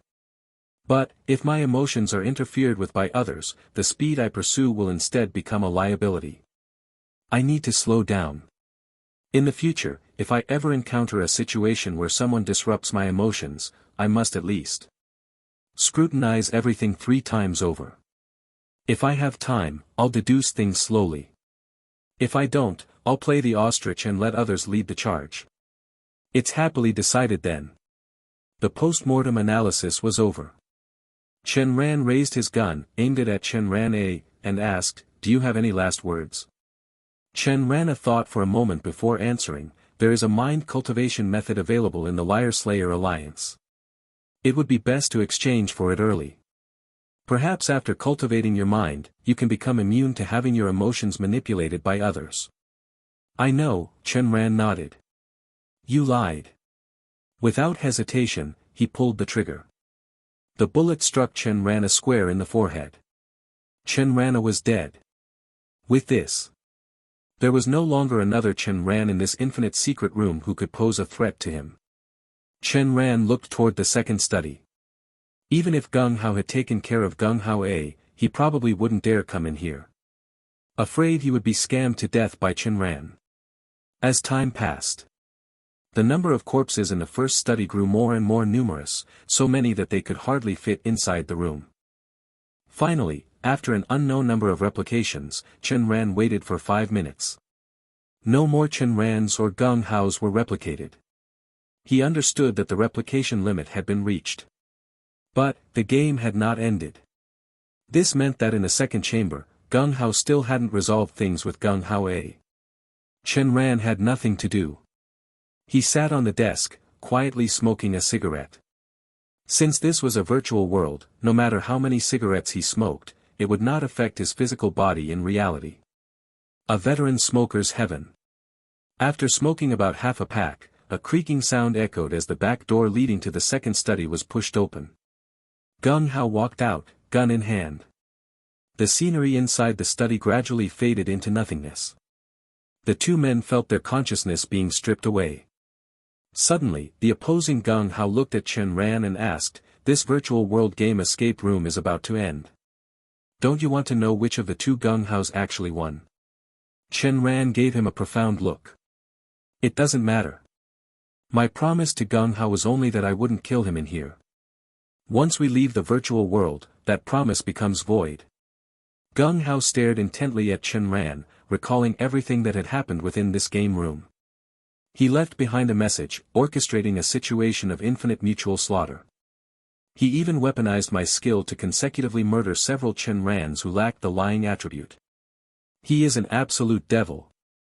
I don't understand, nor can I figure it out. How can a newbie be this terrifyingly strong?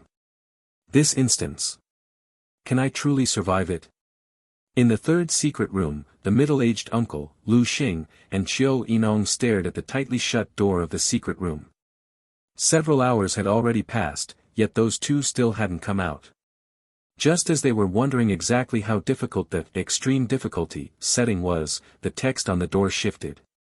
Chen Ran, 98 kills. Gung Hao, 2 kills. Immediately following this, the door opened automatically. Chen Ran and Gung Hao walked out, their complexions looking somewhat off.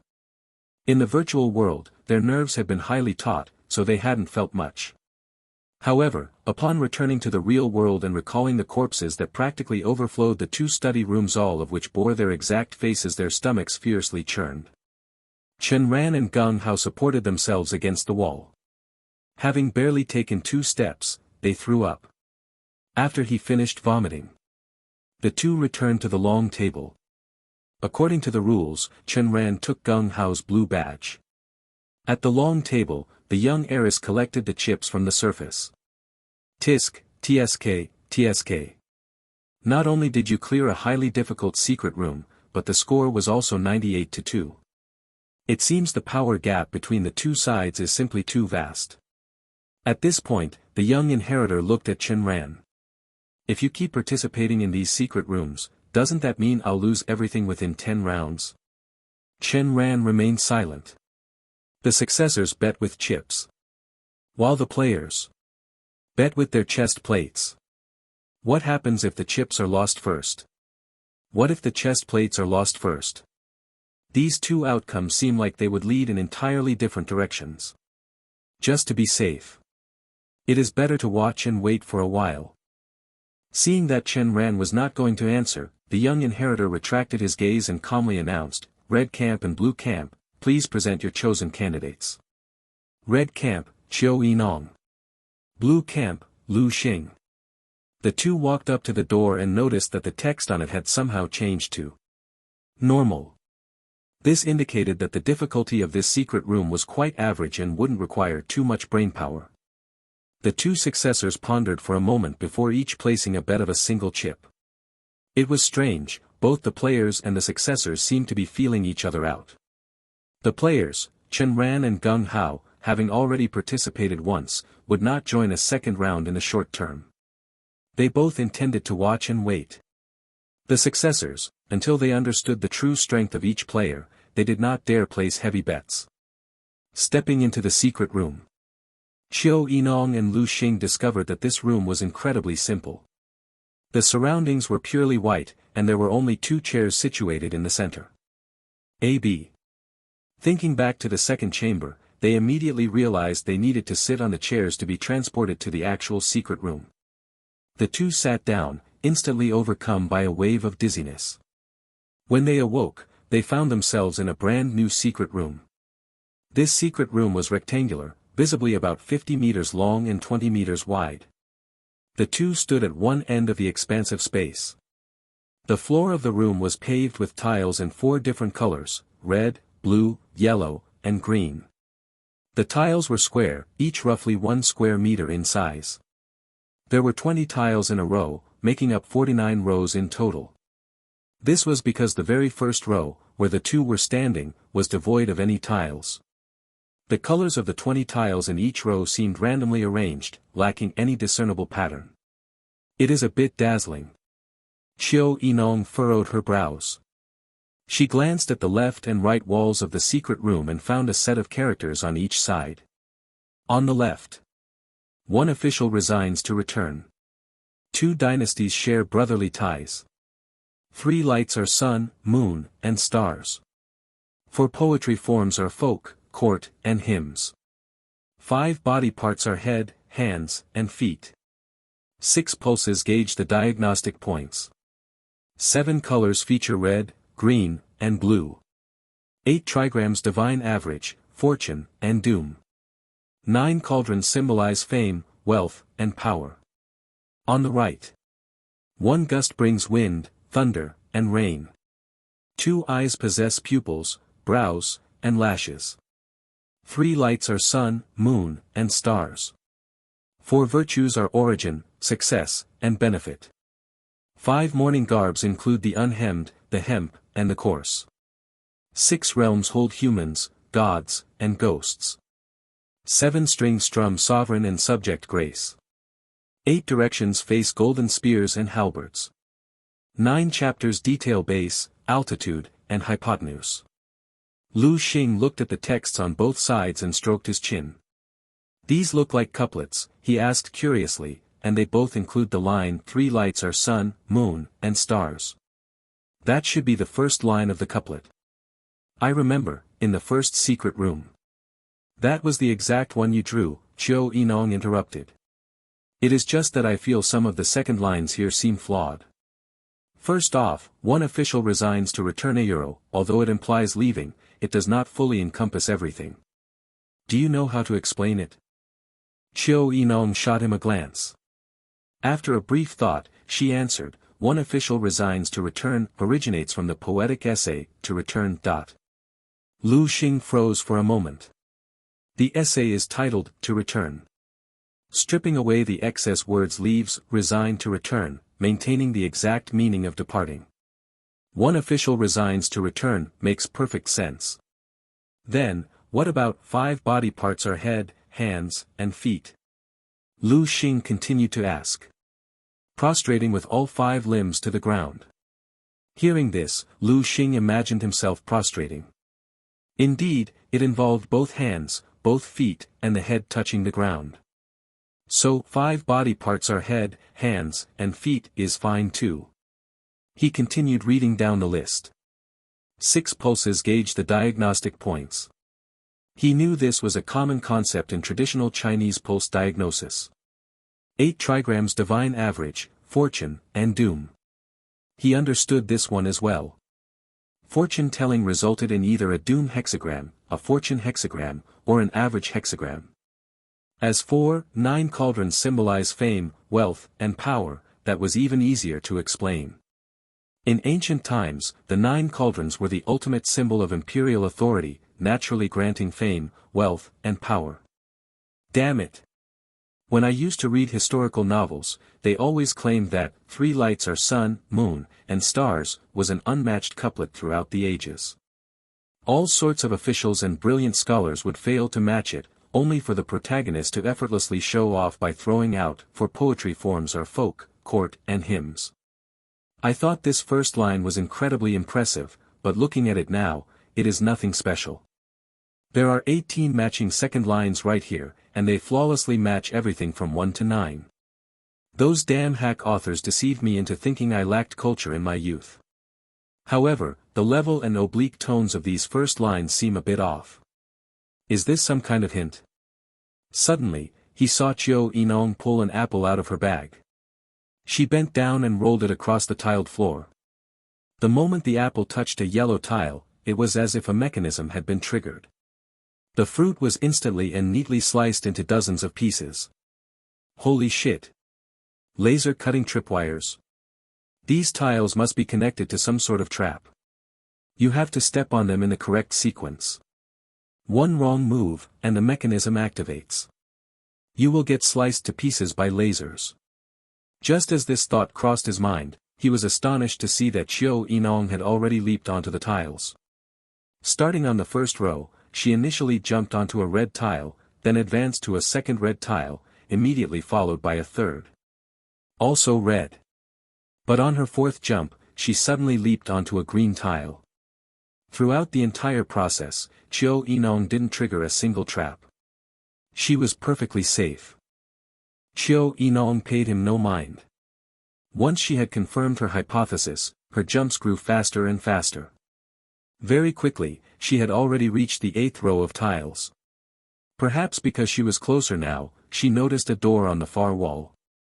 That must be the exit. The difficulty of this secret room is indeed quite average. If we are to determine a victor, it will likely come down to whoever clears it in the shortest amount of time. Watching Chiu Enong get further and further away, Lu Xing stood in place, deep in thought.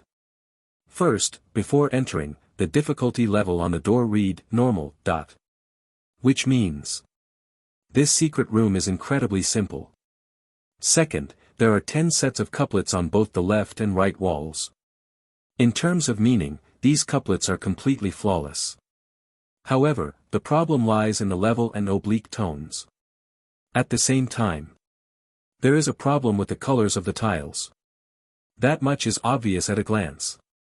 In other words, the tonal patterns of the couplets are very likely linked to the colors of the floor tiles.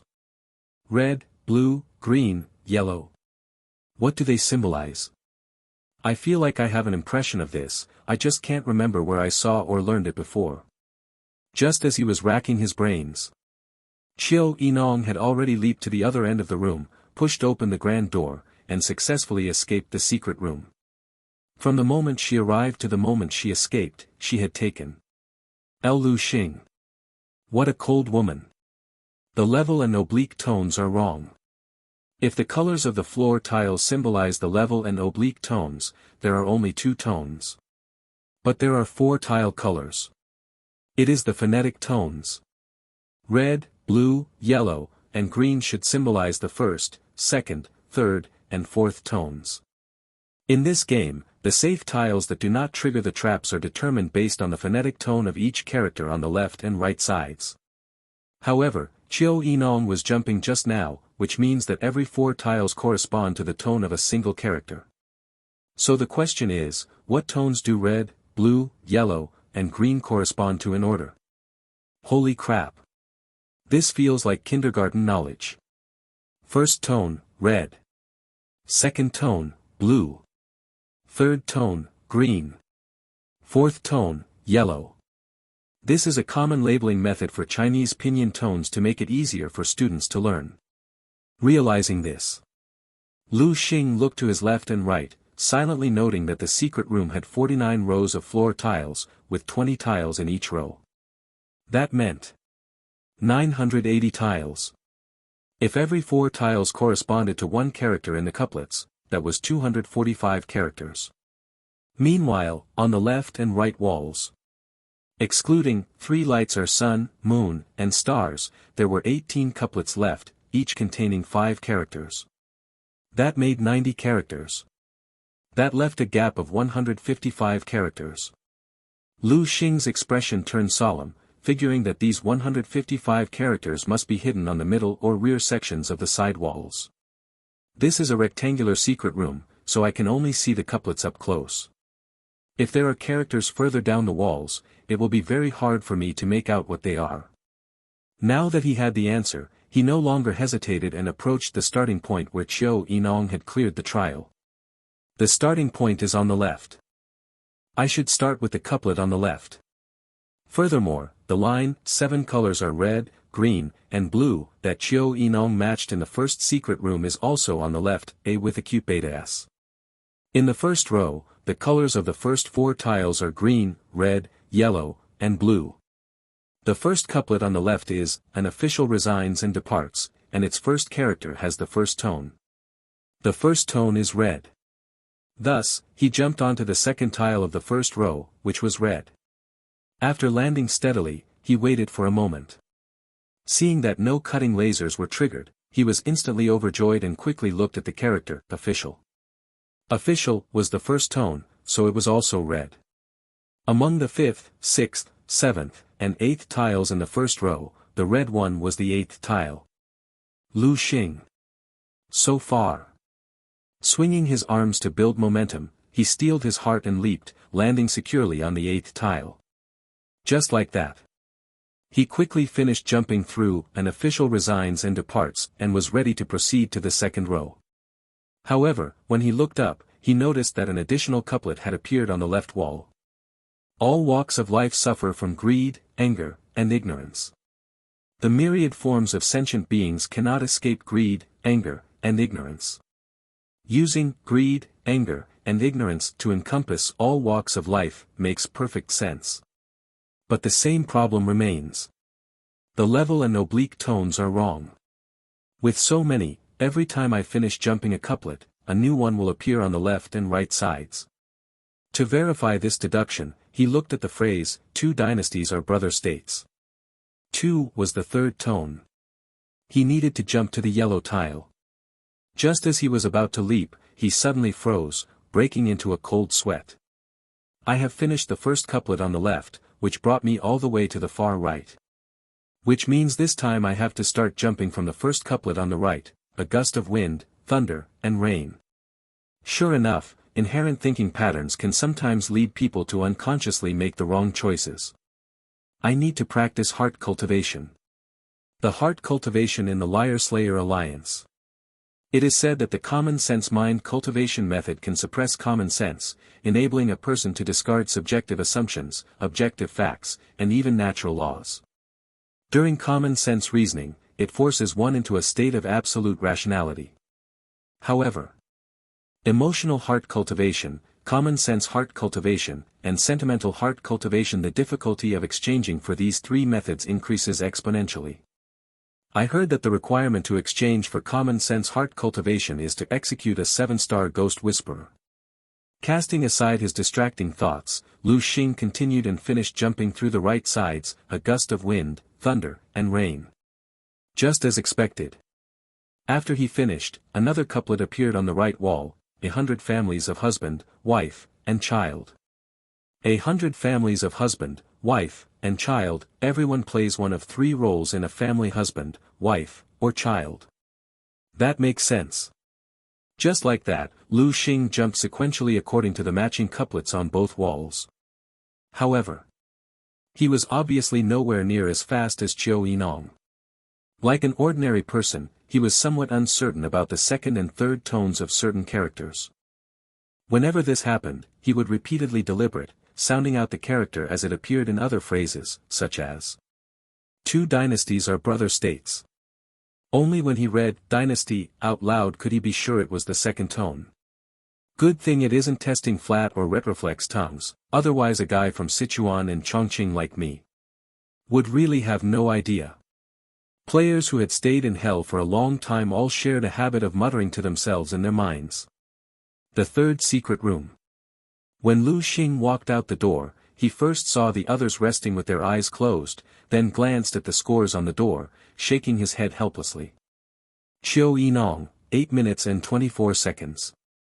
Lu Xing, 76 minutes and 17 seconds. Ahem.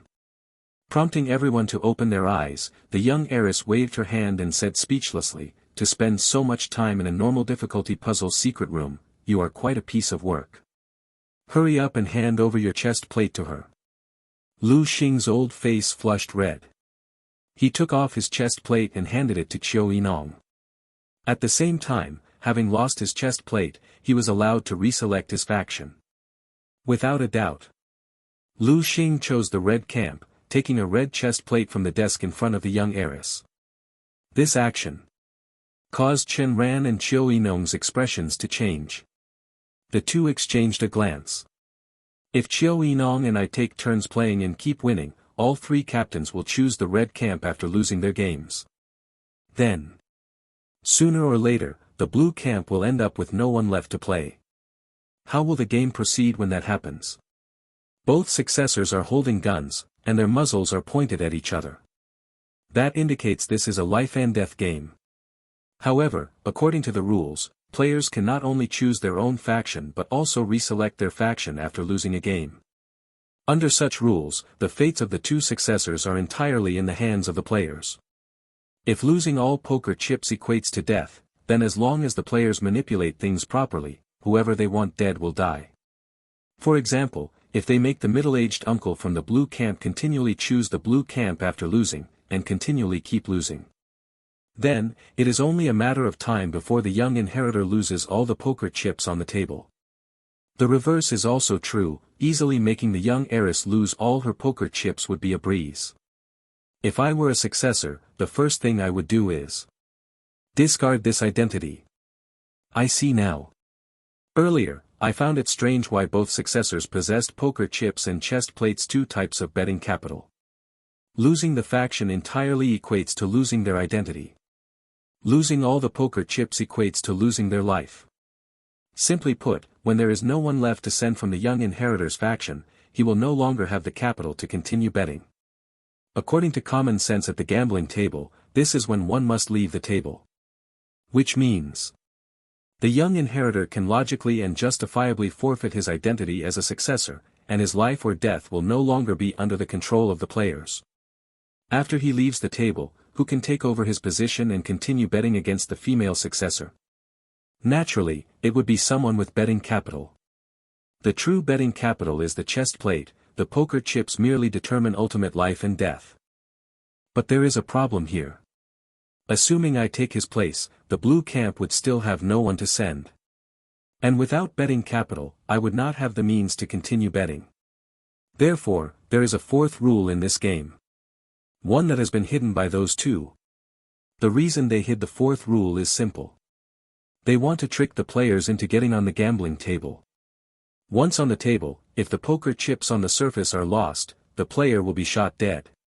So, we can deduce in reverse that the fourth rule either forces a reshuffling of the cards, making the rest of the people choose their camp again.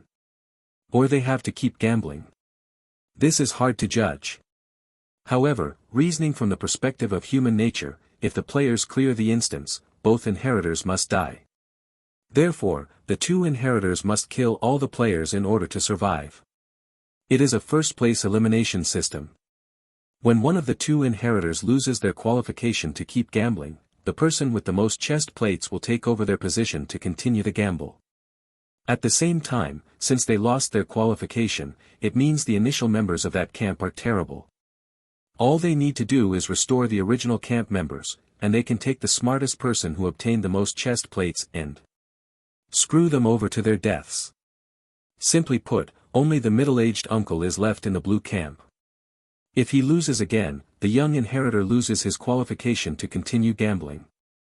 If I step up in the next round of the game and beat the middle-aged uncle, I will have 3 chest plates in my hand. I will take over the youth's position and continue gambling with the young heiress. At the same time, the 3 captains will return to their original camp, which is the blue camp. In that case, the 3 people in my camp will not be able to compete with Chiu Yinong, nor with the youth who chose the red camp after losing his inheritor status. I would continuously lose poker chips. When I lose all my poker chips, the young heiress will fire her gun at me. I would die. They would continue gambling, letting the other players take the table in turn and lose all their poker chips. There is a question here. Assuming I take the table, will the 3 captains keep losing? The answer is definitely yes. Simply because they also want to screw me over and get me killed. They will intentionally lose to Chiu Yinong. Even if Chiu Yinong also wants to intentionally lose, there are 3 of them. They can rotate one person into the red camp to avoid entering the escape room game together with Chiu Yinong. Alpha Epsilon. The 3 would keep losing, always choosing the blue camp, directly screwing me over to my death. This way, they also get rid of a competitor. Chen Ran lit his second cigarette, glancing at Chiu Yinong, who was currently chewing gum. A trace of relief flickered in both of their eyes. Chen Ran thought, it is great to have a teammate. Chiu Yinong thought, thank goodness I have a teammate. Breaking this situation is very simple. It requires your own teammate to firmly choose your camp. However, before that, we have to first determine who will be the inheritor, and who will be the steadfast teammate. Both of them were very rational, knowing that they currently held the most chest plates. If Gung Hao stepped in next round and plundered his opponent's chest plate, he would also have 2 chest plates in his hand. But since he had lost previously, there was a high probability he would not become an inheritor. Therefore, the person who would become the inheritor was either Chen Ran or Chiu Yinong. The initiative was now in their hands. Whoever went out first in the next round and won the game would hold 3 chest plates. And they would become the inheritor. Then, his or her life would have to be completely entrusted to the other person. Conversely, whoever lost would face the same situation. Reason told them that this act of completely handing over their lives to someone else was absolutely unacceptable. The atmosphere froze at this moment. Chen Ran was silent. Chiu Yinong remained speechless. Gung Hao silently retreated behind the crowd. Lu Xing stared blankly into space. The middle-aged uncle was a little bewildered. The 2 inheritors were not in a hurry either. They knew that the strength of Chen Ran and Chiu Yinong was far higher than the other 3. They were simply not on the same level. No matter who stepped down, whoever took over as the young inheritor would be perfectly fine. Either way, it was a first-place elimination system. Logically speaking, during the first 2 secret rooms, Chiu Yinong had already realized that Chen Ran's puzzle-solving ability was far above hers. For the 3rd round, Chiu Yinong should step in, obtain the 3rd chest plate, and thus take over as the young inheritor, leaving Chen Ran behind to solve the puzzles. However, Chiu Yinong's skill allowed her to have infinite time to slowly solve the puzzles. Even if she accidentally triggered a trap, as long as she used her skill right before dying, it was impossible for her to die. She had the luxury of trial and error. But she seemed to have forgotten one thing, and Chen Ran was also waiting for her to remember it. If she could not remember it, Chen Ran would have to consider whether he should terminate their partnership. Sure enough, there is cause and effect in this world. I will step in for the next round, Chiu Yinong suddenly declared. Chiu Yinong suddenly thought about how she had used her liar hunter skill in front of the 3 captains before. The 3 of them would definitely be on guard. As long as she said, "I lied," she would very likely be subjected to a preemptive judgment. That meant the only advantage Chiu Yinong had that could rival Chen Ran was completely gone. From a rational point of view, having her take over the inheritor's identity, with Chen Ran firmly choosing her camp and the 2 cooperating to play everyone else to death, was the optimal solution. If Chiu Yinong knew perfectly well the flaws in her skill yet pretended not to know, Chen Ran dissolving their teammate relationship would be a certainty. Simply because he could not cooperate with someone who refused to choose the optimal solution when one was available, much less hand his own life over to her. Hearing this, Chen Ran nodded. He immediately looked at Chiu Yinong with a serious expression and declared, "I can state a future lie, the first person to die in this secret room will not be you." Since teaming up, the first test of their group had concluded through the absolute rationality of the 2. The middle-aged uncle recovered from his daze, approached Lu Xing, and asked quietly, "That woman has a very low presence. You just solved the same secret room with her. What do you think of her?" Lu Xing was speechless. "She drives a rocket, and I drive a tractor. I can't even see her exhaust fumes, let alone have the right to eat her dust. What kind of opinion could I possibly have?" Lu Xing pretended to give it some serious thought before replying earnestly, "She is just like Chen Ran. Smart. Aloof." With both camps finalizing their candidates, after the huge disparity in the previous round, the 2 inheritors had confirmed Chiu Yinong's strength and tossed out 2 poker chips without hesitation. What the young inheritor had to do was reduce the poker chips on his table as much as possible before he left the gambling table. This way, when it was Chiu Yinong's turn to take the table, there would not be many poker chips left, drastically increasing her chances of losing everything. However, right at this moment, Chen Ran spoke up, "Do you know why I had to stay behind?" He looked at the 2 inheritors, grinning wide to reveal 2 rows of pearly white teeth. "Assuming both of you were hell players before you died, you haven't used your liar hunter skills in this secret room yet, right?" "What do you mean?" The young heiress had an amused expression. "You aren't trying to scare us the same way you scared those 3 in the second chamber, are you?" Chen Ran shrugged without saying a word. Instead, it was Gung Hao, who had retreated behind the crowd, whose thoughts went to that pure white liar slayer. His body trembled uncontrollably. It isn't a bluff. This guy. His liar hunter skill has 2 effects. One breaks through other liar hunter skills, and the other forbids anyone else from using their skills. True self. Xiao Yinong's liar hunter skill is not at the true self level, but his is. Unfortunately, during the escape room game, when they planned to deceive Chen Ran, he had already spoken a future lie. He could not speak of the Eternal Kingdom's skill-breaking effect at any time. He could not be certain if this future lie would persist into this secret room. Unwilling to gamble on it, he could only scream in his heart. Xiao Yinong and the middle-aged uncle stood at the entrance of the escape room game. The difficulty displayed above the door had also changed. Normal. The two merely glanced at it before stepping into the secret room. Just like before, the room contained nothing but two wooden chairs. They sat down. A sudden bout of dizziness washed over them. When they opened their eyes again, they had arrived in a new secret room. To be precise, this secret room was the lobby of a hotel. Directly opposite them were the main doors of the hotel, but they were currently secured by an electronic combination lock. The lobby featured sofas, a reception desk with a computer for checking in guests, a pantry, restrooms, and even a few potted money trees. The two approached the door to examine the electronic combination lock. It only required a 3-digit passcode. The middle-aged uncle was momentarily taken aback. A 3-digit passcode. Even if we tried every single combination, we could brute force it. But only a fool would actually do that. Who knows if entering the wrong code would trigger some deadly trap. The words, Golden Brilliance Hotel, are displayed on the wall, which means this is a hotel lobby. Since it is a hotel lobby, the check-in system at the front desk must contain critical clues. As he was lost in thought, he noticed that Xiao Yinong had already taken a seat at the front desk's computer, pulling up the operating system to investigate. The middle-aged uncle hastily jogged over to look at the hotel's basic information. The screen indicated that the current time was 5 p.m., and the hotel was fully booked. Suddenly, the middle-aged uncle and Xiao Yinong both stared at the monitor in utter shock.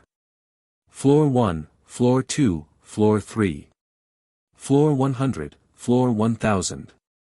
As they scrolled down with the computer mouse, they were astonished to discover that this hotel seemed to have an infinite number of floors. They could never reach the bottom of the list. On the operating interface, there was a Notice tab. In the top right corner of the Notice section was a tiny. Xiao Yinong moved the computer mouse and hovered over the, prompting a line of text to appear. Any notice issued by the front desk will be received by the occupants of every room, and the instructions within will be strictly executed.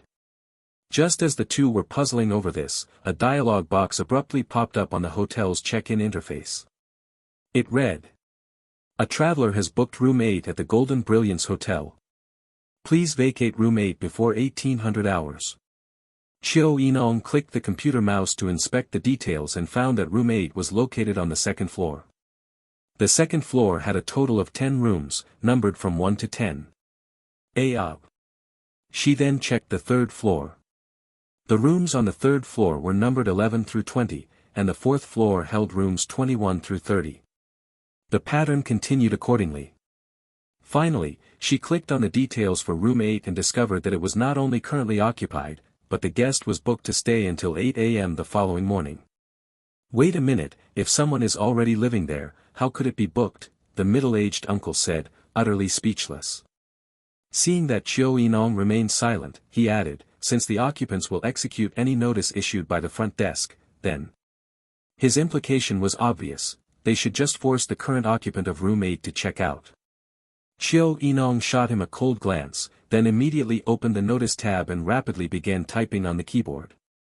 Notice, due to unforeseen circumstances, the guest residing in room 8 is requested to relocate to room 9, and inform the guest in room 9 to relocate to room 10. The guest in room 9 is to relocate to room 10 and inform the guest in room 10. And so on. You may only relocate to the next consecutively numbered room after the guest from the preceding room has entered yours. What is the point of doing this? The middle-aged uncle asked, deeply puzzled. Have you ever read Das Kapital? The middle-aged uncle didn't understand why she would ask such a question, but he answered anyway, I have. The essence of capital is exploitation. For example, suppose you create 100 in labor value in a day, but your daily wage is only 80. That remaining 20 is the value exploited by capital. Go on. As time goes on, capital will continue to squeeze your labor value like extending your working hours without increasing your wage. Speaking up to this point, the middle-aged uncle seemed to realize something and quickly looked back at the computer monitor. He saw that right after the notice was issued. About a minute later, the previously occupied room 8 became vacant, and the guest information for room 9 updated to show the person who had been staying in room 8. Another minute passed, and the guest information for room 10 updated to show the person who had been in room 9. The pattern continued down the line. Every passing minute, a room's guest information would update to reflect the guest from the preceding room. You exploited exactly 1 minute of each guest's time to facilitate the room change. Assuming this hotel has 1,000 floors, with 10 rooms per floor, that's 10,000 rooms. Squeezing 1 minute out of every single room equates to 10,000 minutes. 10,000 minutes is roughly 166.5 hours.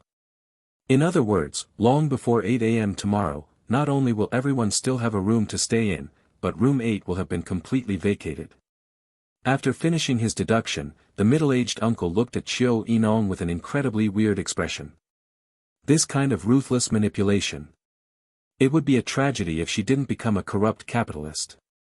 At this moment, he finally understood why Lu Xing had given such an aloof response when he asked him about this earlier. How is anyone supposed to play this game? I hadn't even begun to wrap my head around the problem, and she had already typed up and sent out the notice. Thank God it seems like we clear this secret room together. I can just get carried to victory. If I had to clear this alone. I can't even imagine it. Thus, he probed tentatively, so, is the first digit of the electronic combination lock an 8? It's too early to jump to conclusions. The electronic lock requires a 3-digit passcode, which means there is a high probability that 2 more batches of guests will arrive to check in, Chiu Enong replied, her eyes locked onto the screen. The middle-aged uncle pondered for a moment before voicing a lingering doubt that had been gnawing at his heart. Since you understand capital so well, could you help me figure out a question I've had? Chiu Enong acted as if she hadn't heard him. Undeterred, the middle-aged uncle continued, when I was alive, I worked at my company for 10 solid years. My monthly salary was 5,500. I originally thought that was decent enough, but one day, the company hired a fresh graduate to be my apprentice, and his starting salary was 6,500. I was furious and went to argue with management. In the end, not only did I fail to get a raise, but I was fired. I just can't understand it. Why? A flash of anger crossed the middle-aged uncle's face. He had worked diligently and conscientiously his entire life, yet in the end, even a brand new employee earned more than he did. He had originally believed that, given his seniority, asking for a raise would easily net him something around 7 or 8,000. Instead, he was abruptly terminated. If you get a raise, then wouldn't the people who joined the company at the same time as you also demand a raise? Wouldn't the employees who joined even earlier than you also want one? This isn't just a matter of whether you alone get a raise, it's a matter of whether the entire workforce gets a raise, Chiu Enong replied without even turning her head. The middle-aged uncle stood frozen in place. He had envisioned countless possibilities, but he had never expected an answer like this. A large number of guests are queuing to book this hotel. Please arrange for their check-in before 1800 hours. Number of people in queue, 1. The number of people in the queue soared at a visible rate, reaching 500 in the blink of an eye. Moreover, the skyrocketing speed showed absolutely no sign of stopping. After staring at the screen for 2.5 minutes, the two saw the queue number reach 10,000 people. It was still rising, a terrifying sight to behold. Chiu Enong reached into her pocket, pulled out a piece of chewing gum, tore open the wrapper, and placed it in her mouth, chewing slowly. What do we do? The number of people in the queue seems endless. If we use the same method as before, it won't work at all, the middle-aged uncle said gravely. People were just like that. When they encountered someone who was good at thinking, they would generally give up thinking themselves and wait for a ready-made answer. Before long, Chiu Enong paused her chewing and placed both hands on the keyboard. Wait, the middle-aged uncle hurriedly called out when he saw she was about to issue a notice.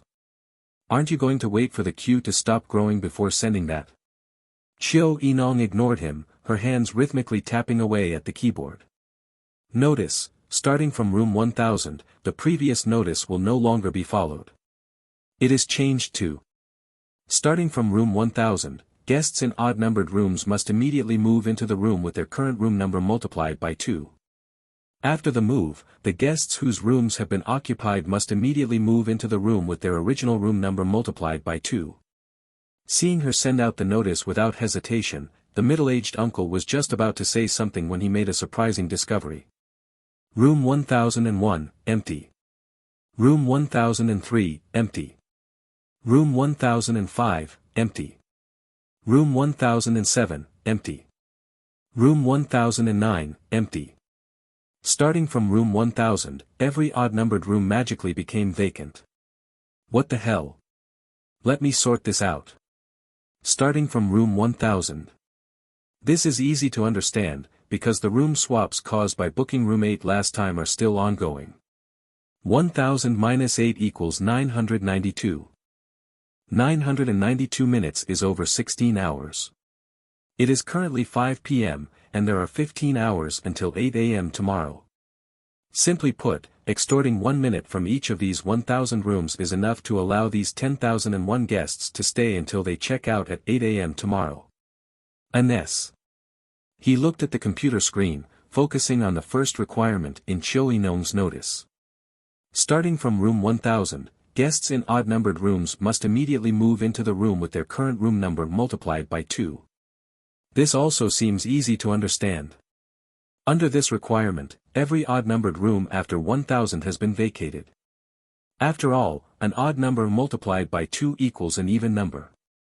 Assuming the rooms in this hotel are infinite, then an infinite number of odd-numbered rooms have been emptied, leaving them for the countless people queuing to book a stay. But there is a problem here. When the odd numbers become even, they will occupy the even-numbered rooms. So where do the people originally in those even-numbered rooms stay? Thus, he looked at the second requirement in Chiu Enong's notice. After the move, the guests whose rooms have been occupied must immediately move into the room with their original room number multiplied by 2. The guests whose rooms have been occupied refers to the guests in the even-numbered rooms. If they go and occupy the rooms with their number multiplied by 2, then what should the guests in those rooms do? I see. The guests in the times 2 rooms will then occupy the times 2 times 2 rooms. The guests in the times 2 times 2 rooms will then occupy the times 2 times 2 times 2 rooms. And so on and so forth. Not only did she empty out the odd-numbered rooms, but she also ensured the guests in the even-numbered rooms had a place to stay. She turned everyone's room-moving time into the accommodation time for the newly checked-in guests. What a ruthless profiteer. However, he clearly saw that Chiu Enong, who had just provided the perfect solution, did not show the slightest bit of relief on her face. Instead, she looked exceptionally grave. If my guess is correct, the next time around, countless pop-up windows will appear on the computer, and each window will show an infinite number of guests queuing to book the hotel, she said. Don't scare me like that, the middle-aged uncle replied, thoroughly startled. The number of people queuing this time was infinite. Even if the hotel had an infinite number of rooms, they were all caught up in the room-changing scheme. That couldn't be altered. If countless pop-up windows appeared again, with countless people queuing in each one, it would be absolutely impossible to accommodate them all. However, the secret room didn't seem to intend to give them any time to react. The next moment, as if infected by a virus, countless pop-up windows flooded the computer screen, and every single one displayed the exact same message. A large number of guests are queuing to book this hotel. Please arrange for their check-in before 1800 hours. Number of people in queue, 1. The queue numbers were surging like crazy. Every pop-up window was like this, making both of their eyelids twitch at the sight. Chiu Enong rubbed her temples and looked at the middle-aged uncle with clear disgust. You, it seems, are absolutely useless. The middle-aged uncle offered a fawning smile. You're just so amazing, I haven't had any room to show off my skills. Is that so? Chiu Enong pointed at the lobby elevator and the stairs around the corner. The third task is very difficult to achieve. We might have to go upstairs to check the real situation. Why don't you go see if the elevator works? Or if the stairwell door is locked? No wonder you worked for 10 years when you were alive, only to end up getting fired. These seemingly unintentional words sparked a faint surge of anger in the middle-aged uncle, but it only lasted for a split second before he buried it. Maintaining his plastered-on smile, he said, "I'll go right now. It's not too late to check." With that, he walked toward the elevator. The moment he turned around, a vicious glint flashed through his eyes, though he quickly calmed himself. The more he thought about it, the more something felt off. The more he thought about it, the more something felt off. Suddenly, he stopped in his tracks, abruptly whipped his head around, and charged toward the front desk like a madman. Chiu Enong had vanished. What the fuck? How could I make such a low-level and idiotic mistake? The middle-aged uncle rushed over in a few massive strides, quickly arriving in front of the electronic lock. He took a spray bottle out of his bag and carefully spritzed it over the electronic lock's number pad. Under normal circumstances, human fingers secreted sweat. If a finger pressed the screen, applying the spray would cause the water droplets on the untouched areas to slide off, while a significant amount of moisture would cling to the spots that had been touched. However, the screen seemed to have been wiped clean by Chiu Enong, and the water droplets slid off the entire surface without catching anywhere. Smash! The middle-aged uncle viciously hurled the spray bottle onto the floor, shattering it to pieces. Meanwhile, in the third secret room, Chiu Enong stepped out of the game's secret room. The crowd subconsciously checked the time, and this time, she had only spent 7 minutes and 11 seconds. Chen Ran gave her a thumbs up and asked curiously, "The middle-aged uncle, you left him behind in the game's secret room?" Although he didn't know much about her, he knew that Chiu Enong was incredibly treacherous, the kind who would scam people to death without a shred of remorse. Chen Ran wasn't surprised in the slightest that she had ended up in hell. Yeah, Chiu Enong nodded. That guy didn't look very smart. Inside the Golden Brilliance Hotel, the middle-aged uncle was dripping with sweat. The only thing he could be certain of right now were the first 2 digits of the password. There were 2 notices from Chiu Enong. The first notice stated that starting from number 8, every customer would sequentially move to the room with their current number +1. Therefore, the first digit of the password is 1.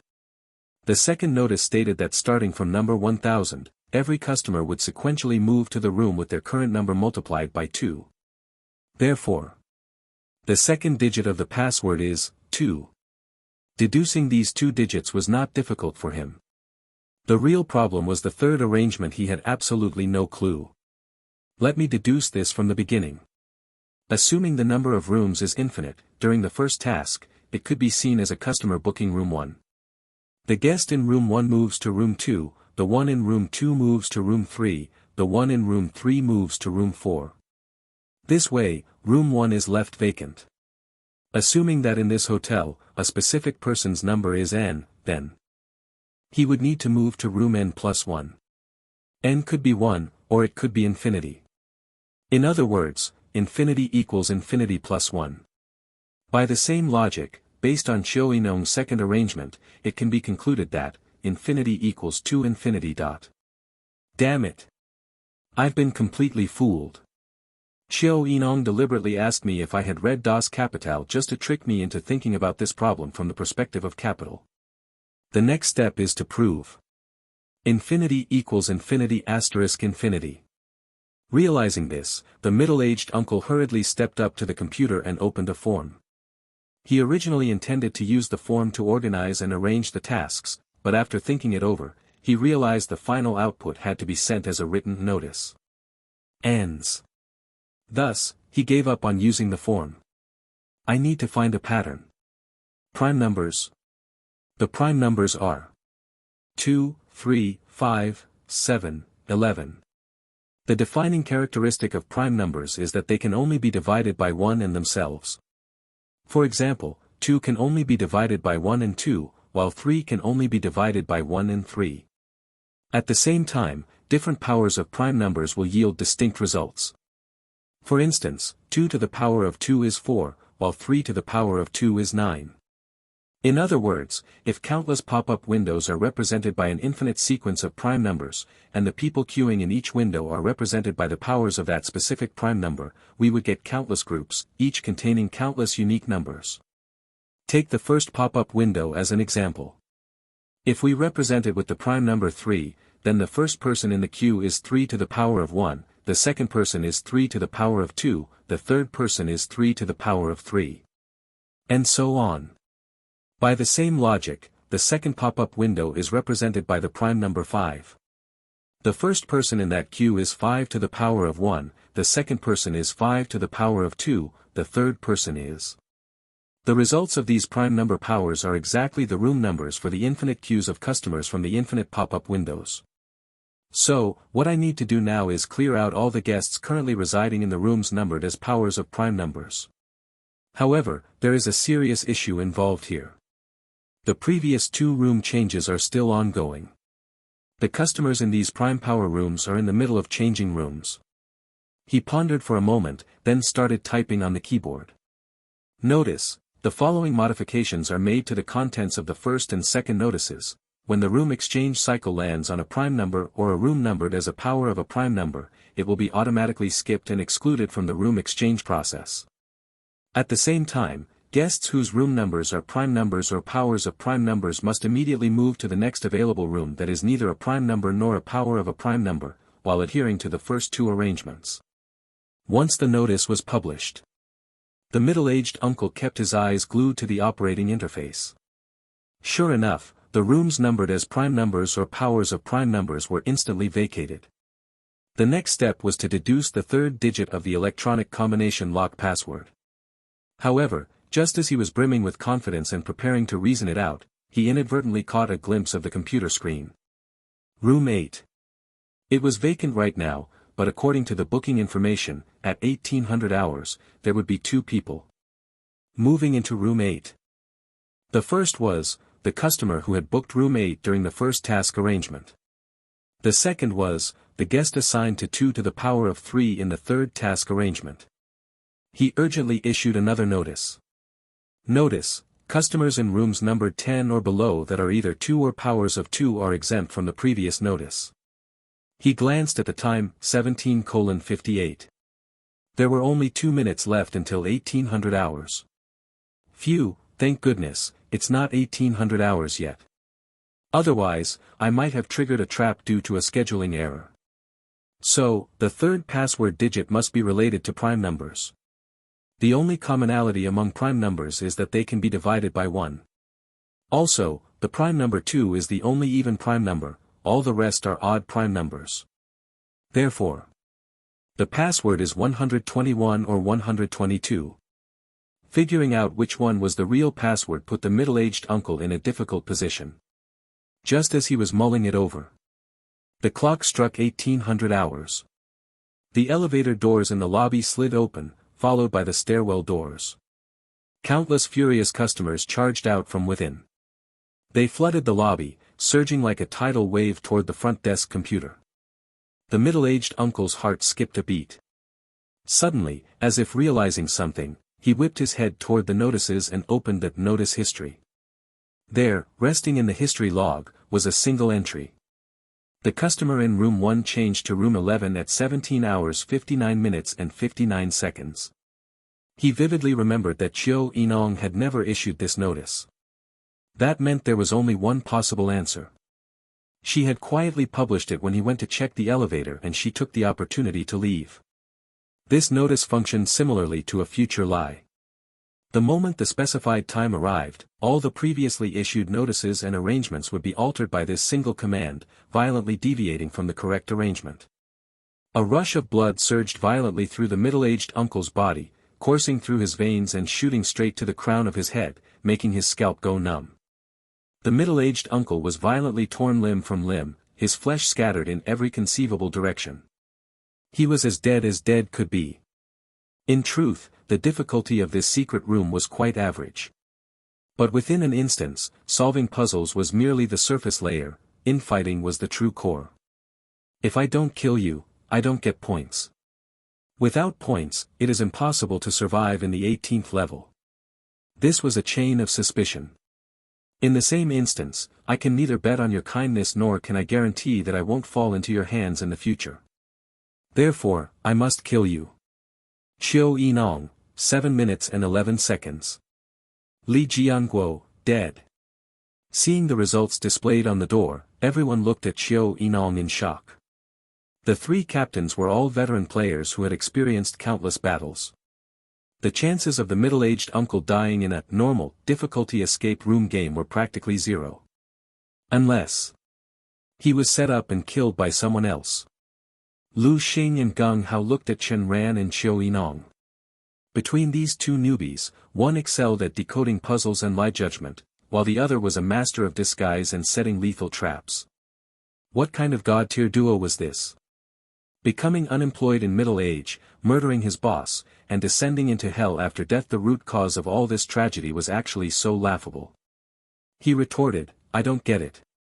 If the company wanted to exploit its employees, why would they give a new hire such a high starting salary? There are many factors involved in that. Simply put, if they don't raise the recruitment salary, they can't hire anyone new. Having said her piece, Qiu Yinong ignored him. At that exact moment, another window popped up on the computer screen. But when she saw the information displayed on it, her eyes widened in shock. The young inheritor dragged the middle-aged uncle's corpse out of the secret room. He snatched off the chest plate and tossed it to Qiu Yinong. The moment she caught the blue badge, words materialized on the door to the secret room.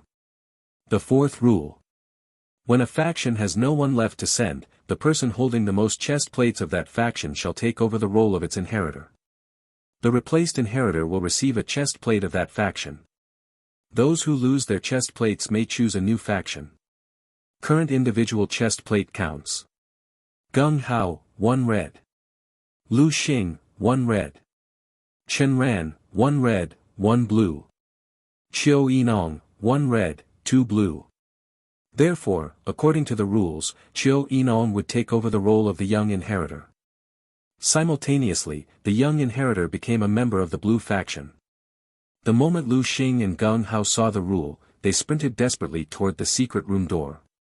With Qiu Yinong becoming an inheritor, the only member of her faction was the young inheritor. The young inheritor undoubtedly wanted her dead. He would lose on purpose and continually choose her faction until every single poker chip on the table was gone, resulting in her being shot dead by the young heiress. That wasn't all. Chen Ran had previously told a future lie. As long as Qiu Yinong died, Chen Ran's statement would become a lie, ensuring his death as well. 2 birds with 1 stone. What they needed to do was prevent Chen Ran from participating in the next round of the game at all costs. Otherwise, Chen Ran could intentionally lose to the young inheritor, forfeit his red badge, and be left with only a blue badge, placing him in the blue faction. If that happened, Qiu Yinong's faction would boast 2 formidable generals, the young inheritor and Chen Ran. A dead game would be brought back to life. Wait. Where is Chen Ran? As they ran, the 2 men tried to see what Chen Ran was doing, only to realize that there was no sign of him left in the room. Isn't it a bit late for you to just be realizing this? The young heiress pointed at the door to the secret room. He slipped inside ages ago. You are in the same faction as Chen Ran, so you can't go in anymore. Abs. In each round of the secret room game, a faction could only send 1 member. Since Chen Ran had taken the initiative to enter first, Gung Hao and Lu Xing of the red faction were naturally locked out. The 2 men froze before beating their chests in frustration. They vaguely realized that their only chance for a comeback had just vanished. But don't worry. Just look at the difficulty level on the door. Hearing this, Gung Hao and Lu Xing subconsciously looked up at the difficulty displayed on the secret room door. Hell. Hell level difficulty. The young heiress turned to look at the young inheritor, a playful lilt in her voice. My dear brother, it's been over a year since this instance was created. No matter how many players arrive, that's how many die. Not a single team or player has ever cleared it, and even the last batch of 2-star players perished with everlasting regret. In other words, the 2 of us siblings have been fighting here for a year. But there is one thing I am certain of, among all the players we have played to death this past year, there hasn't been a single newbie player. You should know what I'm getting at. Back when we were still players, we accidentally overheard a conversation between two 8-star players. Legend has it that whenever someone possessing a true self-tier skill is matched into an instance, it will always be the most difficult instance within that star rating. Normally, newbies wouldn't be matched into our instance, yet these two newbies, Chiu Yinong and Chen Ran, somehow were. This proves that one of them might possess a true self-tier skill. Chen Ran has entered now, and you are the only one the blue faction can send.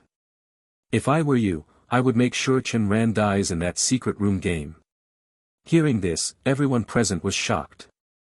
The instance match to a true self-tier skill owner will always be the hardest of that star rating.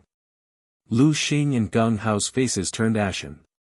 No wonder the three teams were made up of battle-hardened veteran players. Even if there were newcomers, they were the best among them. How could they have been reduced to losing more than half their numbers in the very first secret room? So that was it. Either Chen Ran or Chiu Yinong possessed a true self-tier skill, which elevated a normally balanced instance into the hardest one-star instance possible. Chiu Yinong's pupils also shrank slightly. She had previously felt that this instance was severely overtuned and didn't seem like a one-star instance at all. What kind of one-star instance would slaughter half of its 20 players right out of the gate? Furthermore, the difficulty of the second secret room had been monumental. Amnesia and memory swapping felt completely out of place for a one-star instance. And that wasn't all. The two secret room games Chiu Yinong had previously cleared had taken very little time, but the extremely hard room Chen Ran cleared had taken several hours. Chen Ran was far better at deduction than she was. The fact that even he needed several hours more time than the first two secret rooms combined proved that the extremely hard secret room far exceeded the difficulty of the previous two. And now, there was a hell-level difficulty secret room game. It was ridiculously overtuned. Chiu Yinong furrowed her brows tightly. She didn't know whether her Wheel of Time was a true self-tier skill, or if Chen Ran's Eternal Kingdom was the true self-tier skill. However, it's very strange. Although Chen Ran constantly talks about the effects of his Eternal Kingdom, I don't think I've ever seen him actually use it. My dear sister, I swore an oath while I was alive, I would hunt you down to the deepest depths of hell and the highest reaches of heaven just to kill you. I never expected that our endless feud would continue from the world of the living down into the 18 levels of hell, eventually turning into an instance where we fight to this very day. This story teaches us that a person really shouldn't make reckless vows while they're alive. As he spoke, his gaze shifted. He drew his lyre slayer, pointing the muzzle toward the ceiling. Ghost Whisperer, 3 flowers converging at the peak. Under everyone's terrified gazes, all the light in the secret room vanished, plunging the space into pitch darkness. When the light returned, absolutely nothing had changed, neither the people nor the objects in the room. It was as if the skill had misfired. However, Chiu Yinong, Gung Hao, and Lu Xing felt a tempest raging in their hearts. The young inheritor was actually a Ghost Whisperer. Ghost Whisperers turned lies into truth. To a Ghost Whisperer, if they told a lie, they could judge themselves. Alternatively, they could sacrifice a chance to judge themselves in order to activate a skill. But to anyone else, the Ghost Whisperer had never lied. Until they found a loophole between the truth and the lie, they could not use it to pass judgment on the Ghost Whisperer. Therefore, none of the three had any intention of drawing their lyre slayers to pass judgment on the young inheritor. My dear sister, we have fought for far, far too long. This time, I have a faint premonition that perhaps it is time for us to finally be set free. The others might not know the terrible might of someone possessing a true self-tier skill, but he and the young heiress knew it all too well. Every player who possessed a true self-tier skill must have, during their lifetime, achieved enlightenment. With that said, the young inheritor walked through the doors of the secret room. Inside, he saw Chen Ran squatting on the ground, smoking a cigarette. Chen Ran smiled at him. Ah, sorry about that. I came in a bit of a rush just now. Do you mind telling me the difficulty of this secret room game? Hell level. Hearing this, Chen Ran nodded. However, both of them shared a tacit understanding and were in no rush to sit in the chairs. The young inheritor said, "The door to the secret room was wide open just now, so you could hear our conversation. To be honest, among this batch of players, you are probably the smartest one. I will give you time to refute my deceiver's tongue." Chen Ran did not fall into his verbal trap. He chuckled lightly and replied, "Refute is a strong word, but I can certainly deduce a few things."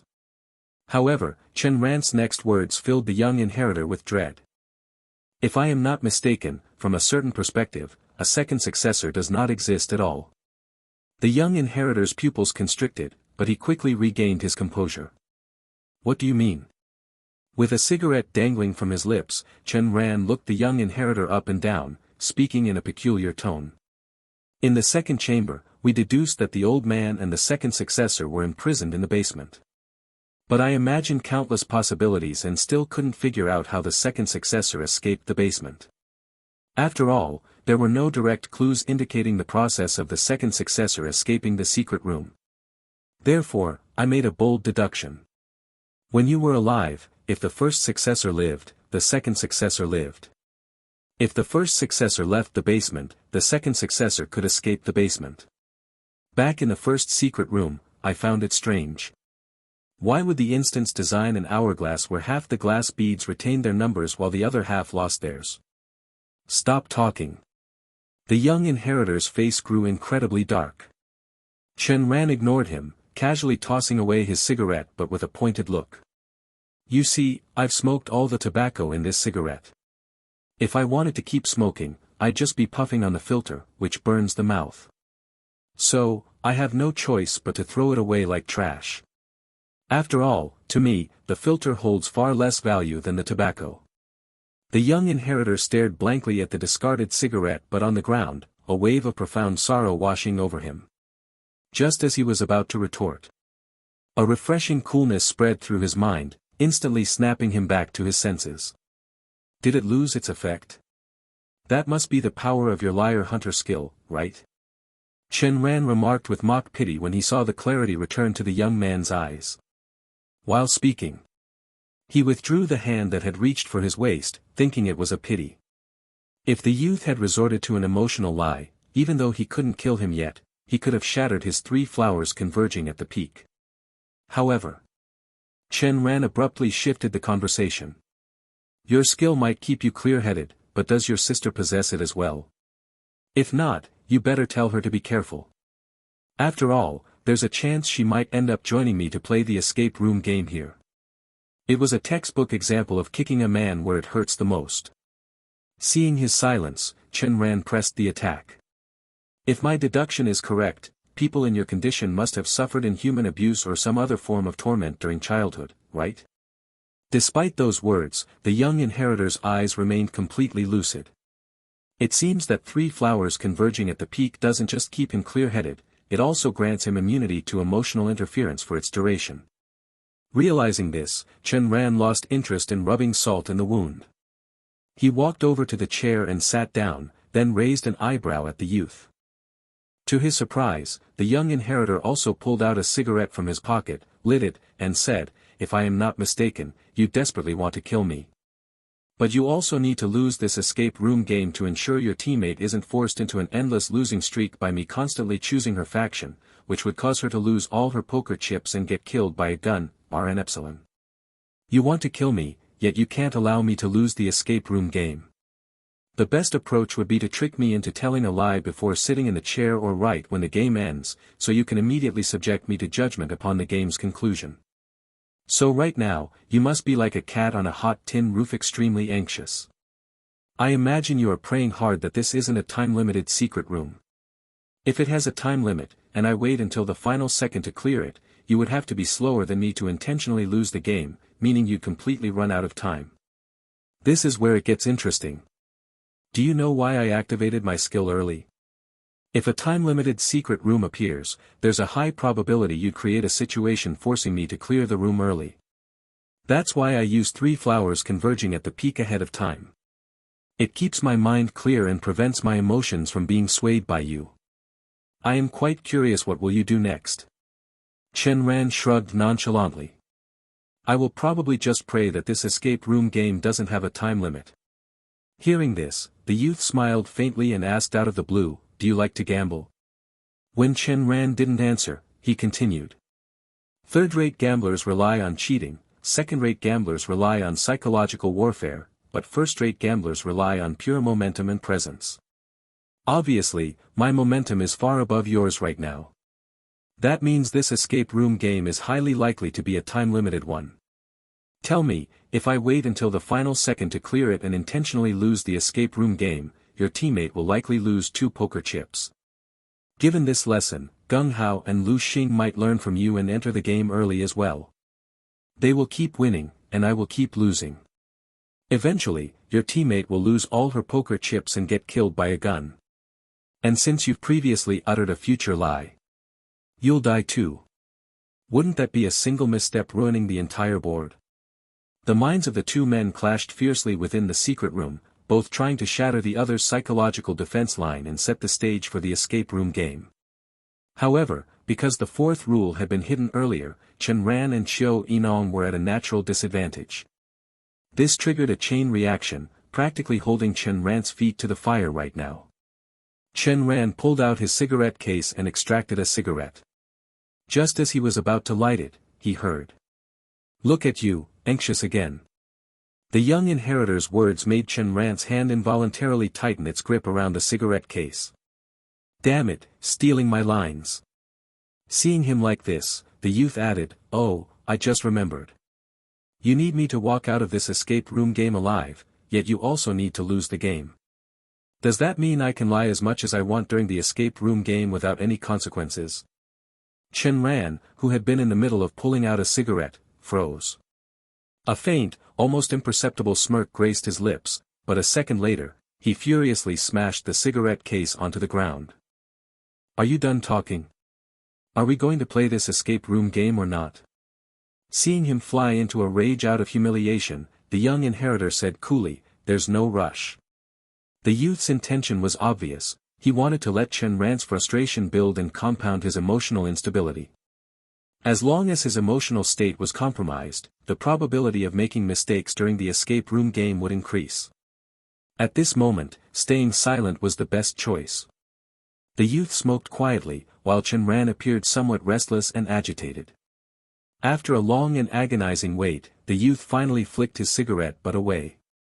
Just as Chen Ran thought he was going to sit down in the chair, the youth pulled out another cigarette. He lit it. Looking at Chen Ran, he said, it's still early. Allow me to smoke one more. Chen Ran. Eventually, the two of them sat in the chairs, but this time, they did not experience any dizziness. Cut. Season 1 of Hell Liar Slayer is officially a wrap. A skinny, middle-aged man wearing a baseball cap popped out of nowhere and excitedly called out to them. All around them, an endless chorus of applause, popping party crackers, and words of praise and congratulations rang out. This place. It looked like a film studio set. A camera was positioned right in front of them, its lens aimed squarely at the bewildered faces of the youth and Chen Ran. Soon after, the secret room seemed to fill with people. Over a dozen crew members began packing away various props. Then, the skinny, middle-aged man walked over to them and said, you two have worked hard. The production crew is working overtime tonight on edits. We'll do whatever reshoots are necessary, but I guarantee we won't hold up your upcoming schedules. With that, he yelled at the production assistant, these two have had a grueling shoot. Hurry up and take them to the hotel to rest. A woman came rushing over in a flurry of motion. While the two men stared in shock, she led them to the main doors of the secret room and pushed them open. The doors opened. Outside was an open-air setting. Chen Ran beheld the long-lost sight of blue skies and fluffy white clouds. The two of them stood in the doorway, too afraid to take even a single step forward. After all, they had been trapped inside various secret rooms for so long. If they stepped outside, God only knew what would happen. Sigh, these two have worked so hard. They're so deep in character they don't even dare to leave the secret room. They really do need a good rest. Thinking this, the production assistant grabbed each of them by an arm and led them out of the secret room. A cool summer breeze blew past, dragging the two men from their shocked daze back to reality. Outdoors, the scorching sun beat down and waves of heat washed over them. Sweltering and feeling sticky with sweat, Chen Ran just wanted to take a cold shower.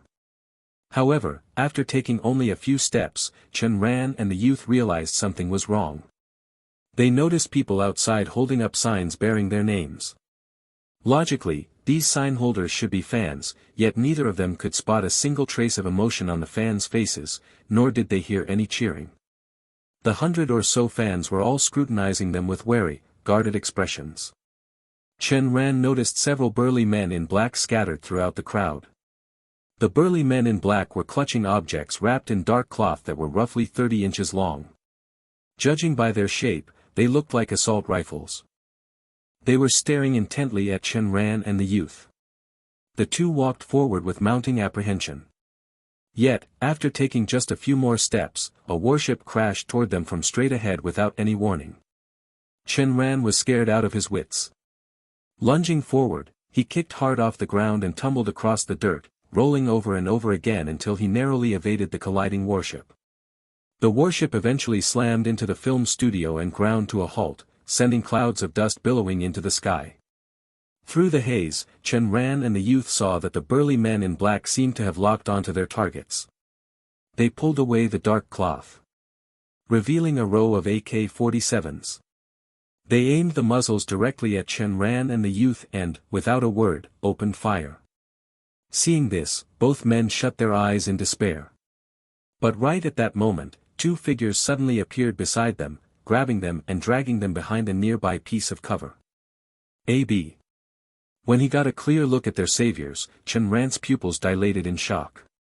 One of them was the young heiress. And the other was Chen Ran's second maternal uncle. Chen Ran had grown up in the countryside and had to trek over a mountain every day just to get to school. Since his parents had left home to work in the city when he was little, his second maternal uncle would always come to pick him up before dawn to take him to school. In his heart, his second maternal uncle was his most steadfast and dependable family member. Didn't my uncle die? How is he here? The visual shock was especially profound when he looked at this dark-skinned, heavily built man, the very image of a typical rustic farmer casually wielding a heavy machine gun. The youth was in a similar state. He stared in absolute disbelief at the young heiress, who currently had a rocket launcher slung over her shoulder. His mouth was hanging wide enough to fit a whole egg inside. Chen Ran, you've gotten too big for your britches, huh? It's been so long since we last saw each other, and you don't even know how to greet your elders anymore. Chen Ran didn't dare acknowledge his identity. Instead, he deflected with a question of his own, why are you here? He deliberately omitted any specific subject or title in his question, terrified of inadvertently uttering a lie. His second maternal uncle chuckled. You brat, still as cautious as ever, I see. To be honest, I was pretty surprised when I saw you in the first instance. However, my liar slayer skill allows me to turn invisible, so it's perfectly normal that you didn't spot me. Like hell I'd believe that. Although that was what he thought, Chen Ran kept his expression perfectly neutral.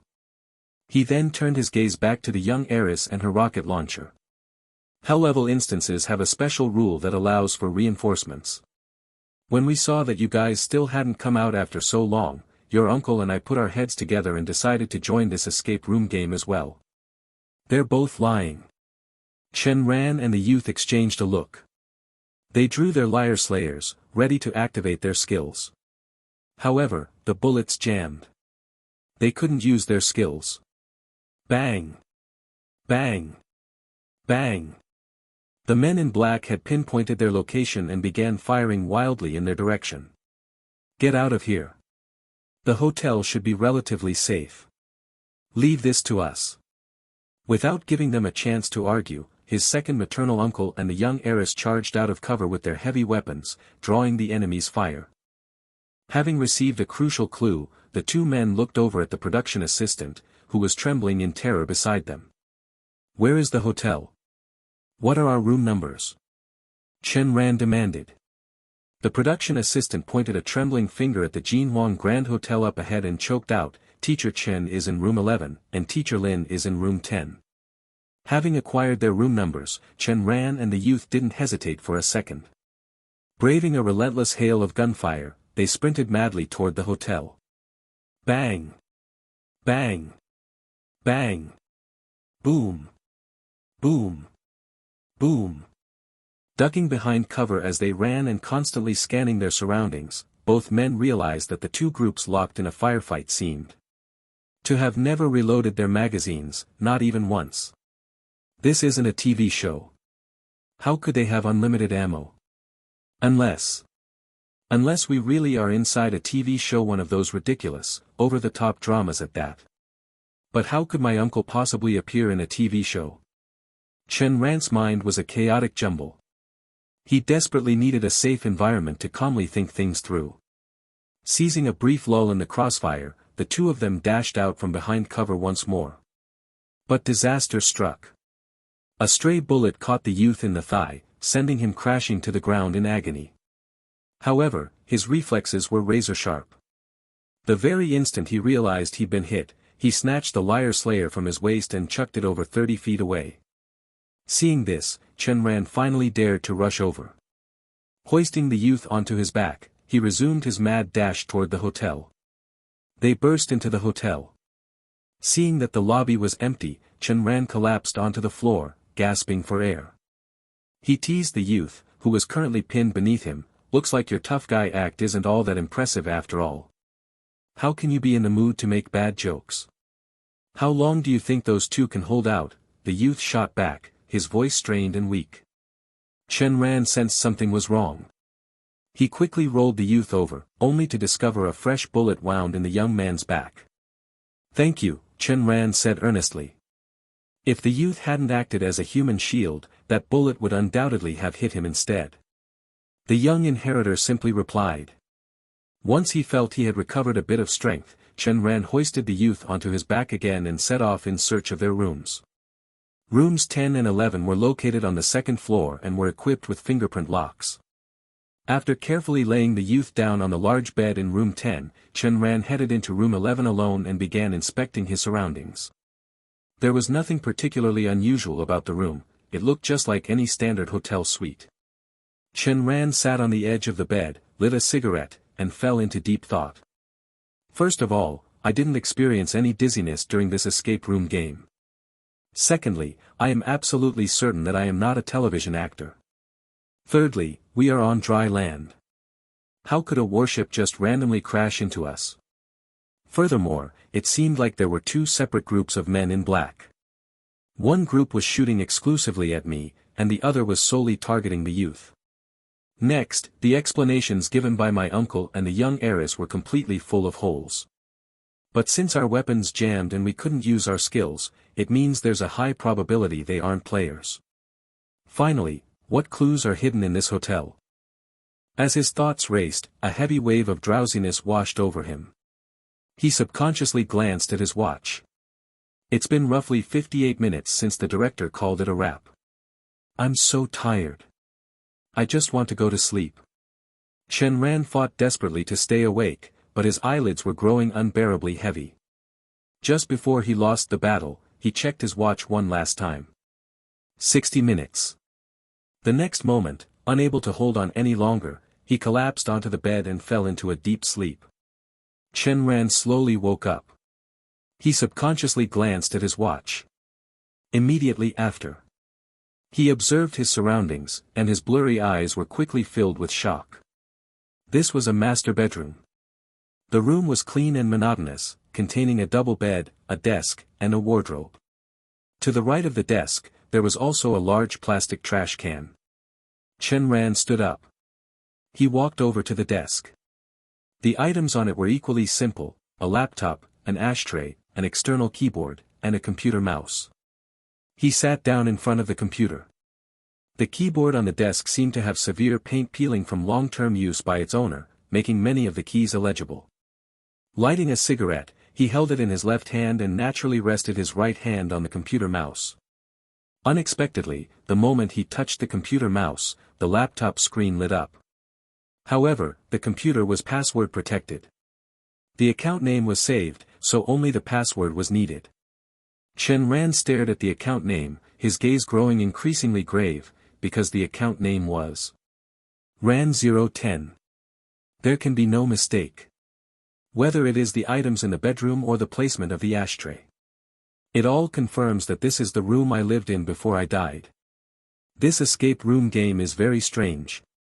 It jumps all over the place, making it hard to grasp the main point and extremely difficult to make the right deductions. He tapped the keyboard and entered the password. A word processing software that had not been closed appeared on the screen. But when he saw the contents within the software, his pupils shrank violently. Hell Liar Slayer, current chapter. Cut. The first season of Hell Liar Slayer is officially wrapped up. A skinny middle-aged man wearing a baseball cap popped out of nowhere and excitedly spoke to the two of them. He continued reading further down. Chen Ran tried hard to stay awake, but his eyelids grew heavier. Before completely giving in, he glanced at his watch one more time. 60 minutes. The next moment, unable to hold on any longer, he collapsed onto the bed and fell into a deep sleep. The content of this chapter: is it my experience in this escape room game? Who wrote this? It is my computer, so it could only have been written by me. Of course, I cannot rule out the possibility that this is a hint from the escape room game, Reino ES. Since my experiences in the previous scene were perfectly mapped out by the chapter contents, does that mean if I add to the chapter right now, I can design the subsequent plot myself? At this thought, he tapped the keyboard, intending to outline the upcoming events. To his astonishment, no matter how he typed, the word simply would not appear in the word processing software. It seems the text above is indeed a clue provided by the escape room game. What does it mean? His mind felt a bit chaotic. Just like when he used to write novels and brainstorm plots, he walked over to the window, opened it, and gazed into the distance, trying his best to clear his head. But when he saw the scene outside the window down below, he was so startled that he quickly ducked down. He saw it. Several men in black had appeared downstairs. Armed with AK-47s, they were charging into the very apartment building Chen Ran was in. Why are there still men in black? They just will not let this go. Chen Ran dared not overthink. He grabbed his electric scooter keys, rushed out of the bedroom, opened the front door, hurried down the corridor, and darted into the elevator. Fortunately, both elevators happened to be resting on this floor. He dashed into one, pressed the button for the first floor, and then immediately ran back out. Standing outside, he quietly watched the digital display above the elevator doors. Once he saw that the elevator had reached the first floor, he glanced at his watch. Then, he quickly pressed the call button again. The same elevator ascended once more, stopping at his location on the 18th floor. Having calculated the timing, Chen Ran repeated his trick. He re-entered the same elevator, pressed the button for the first floor, ran out, and headed over to the second elevator. Inside the second elevator, he pressed the buttons for both the second and first floors. When the elevator arrived at the second floor, Chen Ran quickly stepped out and ran over to the corner stairwell. He deliberately slowed his footsteps as much as possible. Ding! Upon hearing the sound of the elevator doors opening on the first floor, Chen Ran sprinted frantically down toward the basement. Passing by the first floor stair landing, he caught a glimpse of one of the men in black who had stayed behind on the ground floor to prevent him from escaping via the elevator. The man was currently unloading a barrage of bullets into the open doors of the second elevator. The rest of the men in black had most likely taken the stairs, but Chen Ran's little maneuver had allowed him to bypass them perfectly. The deafening gunfire masked the sound of Chen Ran's footsteps. He rapidly reached the basement, located his little electric scooter, and zoomed out. Exiting the residential complex. He remembered the wary glares of the fans in the previous scene, terrified that something similar might happen here. He dared not go to the police station. It is best to go somewhere secluded. But this electric scooter. Stealing his resolve, he rapidly scanned his surroundings. Spotting a parked car ahead with someone inside, he immediately drove straight into it. Crash. The next moment, a burly, tattooed man stepped out of the vehicle, cursing aggressively. Are you fucking blind? How do you even hit? The tattooed man suddenly clamped his mouth shut. He stared fixedly at the pure white pistol in Chen Ran's hand. At first glance, it looked like a toy, but the more he looked, the more real it seemed. In an instant, his back was drenched in sweat. Bro, is that gun in your hand real? The tattooed man asked cautiously, swallowing hard. Chen Ran said nothing, inching closer to the burly man step by step. He was waiting. Just as the tattooed man was beginning to convince himself the gun was just a toy, a group of men in black armed with AK-47s burst out into the open. Without a single word, they unleashed a storm of bullets at both Chen Ran and the tattooed man. Chen Ran, who had already stepped right up to the tattooed man, grabbed him and pulled him in front as a human shield. The burly man was instantly riddled with holes. Chen Ran, who had already stepped right up to the tattooed man, grabbed him and pulled him in front as a human shield. The burly man was instantly riddled with holes. Using the man's corpse for cover, he scrambled into the car, keeping his head down as he started the ignition. The vehicle sped away. Speeding down the road, he soon arrived at the riverside bridge from his memory.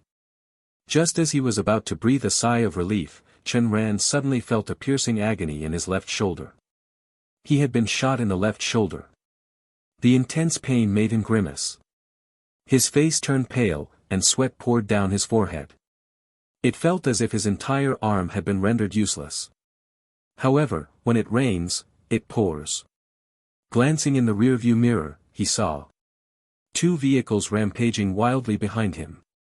Two men in black leaned out of the windows with AK-47s, unleashing a relentless barrage of gunfire at Chen Ran's car as if bullets cost absolutely nothing.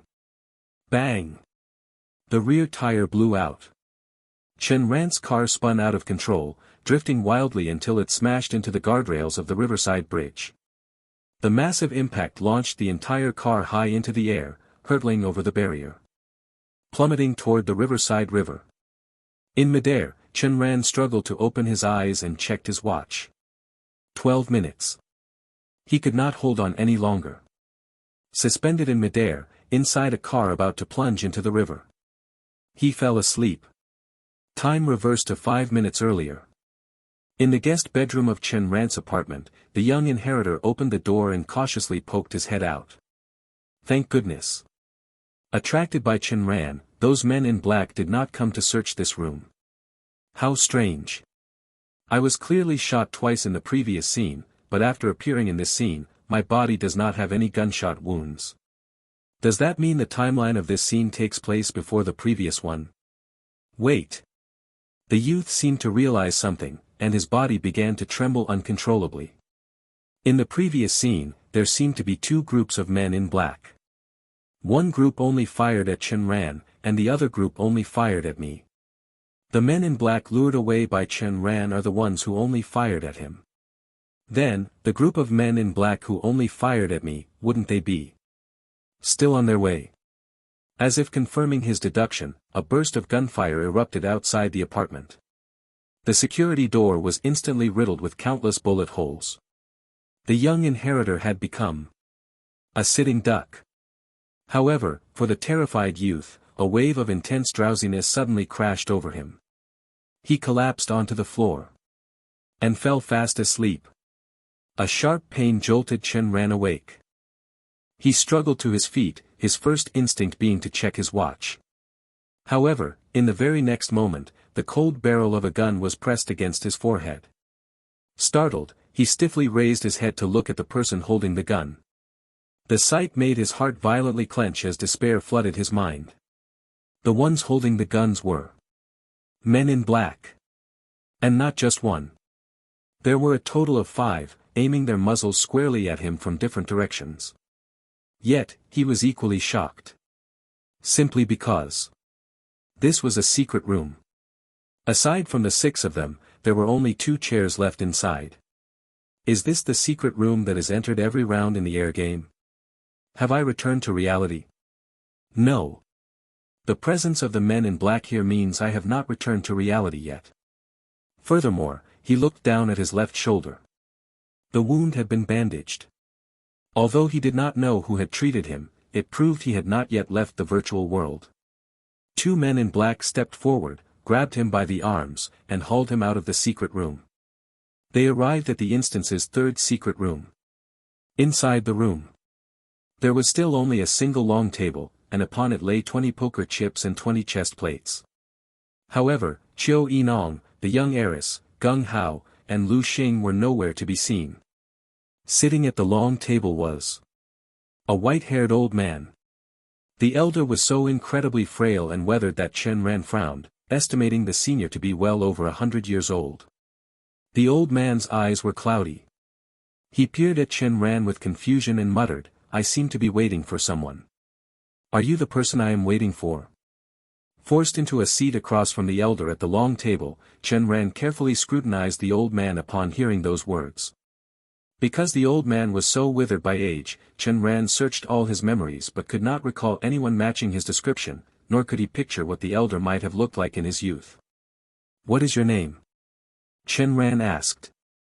A thoughtful expression crossed the old man's heavily wrinkled face, and his shriveled lips trembled slightly. "I forgot. But I remember that someone will appear to take me home." "Oh, I remember now. I think I died. Died twice. I have waited for far, far too long. So long that I can no longer remember many things."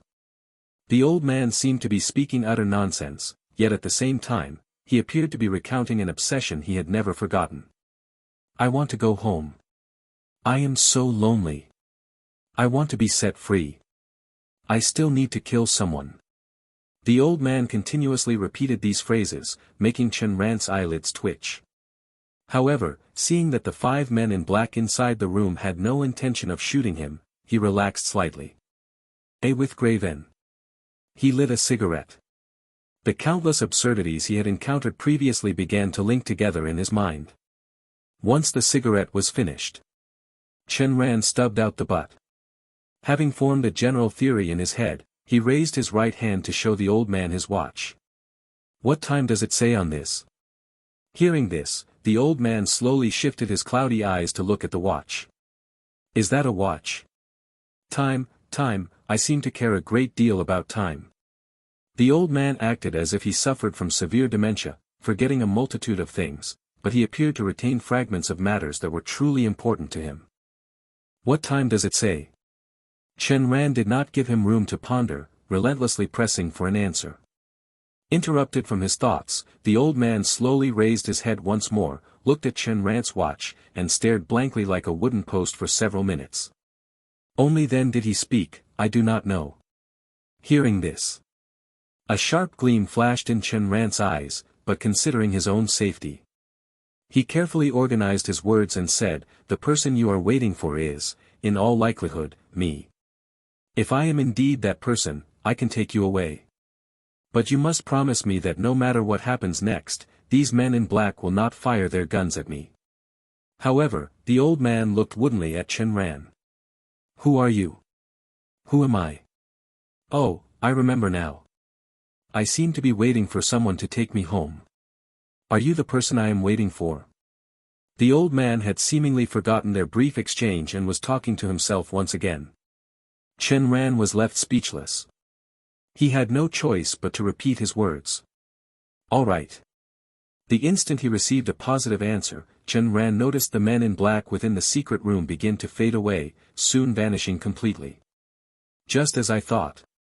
Now that the answer had been confirmed, the first thing he needed to do was, draw his Liar Slayer. Liar Slayer, Eternal Kingdom. Dark matter flooded the entire secret room, instantly plunging it into pitch blackness. Within the darkness, he heard the old man's murmuring voice, "This, seems, to be a Liar Slayer. Skill. Liar Slayer, what is that? I used to seem to have a Liar Slayer too. Who am I?" The moment the secret room went dark, the heavy anxiety hanging over Chen Ran finally settled. It really is him. That means my room is the first layer, and the filming set is the second layer. But my shoulder has been bandaged, which means there is a third layer. And this here is the fourth layer. No, that is not right. If my room is the first layer, than when I was in the filming scene. My shoulder should have had a gunshot wound.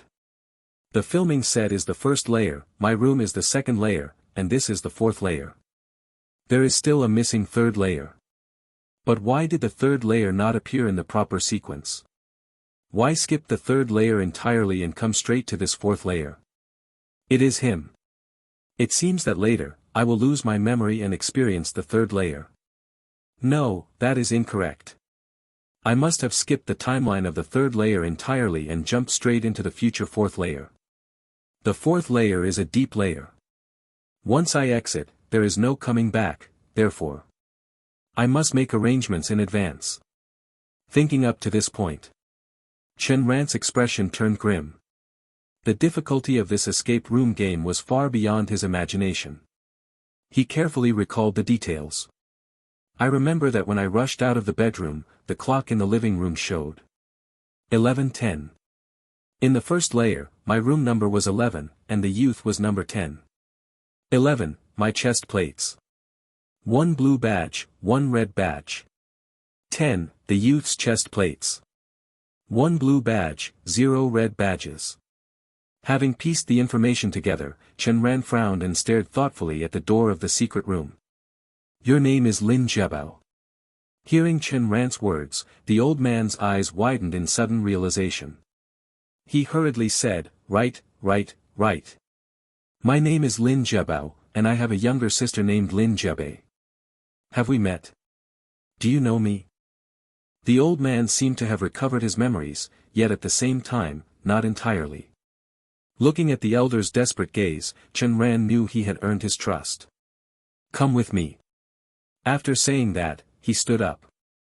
The old man hesitated for a moment before standing up as well, but his advanced age made him terribly unsteady on his feet. Feeling helpless, Chen Ran stepped forward to support the old man and walked with him into the secret room. Where are we going? Chen Ran did not answer. He felt that he must have already laid all the groundwork in the third layer that he had not yet experienced. They arrived in the secret room. Inside the secret room, there were only 2 chairs. Chen Ran helped the old man sit on one, while he sat down on the other. The very moment the two of them sat down, the scene within the secret room shifted, transforming into the basement of the instance's second in the second chamber. It was still the same sofa, coffee table, chair, and mirror, but with an extra door. This door had an electronic lock. It required a 4-digit password. Chen Ran supported the old man to the door, though the elderly figure seemed somewhat resistant. Chen Ran offered comfort. Go on, the person you want to see should be inside. The old man tremblingly reached out a finger, pausing in mid-air to look back at Chen Ran as if silently asking for the password. Chen Ran gave no reply. After a moment of hesitation, the old man pressed the keys on the electronic lock one by one, 1011. The door opened. Inside was a single bed, upon which lay an old man of about 70 years of age. His breathing was as fragile as a gossamer thread. He was hovering on the brink of death. Chen Ran, who had been standing behind the old man, completely vanished. Astonishingly, without anyone to support him, the old man quickly rushed to the bedside and fell heavily to his knees. Grandfather. The old man knelt by the bed, his eyes welling with tears that soon cascaded down his weathered cheeks. It was a bizarre sight, a centenarian calling the 70-year-old on the bed his grandfather. The old man struggled to open his eyes. Upon seeing the person by his bed, a flash of fear crossed his face, but after looking closer, he asked uncertainly, Lin Jiabao. The old man crawled forward on his knees. It is me, it is me. Grandfather, it is me. I am Jiabao. As he spoke, he continually kowtowed. Good. Are you in control of your own body now? The old man was overjoyed and struggled to sit up, but his long-abused body refused to let him move. Hearing this, the old man by the bed showed a mixture of shame and blazing fury. Not yet, but I, Lin Jiabao, swear from the highest heaven to the lowest hell, I will kill Lin Jiabe. How dare she occupy my body and torture you to death? The old man seemed to recall many things, his entire being bordered on madness, overflowing with monstrous hatred. Let us look at this from an omniscient perspective. In truth, throughout this entire instance, there was never a second successor. Or rather, the two successors were actually the same person. Otherwise, there was no way to explain why, in the second chamber, there was absolutely no trace of a second successor escaping the basement. There was only one answer: the young inheritor and the young heiress existed within the same body. A split personality. Furthermore, recalling the words the youth spoke to the girl before entering the secret room, from the highest heaven to the lowest hell, he would kill her. A with ring above NB. It was easy to deduce. The youth was the primary personality. The girl was the secondary personality. The secondary personality hijacked the body and tortured the primary personality's grandfather, the old man, to death. Reviewing the entire instance. The old man had no children of his own and adopted the young inheritor. From the study room, one could deduce that the old man was a literary master. Even if he was not, his literary accomplishments were at the very least extraordinarily high. If the old man had adopted two children, growing up by his side and being constantly influenced by him, it would be impossible for them not to understand the second-round simplified characters. Since both would understand it, why would the old man use second-round simplified characters to leave his dying message? Therefore, there was only one adopted child, and having grown up by the old man's side, they could read the second-round simplified characters. The primary personality could read the second-round simplified characters. The secondary personality lacked the primary personality's memories and therefore could not read them. At the same time, half of the glass beads in the hourglass were numbered, while the other half lacked numbers. The hourglass symbolized time, and drawing books symbolized knowledge. Through the screening of the hourglass, the old man determined which was the primary personality and which was the secondary personality, as well as the time patterns of when the two personalities appeared. For the old man, he naturally wanted to destroy Lin Jiabao's secondary personality. Because of this, in the first secret room, the old man's study room, any player corresponding to an unnumbered glass bead would die. Naturally, this action successfully enraged the secondary personality, laying the groundwork for the old man's death. At the very beginning, before sitting on the chair in the escape room game, Chen Ran used this exact point to anger the young inheritor. It was originally a surefire plan, but it was thwarted by the three flowers converging at the peak. This also explained why Chen Ran directly used the Eternal Kingdom just moments ago. Because for the upcoming act, he had to ensure absolutely nothing went wrong. Indeed, the centenarian old man was the young inheritor, lost in the fourth dream layer. As for how Chen Ran knew the young inheritor was named Lin Jiabao, the answer lay outside the photography studio tent. The crowd of fans there had been holding support signs bearing both of their names. Returning to the present. The old man's fingers twitched on the bed. Seeing this, the elderly Jiabao tightly grasped his hand and wept, "Grandfather, I am here. I am right here. Your Jiabao is here. You have suffered. If possible, you must think of every way to kill her." The old man was incredibly weak, his voice intermittent. I will definitely do everything in my power to kill her. Kill her. Kill her." The old man's eyes were bloodshot. When no response came, the old man looked up in confusion at the figure on the bed. In the next second, he saw the one scene he dared not recall for his entire life. On the bed, the old man's face was completely covered by layer after layer of wet paper. He was completely motionless. Ah! The old man's mind broke down at that moment. Clutching his head, he rolled on the floor in agony, an image of absolute despair. Scenes from the past flashed through his mind, the moment the old man adopted him. The times the old man taught him how to write, celebrated his birthdays, and imparted life lessons on how to be a good person.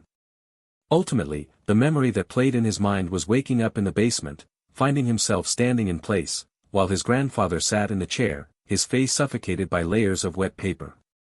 Lin Jiabei killed grandfather, and I killed grandfather too. Ah!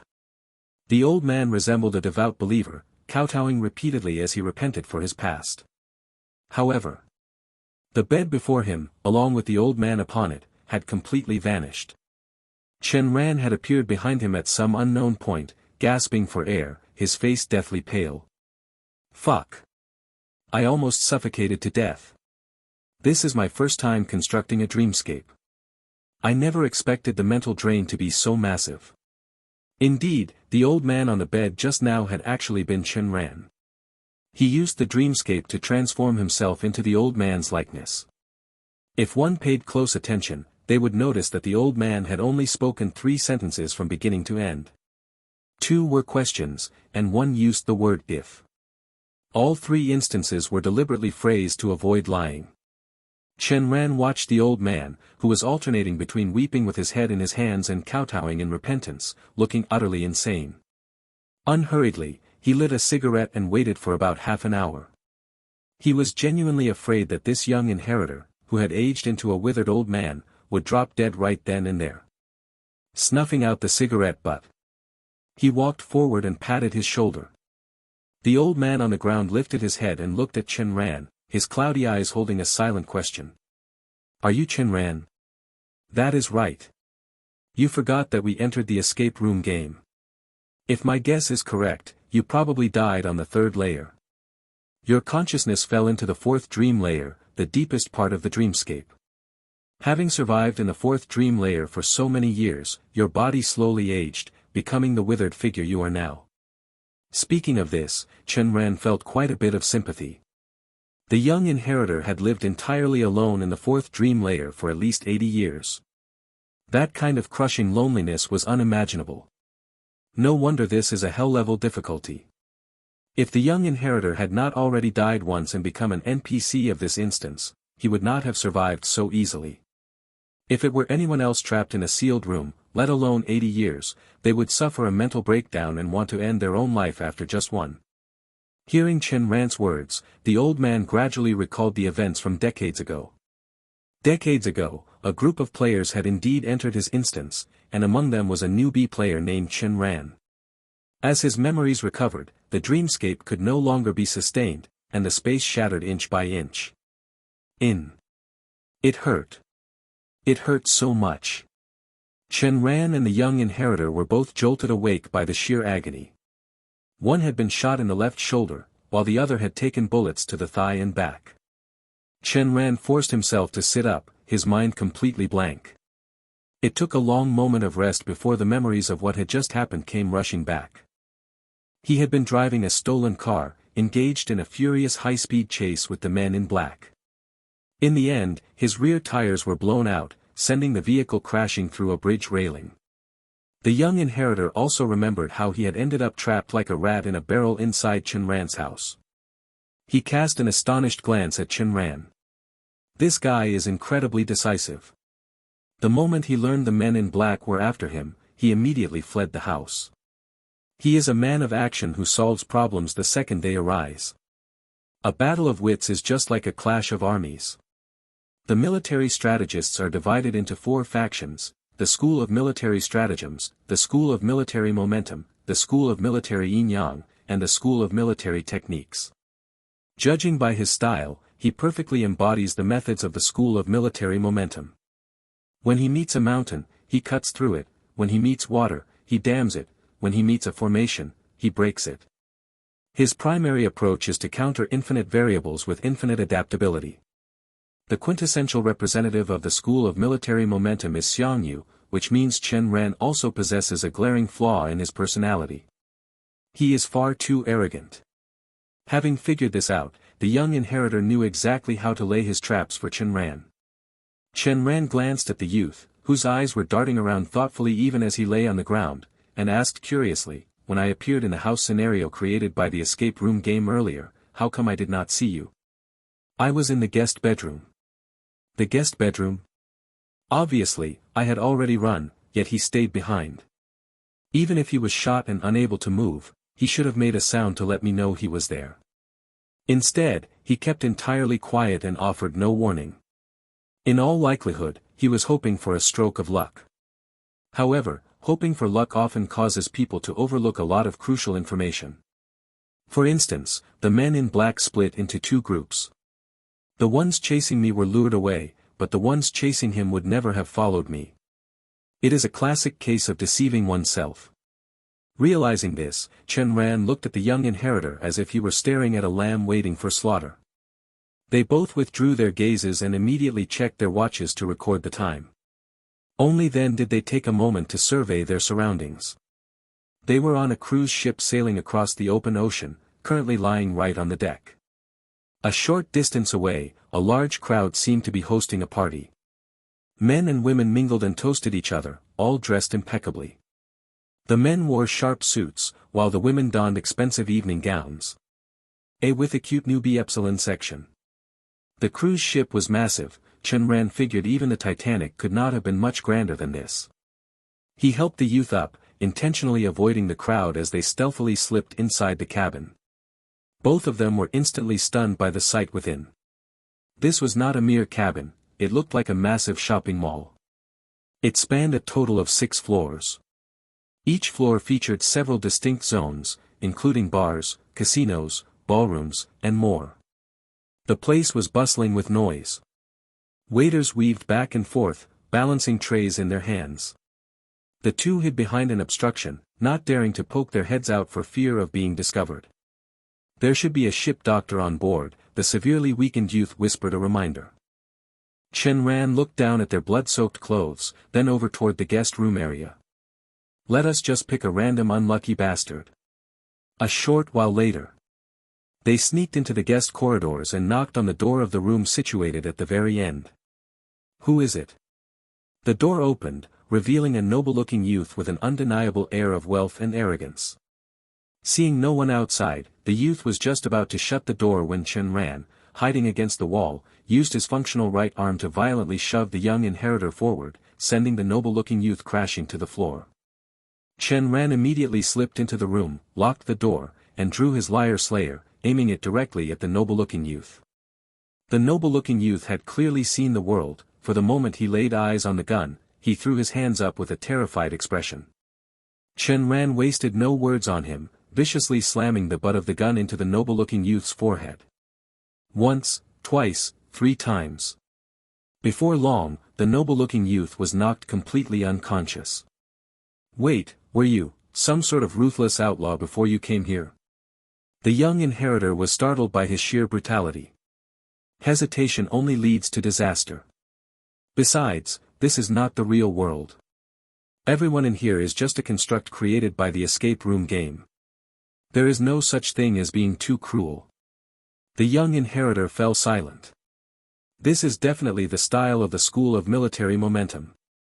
Chen Ran yanked the bedsheets off and tore them into long strips.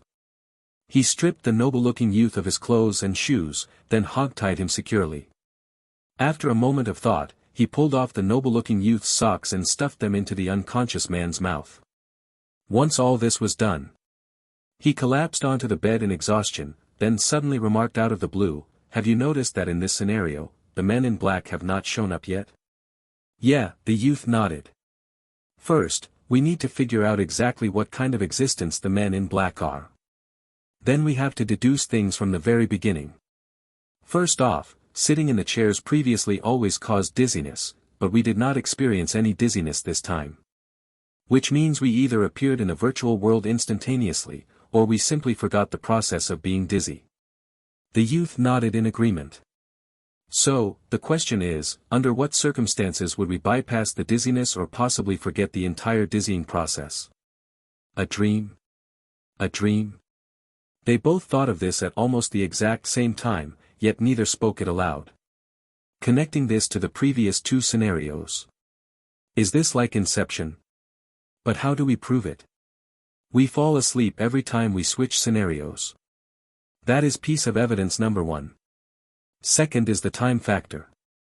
We stayed in the first scenario for an hour, and in the second scenario for 12 minutes.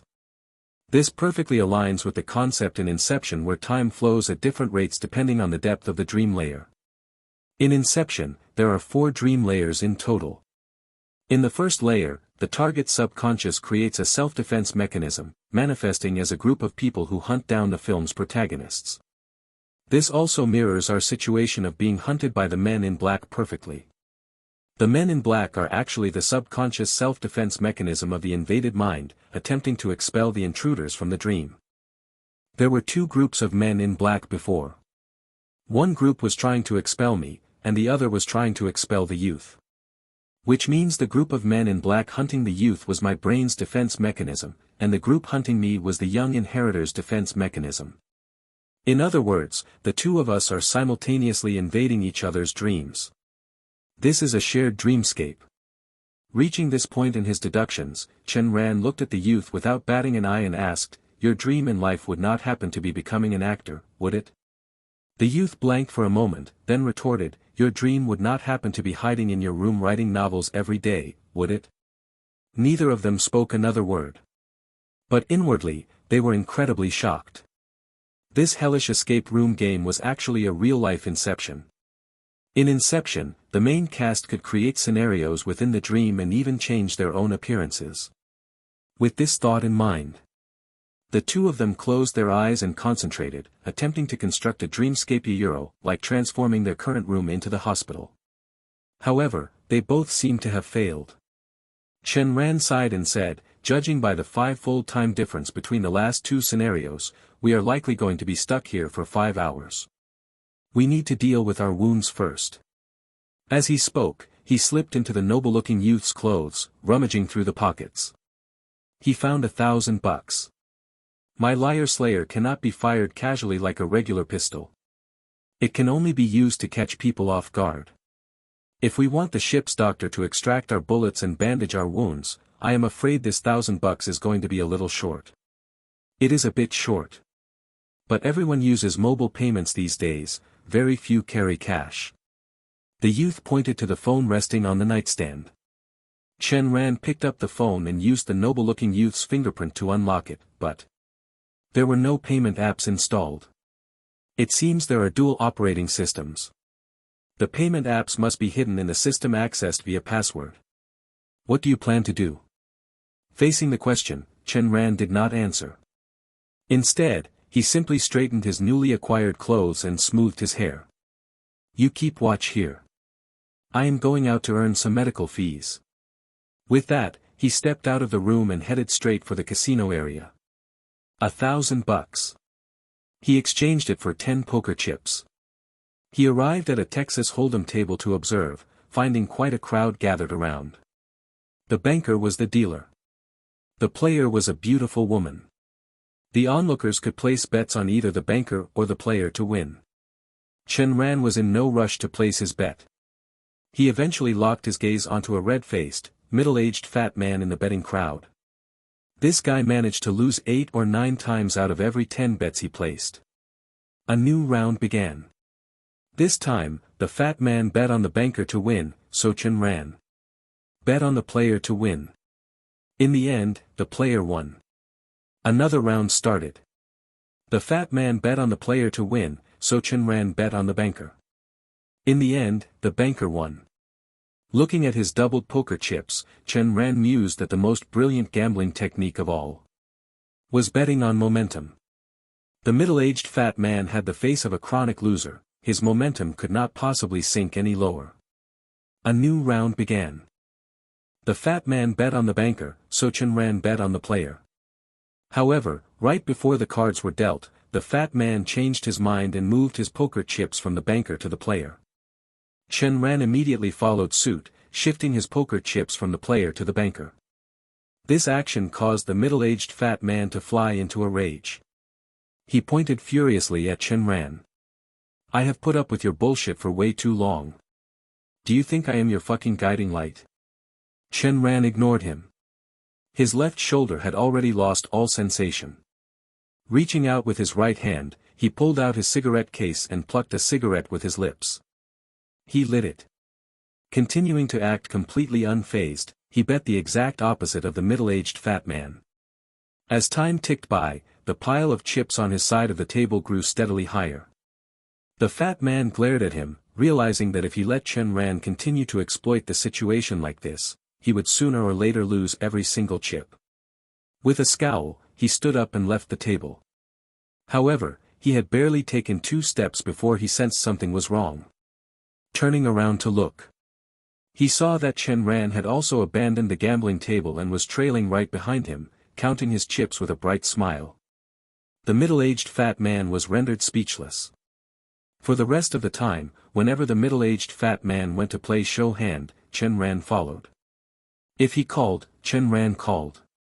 If he raised, Chen Ran raised. When the middle-aged fat man went to play mahjong, Chen Ran tagged along and even took the seat directly upstream of him. It continued until the fat man had lost all his chips. He shot Chen Ran a venomous glare before reluctantly leaving the casino. The chips on Chen Ran's table had multiplied to the point where they required 2 trays to hold. He snapped his fingers, and a waiter immediately trotted over. Chen Ran walked in front, while 2 waiters carrying the trays followed closely behind him. They arrived at a private room. Only the 3 of them were in the room. The waiters assumed he was waiting for someone to form a group and continue gambling, but Chen Ran waved his hand dismissively. I have a few questions. For every question you answer, if I am satisfied, you may take 1 chip from the tray. Both of their eyes instantly lit up, staring greedily at the chips on the tray. Even the smallest denomination was worth 10,000. First question. Who is the owner or shareholder of this cruise ship? One of the waiters rushed to answer, there are 2 shareholders. One is named Lin Jiabei, and the other is Chen Yang. They are both on the top floor. Upon hearing the name, Chen Yang, Chen Ran's pupils shrank sharply. He quickly recovered his composure and gave an imperceptible nod, gesturing for the waiter to take a chip. Second question. Have you seen a group of burly men in black suits? The waiter who had missed the first question scrambled to answer, yes, about an hour ago I saw them heading to the top floor. The top floor again. Seeing Chen Ran nod, the second waiter happily picked up a chip. Third question. What is the name or registration number of this cruise ship? 101, both of them answered in unison. Just as I expected. I knew it. The warship in the first scene wouldn't have appeared for no reason. Chen Ran's expression turned solemn. He then selected a 100,000 denomination chip from the tray. Tossing it in front of the 2 men, he said, fourth question. I need a gun for self-defense. I want to know where I can buy one. Whoever can answer this question gets this chip, A. The 2 exchanged a glance. Although they desperately wanted that 100,000 chip, after a brief struggle visible in their eyes, they feigned ignorance and asked, Sir, we don't know what you are talking about. Chen Ran pulled out another cigarette, lit it, and said methodically, in our country, gathering to gamble is against the law, yet there is a casino on this cruise ship. This proves that the vessel's current location should be in international waters. Furthermore, the ship's port of registry must be in a country with relatively relaxed laws, like Panama. Since we are in international waters and the ship is registered to a small country, I believe this cruise ship must have its own armed guards for self-defense. Having said this, he stared intently into their eyes. Please wait a moment, sir. One of the waiters left the private room. After about 5 minutes, he returned, leading a stunning Cheongsam woman inside. The Cheongsam woman looked Chen Ran up and down. You want to buy a gun? Chen Ran did not answer. Instead, he simply pushed one of the trays directly in front of her. Looking at the tray overflowing with chips, a hint of pleasant surprise and excitement flashed in the Cheongsam woman's beautiful eyes. There were no legal constraints in international waters, and since the ship was registered to a small country with lax laws, it wasn't uncommon for wealthy passengers aboard the cruise ship to carry firearms for protection. She was not surprised by Chen Ran's request to buy a gun for self-defense. I can do that, but I can only sell you a pistol. Don't even think about any other weapons. By other weapons, she naturally meant rifles, grenades, and the like. After all, a small pistol was nowhere near enough to pull off something like hijacking a cruise ship. 2 of them. Done. However, just as the Cheongsam woman reached out to take the tray, Chen Ran continued, I need the ship's doctor. The woman took a deep look at Chen Ran's unmoving left arm. Instead of leaving, she sat back down and said with a beaming smile, Sir, your current situation doesn't look too good. It will cost extra. Chen Ran didn't waste his breath. He simply pushed the second tray in front of her as well. The Cheongsam woman seemingly hadn't expected him to be so straightforward, her face breaking into a wide, uncontrollable grin. Do you need any help? Seeing Chen Ran shake his head, she didn't press the issue and simply had the two waiters carry the trays away.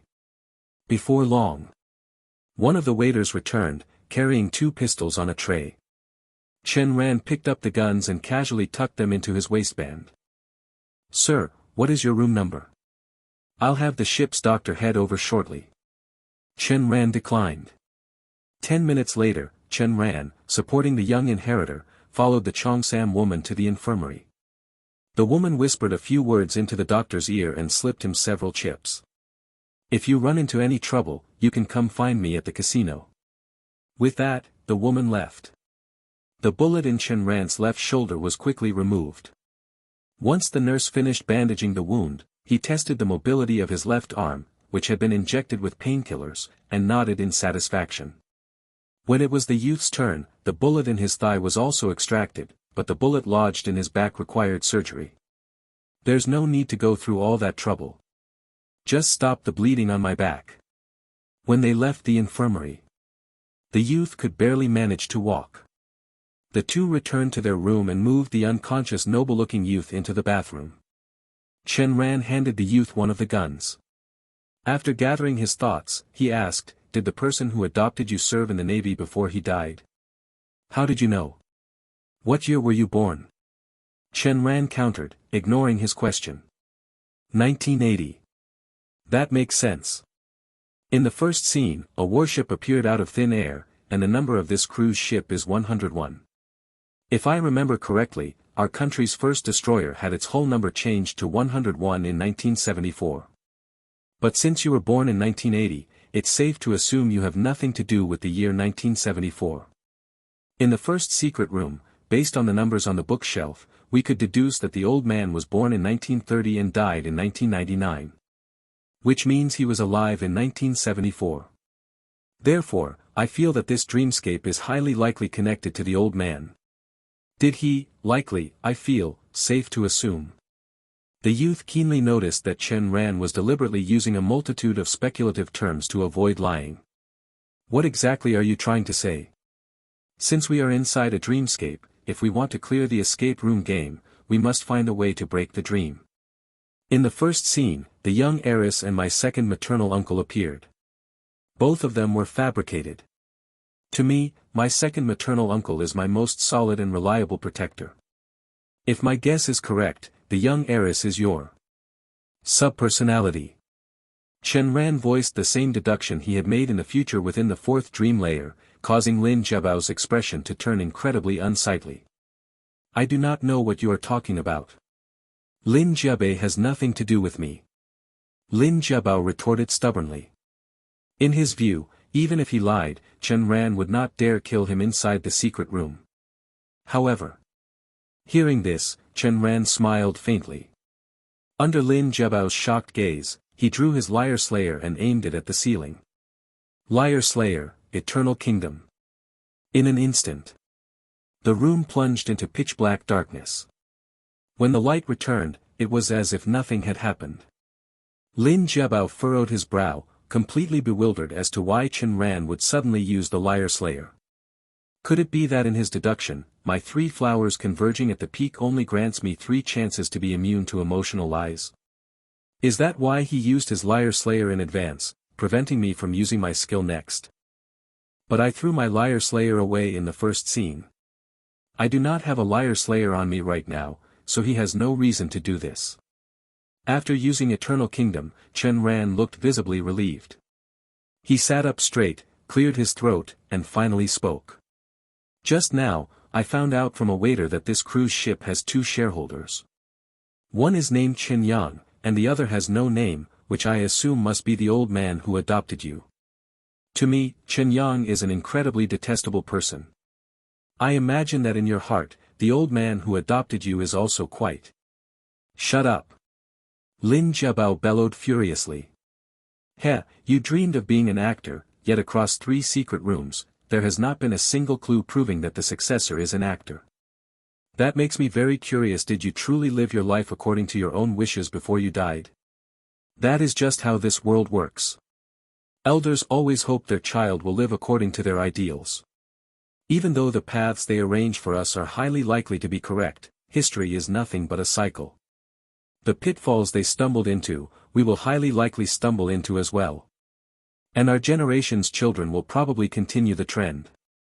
Because of that, many children fundamentally disagree with their elders' arrangements. If you were their biological flesh and blood, you could simply voice your disagreement. But you were adopted. On one hand, you wanted to live life on your own terms, but on the other, you did not want to disappoint the old man. You must have been deeply conflicted. Whenever you watched television, did you ever fantasize about what it would be like if you became an actor yourself? And just like that, a rift was formed. Nostalgia constantly embellishes memory. What is loved becomes more loved, and what is hated becomes more hated. Whenever you recalled the old man arranging your future, did you resent yourself for not fighting back? Did you resent his arbitrary decisions, NBS? Every word Chen Ran spoke pierced into Lin Jiabao's heart like a needle. Slam! Lin Jiabao slammed his hands on the desk and shot up, glaring furiously at the utterly nonchalant Chen Ran. I told you to shut up. Shut your mouth. Chen Ran completely ignored him and continued his verbal assault. In the second scene, when you realized I was fleeing the house, why did you not follow me? Admit it. You have an indecisive personality, constantly pinning your hopes on illusory luck. In the end, that is highly likely to harm both yourself and others. And so, a certain someone was born. A ruthless and cold-blooded teenage girl persona. To a certain extent, she is your protective persona. The reason she killed the old man is because, deep in your heart. I said shut up. Humiliated and enraged, Lin Jiabao drew his pistol, aiming it squarely at Chen Ran's head. With bloodshot eyes, he muttered, impossible. The person I hate most is Lin Jiabei. It is impossible. You must be lying. The one on the top floor is not grandfather. It is Lin Jiabei. Chen Ran sneered, still deceiving yourself. You lack a sense of security, so Lin Jiabei acts as your protector.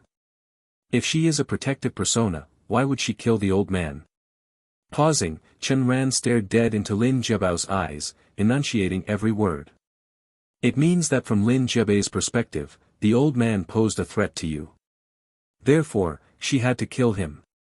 A person's mental collapse often occurs in a single instant.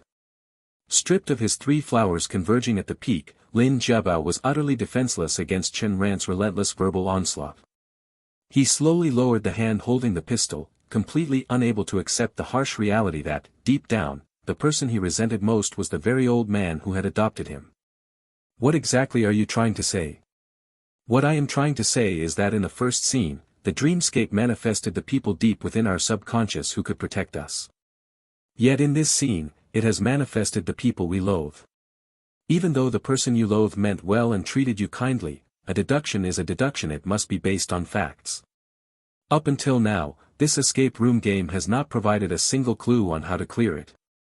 Therefore, we must deduce the rules based on the premise of the movie Inception.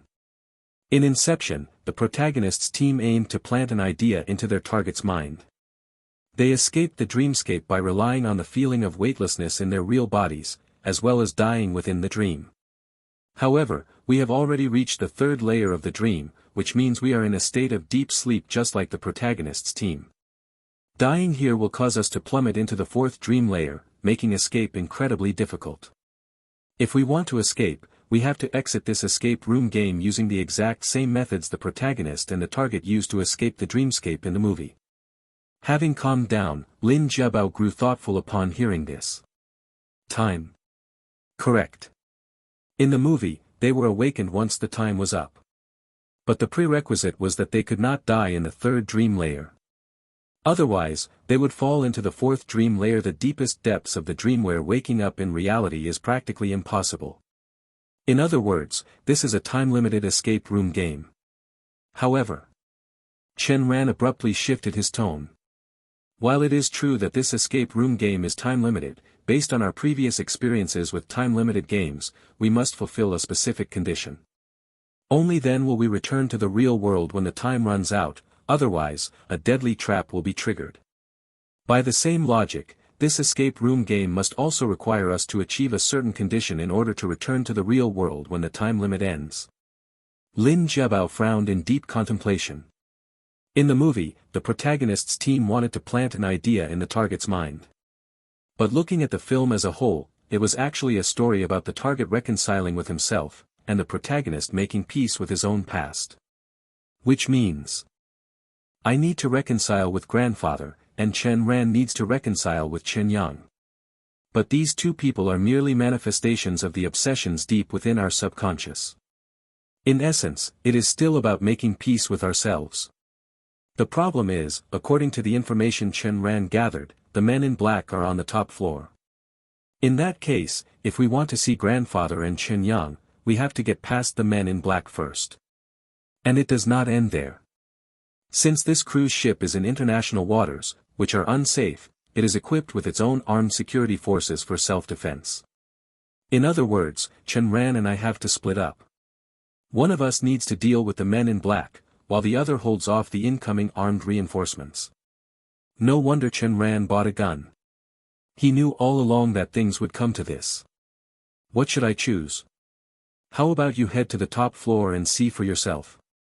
Chen Ran suggested. Go and see exactly what kind of vicious image the old man has taken on deep within your heart. Lin Jiabao stared at Chen Ran for a long time, hesitating to speak, before finally sighing, you should be the one to go to the top floor. I'll hold off the reinforcements.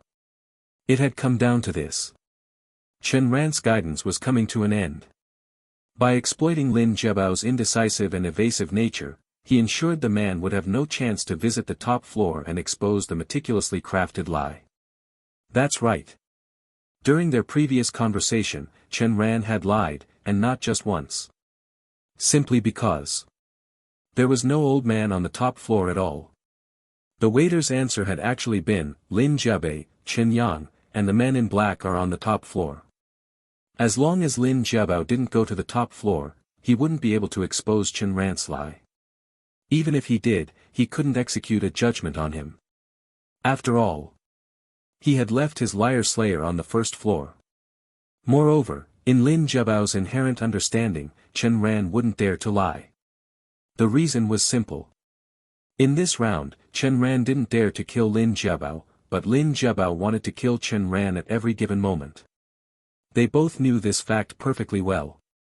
Therefore, from Lin Jiabao's perspective, Chen Ran wouldn't have the guts to lie even if he were given 100 times the courage. This was a highly dangerous move, but the payoff was extraordinarily rich. Chen Ran had planted two seeds in Lin Jiabao's mind, the seed of his deepest hatred for the old man, and the seed of eventually reconciling with him. Viewed from an omniscient perspective, these two seeds would take root and sprout in the fourth dream layer, allowing Lin Jiabao to finally reach a reconciliation with the old man. Consequently, the next thing Chen Ran needed to do was, under perfectly logical circumstances, let Lin Jiabao die. He needed him to fall into the deepest fourth dream layer, achieve reconciliation with the old man, complete his self-redemption, and shatter the dreamscape. It might feel like a pointless effort, a completely unnecessary complication, but for players in a secret room instance, a battle of wits was actually a series of continuous, close-quarters clashes. These sudden, direct confrontations never gave players the time to plot long-term schemes. Thus, every single action a player took was driven by a specific purpose. With acute NBS. Chen Ran had exhausted his mental energy to orchestrate this for a definite purpose, though what that purpose was, only heaven, earth, and he himself knew. Since we've settled on a plan, let's discuss the specific details. Chen Ran's expression turned serious. The first thing to keep in mind is, do not die. In the movies, the ways to break out of a dream are either running out of time or dying within the dream. However, this is the third layer. If you die in the first two layers, like dying in the second layer, you just wake up in the first layer. But the third layer is the depths of the subconscious. Once you die here, you will drop into the fourth dream layer. The flow of time in the fourth dream layer is even slower. We could very well end up trapped down there for decades, even centuries. If you don't want to die of old age from pure loneliness and isolation in the fourth layer, I suggest reinforcing your own consciousness right now, even if it means clinging to an utterly baseless hope. Such as? Lin Jiabao asked. For instance, the consciousness I've reinforced for myself is that you will definitely come to save me and lead me out of the fourth dream layer. As long as a person is alive, they need some kind of hope. Otherwise, if you fall into the fourth layer, how could you ever endure those endless years? Chen Ran lamented. In this very moment, he deeply felt the sheer terror of a hell-difficulty escape room game. Lin Jiabao nodded in agreement.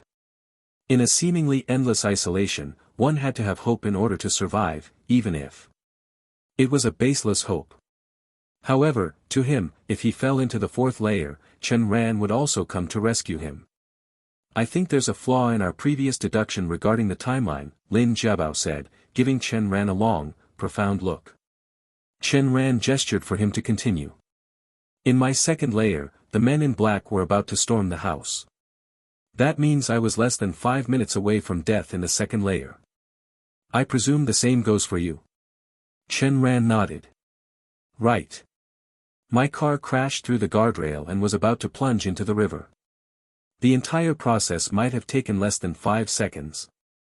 Lin Jiabao continued, that's what makes it strange. You were going to hit the river in under 5 seconds. According to what you just said, death shatters the dream. If you died in the second layer, it would yank the you in the third layer back into the second or the first layer. Yet, we've been in the third layer for so long, and neither of us has snapped back to the second layer. This means there's a serious problem with the time flow. Even though these are all shared dreamscapes, the first layer is primarily based on my dream, and the second layer is primarily based on yours. In the first layer, 60 minutes passed before we fell asleep. The second layer took 12 minutes. But this third layer, it doesn't feel like your dream, nor does it feel like mine. Yet, it manifested the people we most despised, the people in our hearts. I suspect that the third layer is the true shared dreamscape. In other words, we spent 72 minutes in our respective dreams, and in the movies, the time dilation multiplier for each dream layer is 12 times. That gives us 864 minutes. But there's an issue here. Both of us seem to be right on the verge of death in the second layer. Assuming it takes your car a while to fill with water until you drown, the entire process would take about 10 minutes. That means you only have 120 minutes in this third layer. At this point, both of them subconsciously glanced at their watches. Time had already passed. An hour and a half. Lin Jiabao's expression turned grim. We have less than 30 minutes before the third layer of the dream shatters. Chen Ran stood up, his clear eyes looking at Lin Jiabao as if he could see through absolutely everything. Lin Jiabao also smiled. A shield forged entirely of solid metal materialized right in front of him. Dreamweaver. It was glaringly obvious. Previously, both of them had intentionally pretended they couldn't construct anything in the dreamscape, solely to set each other up at a critical moment. Otherwise, how could Chen Ran have possibly won so many poker chips at the casino? If he actually possessed the ability to win every single gamble without ever losing, he would have achieved complete financial freedom when he was alive. However, a person couldn't imagine something beyond their own understanding. Chen Ran, for instance. He couldn't manifest a pistol out of thin air. After all, to construct a pistol, one had to know the exact materials, the internal structure, the mechanical principles, and the specific gunpowder ratio of a bullet. Therefore, he had no choice but to buy a pistol instead. Chen Ran lit a cigarette, asking in a seemingly casual tone, since we can both construct elements in the dreamscape, we should also be able to change our appearances like they do in the movies. What does the old man look like? What do you mean? Lin Jiabao narrowed his eyes, immediately growing wary. What do you think I mean? If there are other people on the top floor, how am I supposed to figure out which one is the old man who adopted you? With that said, Chen Ran's appearance shifted, transforming into someone who looked 70% similar to him, though slightly older. He said, remember, this face belongs to Chen Yang. Seeing this, Lin Jiabao lowered his guard. His own face shifted as well, morphing into a wrinkled yet sharp-eyed old man. Chen Ran stared intently at this face, as if searing it directly into his mind. Simultaneously, a line of text materialized out of thin air on his palm. The information written there meticulously recorded the facial features of the old man. At this point, the final piece of the puzzle had been coaxed right out of him. The two synchronized their watches. As they left the room, Lin Jiabao glanced back at the room number right before stepping through the door. 1011. This number has appeared repeatedly across these three dream layers. The first time was the hotel room number, the second time was the clock at Chen Ran's house, and the third time is this cruise ship cabin number. Logically deducing, it should represent the number of red and blue chest plates held by me and Chen Ran. He retracted his gaze. Lin Jiabao headed down to the first floor and pulled out the pistol Chen Ran had purchased from his waist. During the previous two layers, they had noticed that the men in black never reloaded their magazines. It seemed that in the dreamscape, all guns possessed infinite bullets. Lin Jiabao arrived at the casino and began firing indiscriminately at the people inside. 1 shot, 2 shots, 3 shots.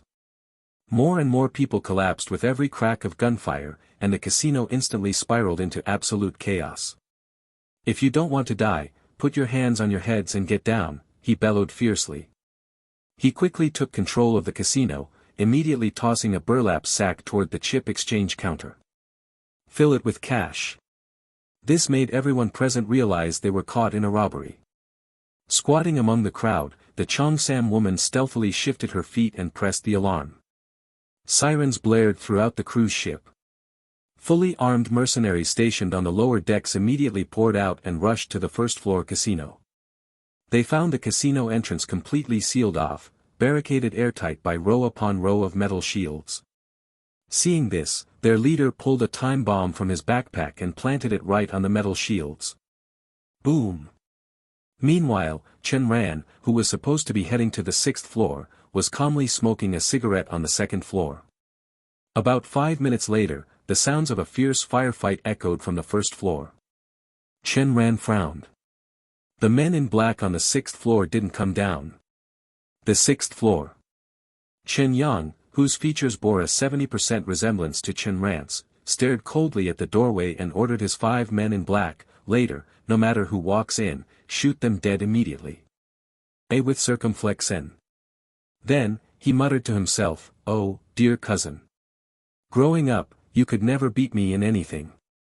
This time is no different. Your older brother will just have to wrong you a little and send you down to the 4th layer. Wouldn't you agree?" Lin Jiabei. Not far from him. Lin Jiabei and 5 men in black lay dead in a pool of blood, entirely drained of life. This perfectly explained why they hadn't immediately pursued Chen Ran and Lin Jiabao. It was simply because they had been caught up in infighting. In the end, Chen Yang's faction had completely wiped out Lin Jiabei and her 5 men in black with 0 casualties. What was even more terrifying was that Chen Yang actually knew this place functioned like an Inception dreamscape, meaning he had already extracted the underlying truth from Lin Jiabei's mouth. Chen Yang closed his eyes, playfully twirling a coin. The silver disc flipped effortlessly between his slender fingers.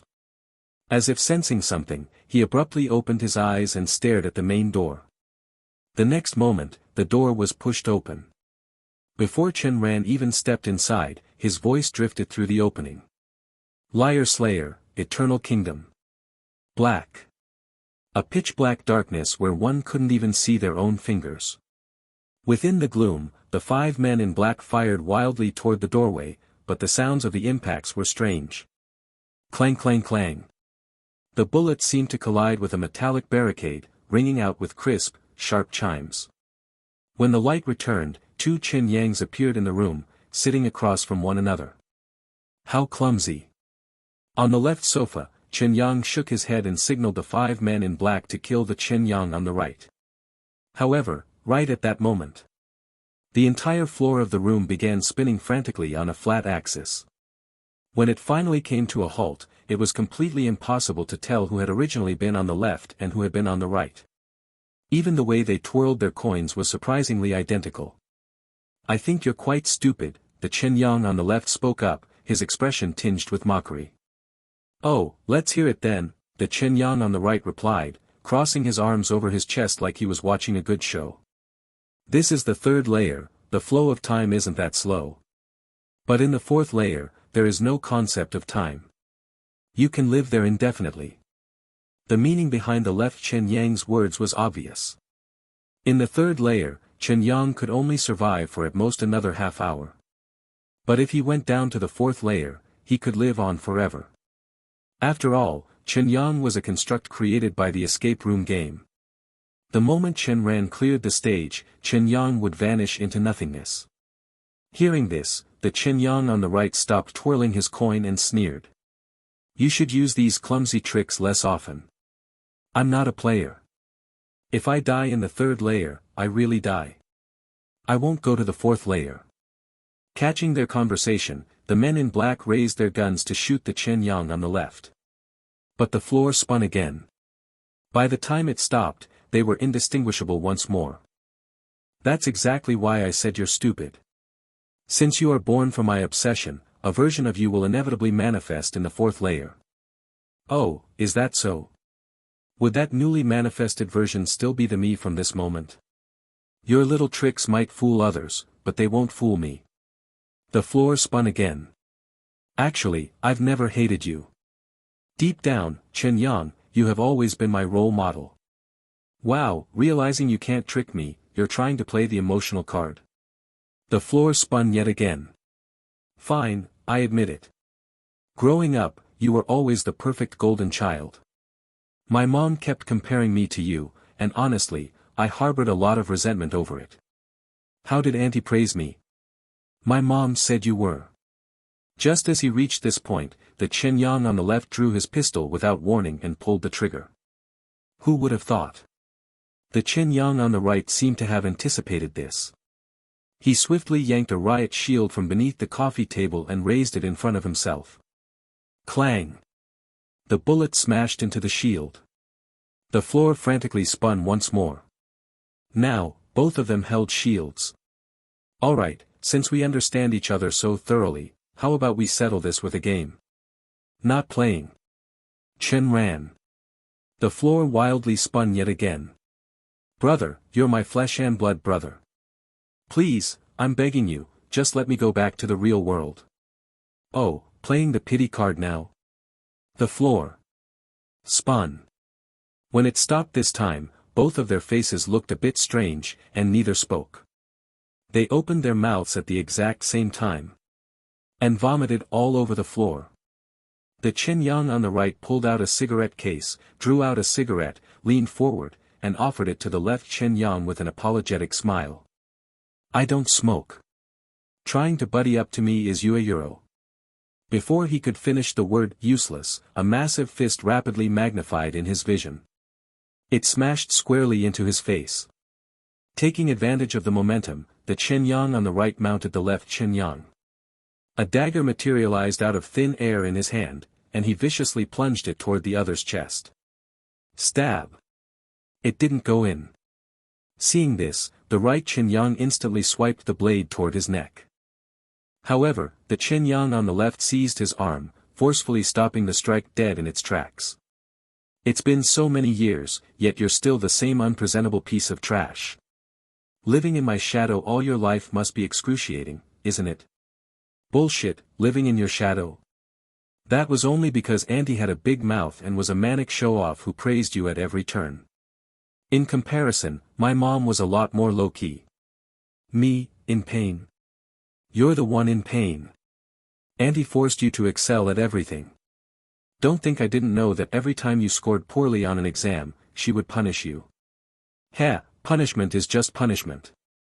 At least it's better than a certain someone who got beaten while kneeling in front of the TV every day. The whole family would be laughing at the show, and you'd be sitting there crying."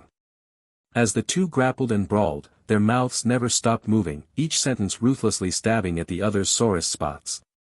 Yet, neither could succeed in heart-killing the other. When two individuals shared near-identical intelligence and were both completely impervious to persuasion, the only way to settle the score might just be relying on the most primitive form of violent brawling, both Chen Yangs collapsed onto the ground in exhaustion. Stop pretending. I know you don't dare to kill me right now, Chen Yang said. What makes you say that? Chen Yang asked. Chen Yang pointed at the men in black. If I die, they will be able to confirm your identity, and you will undoubtedly die too. So, you are waiting. You know that they are Lin Jiabao's mental defense mechanism.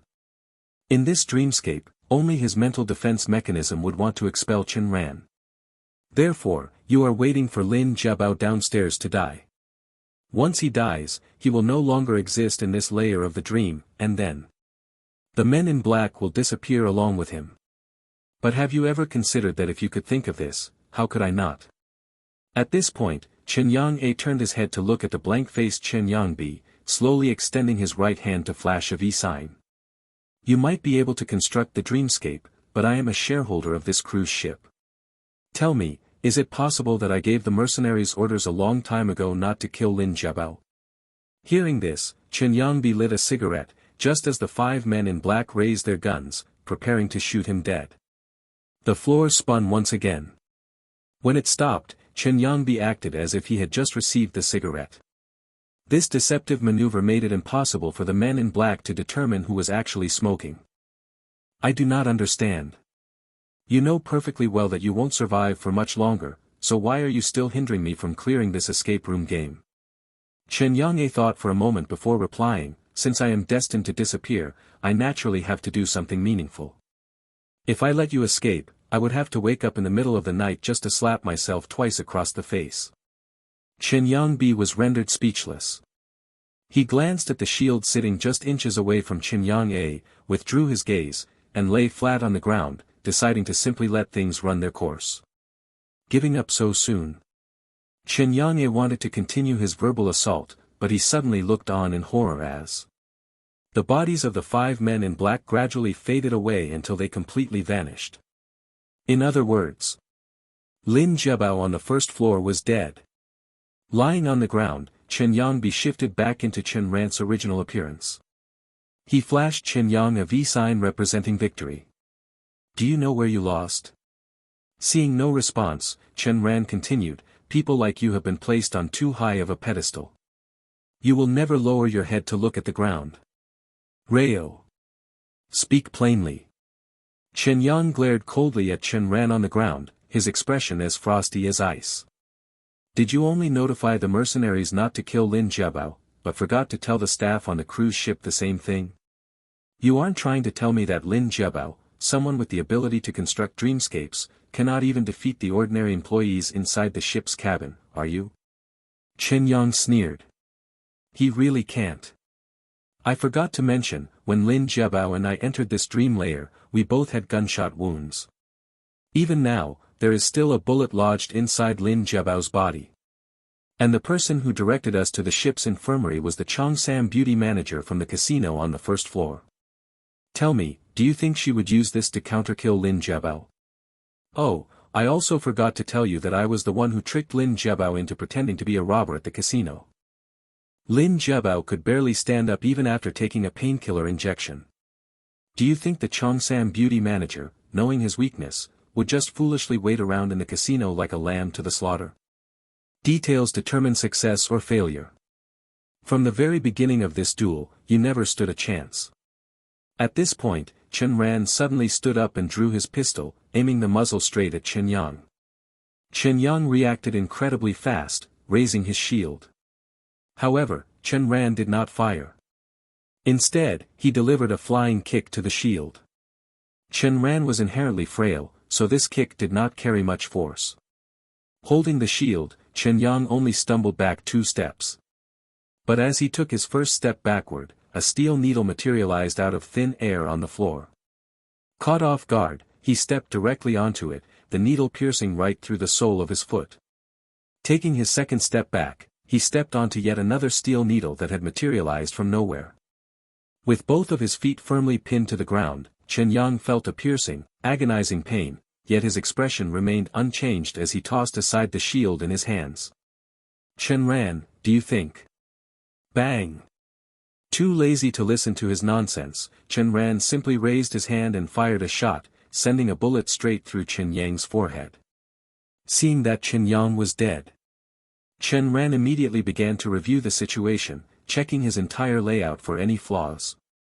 First of all, logically speaking, now that Lin Jiabao is dead, he will drop into the fourth dream layer, and in that fourth layer, he will encounter the person he hates the most. Judging from this dream layer, the person he hates the most is Lin Jiabei, however. Lin Jiabei was killed by Chen Yang. In other words, Lin Jiabei will not appear in the fourth layer. The evidence. This conclusion can be deduced from the fact that Lin Jiabei and second maternal uncle, who protected us in the first layer, never reappeared. However, the men in black have appeared in all three dream layers. In other words, Lin Jiabao's men in black will appear in the fourth layer. Conclusion: if I do not go to the fourth layer to save Lin Jiabao, he and the 5 men in black from his mental defense mechanism will be trapped in the fourth dream layer forever. Therefore, I set up a failsafe. Through our conversation to clear the game, I manipulated his thoughts, making him believe that the person he hates the most is the old man.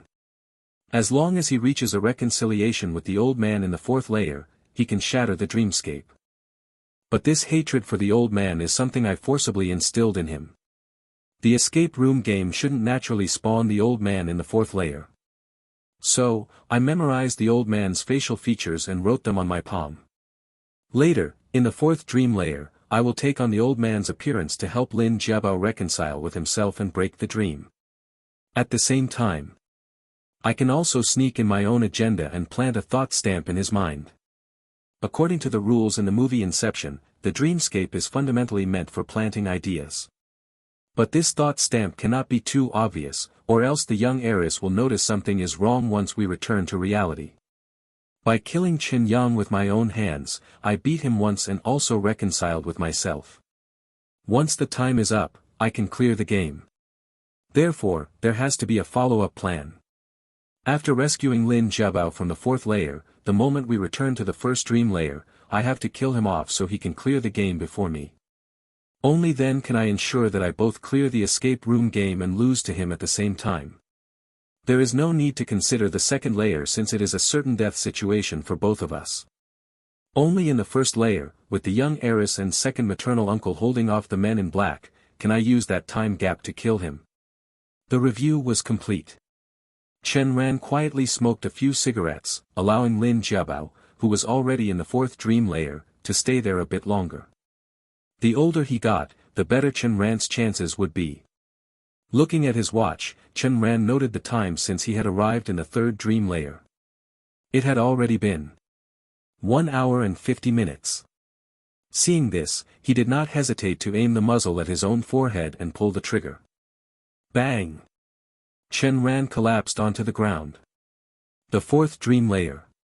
Chen Ran looked at the shattering dreamscape and the elderly Lin Jiabao, who was kneeling on the ground, weeping. He thought to himself.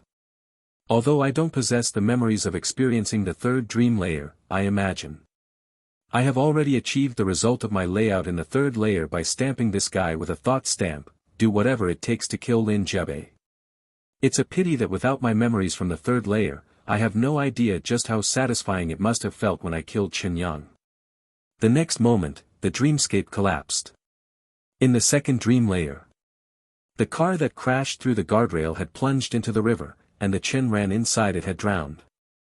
Inside Chen Ran's house, the 5 men in black kicked open the door that had been shot full of holes like a sieve. Seeing a motionless Lin Jiabao, they immediately shot him dead, expelling him from this second dream layer. The first dream layer. Chen Ran woke up on the hotel bed. Without another word, he rushed out of his room and kicked open the door to room 10, only to see Lin Jiabao also groggily waking up. He immediately lunged forward and viciously strangled him by the neck. Having been shot twice, Lin Jiabao had absolutely no room to fight back. Chen Ran strangled him to death. Just as he collapsed onto the bed in exhaustion, he spotted the men in black standing at the doorway. You are too late. With those words, the men in black unleashed a hail of gunfire upon him, expelling him from the dreamscape. Inside the secret room, Chen Ran and Lin Jiabao groggily woke up in their chairs. Cough. Cough. Lin Jiabao choked out the sounds, greedily gasping for air before turning to glare fiercely at Chen Ran. Chen Ran ignored him. Instead, he pulled out his cigarette case and carefully counted the number of cigarettes left inside. The cigarettes are basically my totem. The amount inside is exactly the same as before I fell asleep, which means I have returned to reality. Lin Jiabao also recalled everything that had transpired within the 4 layers of their dream. His first priority was to verify whether he had truly escaped it. Neither of them was in a rush to leave. Seeing the heavy door shut tight, Lin Jiabao lit a cigarette. He stayed silent for a moment before finally speaking. "I need your help," he requested. "Hold on a second, I need to ask you a question first," Chen Ran interrupted. "Go ahead," Lin Jiabao permitted. Was Lin Jiabei also a player when she was alive? And if so, did she possess a liar-slayer skill? What was its effect? Lin Jiabao fell completely silent, not answering until he had smoked his cigarette down to the filter. "That is exactly what I wanted to talk about. She and I share the same body, but when matching in the 18th level, we are entirely independent of each other. For example, if I am in control of the body when we enter an instance, she will not appear for the entire duration of that run. If she takes control and enters an instance, then I will not appear at all during that run." As time went on, even though we are physically one entity, a gap formed in our star ratings. I am a 1-star player. She is a 2-star player. And that is why this is the most difficult 1-star instance. Once she loses her status as the successor, it will be extremely difficult for you all to survive. Chen Ran was speechless. In the 3rd secret room. The moment the text on the heavy door changed, the 4 people who had been resting their eyes with fake sleep immediately snapped them open. Lin Jiabao, 73 minutes and 25 seconds. Chen Ran, 73 minutes and 39 seconds. This recorded time was incredibly strange. It clearly had not been calculated based on the passage of time in the 3rd layer. However, for the 4 of them, and especially for Qiu Yinong, the heavy anxiety hanging over their hearts could finally be set aside. On the other hand, Geng Hao and Lu Xing both wore extremely ugly expressions. Chen Ran lost. Immediately after, they watched as the heavy door was pushed open and the 2 men walked out. Chen Ran took off his red badge and handed it to Lin Jiabao, which meant Chen Ran now only had a blue badge on him, becoming a member of Qiu Yinong's faction. As of now. Blue faction, Chen Ran, Lin Jiabao. Red faction, Geng Hao, Lu Xing. Qiu Yinong's poker chips, 800 million. Lin Jiabei's poker chips, 1.2 billion. That outcome was fine on its own, but what truly surprised the 4 of them was the time gap. In the extreme difficulty, it had taken Chen Ran and Geng Hao several hours. Yet, in the hell difficulty, Chen Ran and Lin Jiabao had only used 73 minutes. Are with acute and beta section. Lin Jiabei asked out of genuine curiosity, "What exactly did you encounter in your escape room game?" "We were hunted down by a mob," Chen Ran replied, lingering fear evident in his tone. The 4 of them were shocked. It was widely known that in a normal instance's secret room, players usually died from triggering traps or from infighting. But a hell difficulty secret room actually involved being hunted by a group of NPCs. That required more than just brains, it was a grueling test of a player's physical capabilities as well. However, they suspiciously sized up Chen Ran's slender frame and the fragile, weak-looking Lin Jiabao. These 2. To survive being hunted by a mob of NPCs is nothing short of a miracle. The young heiress Lin Jiabei suddenly felt an inexplicable palpitation in her chest. Something is wrong. In the first 2 secret rooms, Chen Ran proved to be decisive and ruthless. Since he was able to turn the tables in a desperate situation, he should also have the ability to counterkill Lin Jiabao. Moreover, he had 2 viable options. First, upon exiting the escape room game, he could have baited out a lie and killed Lin Jiabao. Second, he could have left Lin Jiabao trapped in the escape room game forever. Then Qiu Yinong would lose her capital to continue gambling, and Chen Ran, possessing the most blue badges, would take over. Having these two options available, Chen Ran actually used neither. That is highly suspicious. Could it be because of three flowers converging at the peak? In matters like this, it is better to err on the side of caution. Having reached this conclusion, she acted. Lin Jiabei pulled out her Liar Slayer. It was an ethereal blue pistol.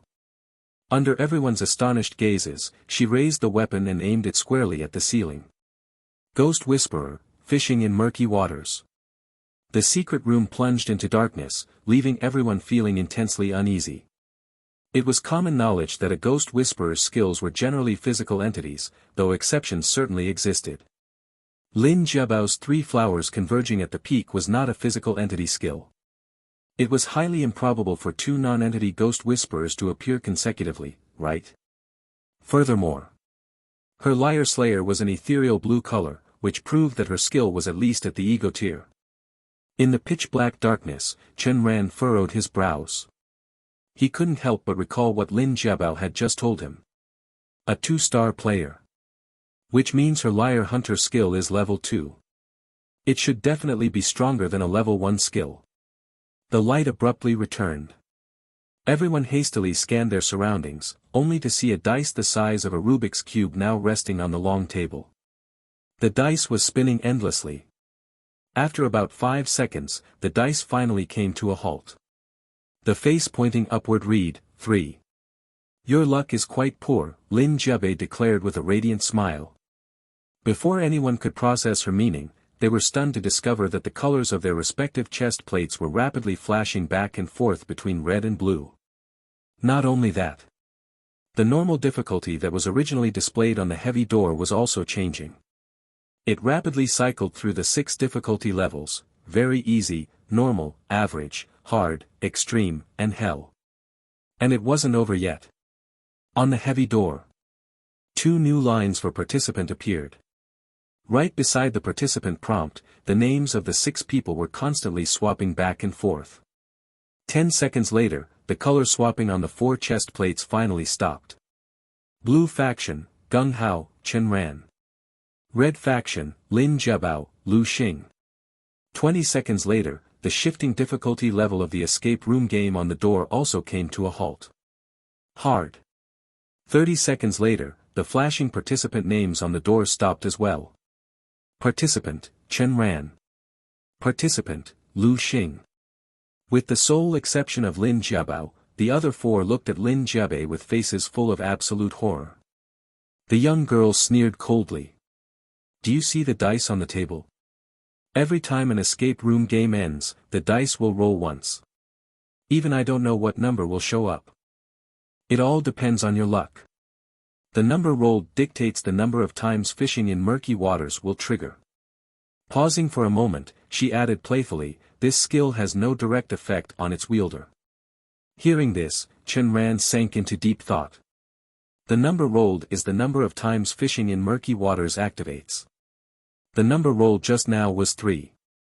The chest plate colors, the secret room difficulty, and the participants, all 3 of these elements were constantly swapping.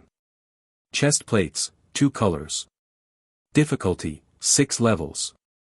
Participants, 4 people. Which means, as long as people or objects exist in different categories, they can be affected by fishing in murky waters. This move relies entirely on random uncertainty, specifically designed to shatter an opponent's pre-planned strategies. It seems she faintly suspected that Lin Jiabao and I had reached some sort of agreement. Logically, I should trick someone into telling a lie right now to break this skill. But Qiu Yinong used the Wheel of Time in the previous secret room. If I activate the Eternal Kingdom, her Wheel of Time will be broken as well, saddling her with the lying attribute. This is going to be difficult. Is this the acute sense of danger possessed by a 2-star player? Chen Ran and Lu Xing were in no rush to enter the escape room game. From the very beginning, neither the brother Lin Jiabao nor the sister Lin Jiabei used their skills while telling a lie. This means we are already trapped within a deceiver's tongue woven by them.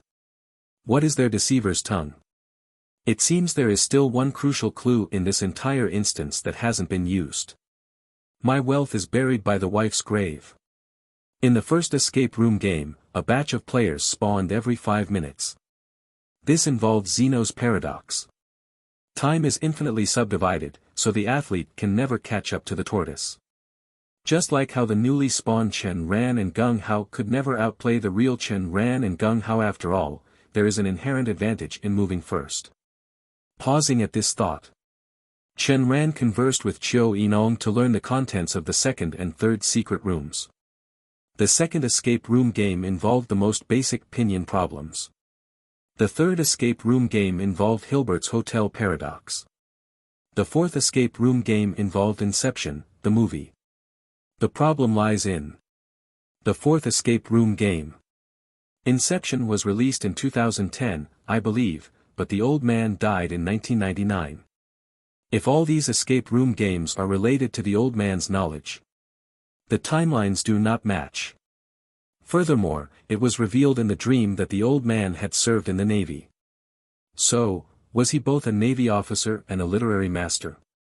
Conclusion: our previous deduction might have contained a severe error. This error might be a deceiver's tongue deliberately planted by Lin Jiabao and Lin Jiabei through the first two secret rooms. Let us reason this out from the beginning. First, the second round simplified characters, my wealth is buried by the wife's grave. Because the second round simplified characters were scrambled, I might have fallen into a common sense trap. My wealth is buried by the wife's grave. The wife's wealth is buried by my grave. My wife buried wealth by the grave. I buried wealth by the wife's grave. The wife buried wealth by my grave. Therefore, the second round simplified characters must have another layer of encryption, which is: who died first, me or the wife? If I died first, it would be by my grave. If the wife died first, it would be by the wife's grave. What is certain is that Lin Jiabei imprisoned the old man in the secret room and murdered him.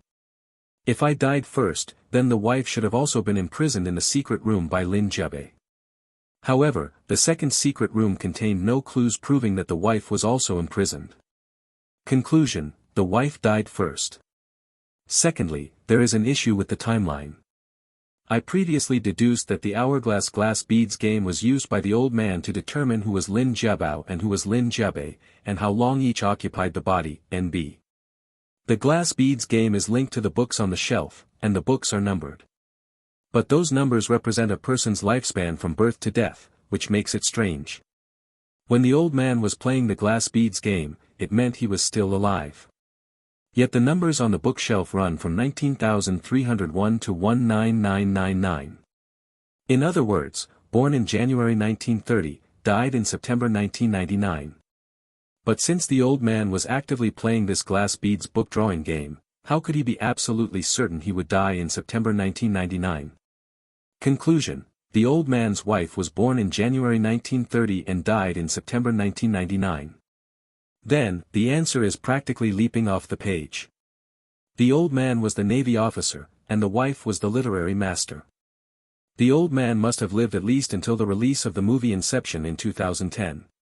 This is the only way to explain why the first three of the four escape room games revolved around various theories or paradoxes, while the fourth escape room game was based on the movie Inception. However, there is a very serious problem with this deduction, which is: Lin Jiabao was born in 1980.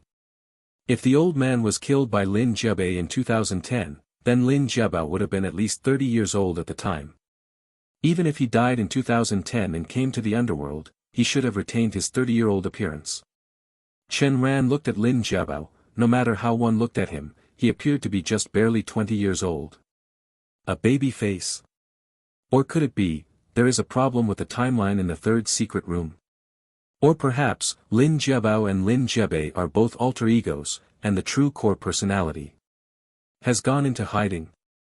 Is it possible that the true successor did not die in the instance, but after coming to hell, found a way to kill the two alter egos, thereby fusing these two alter egos into the same instance? Which one is the real deceiver's tongue? Wait. There is another possibility. The two alter egos joined forces and killed the core personality.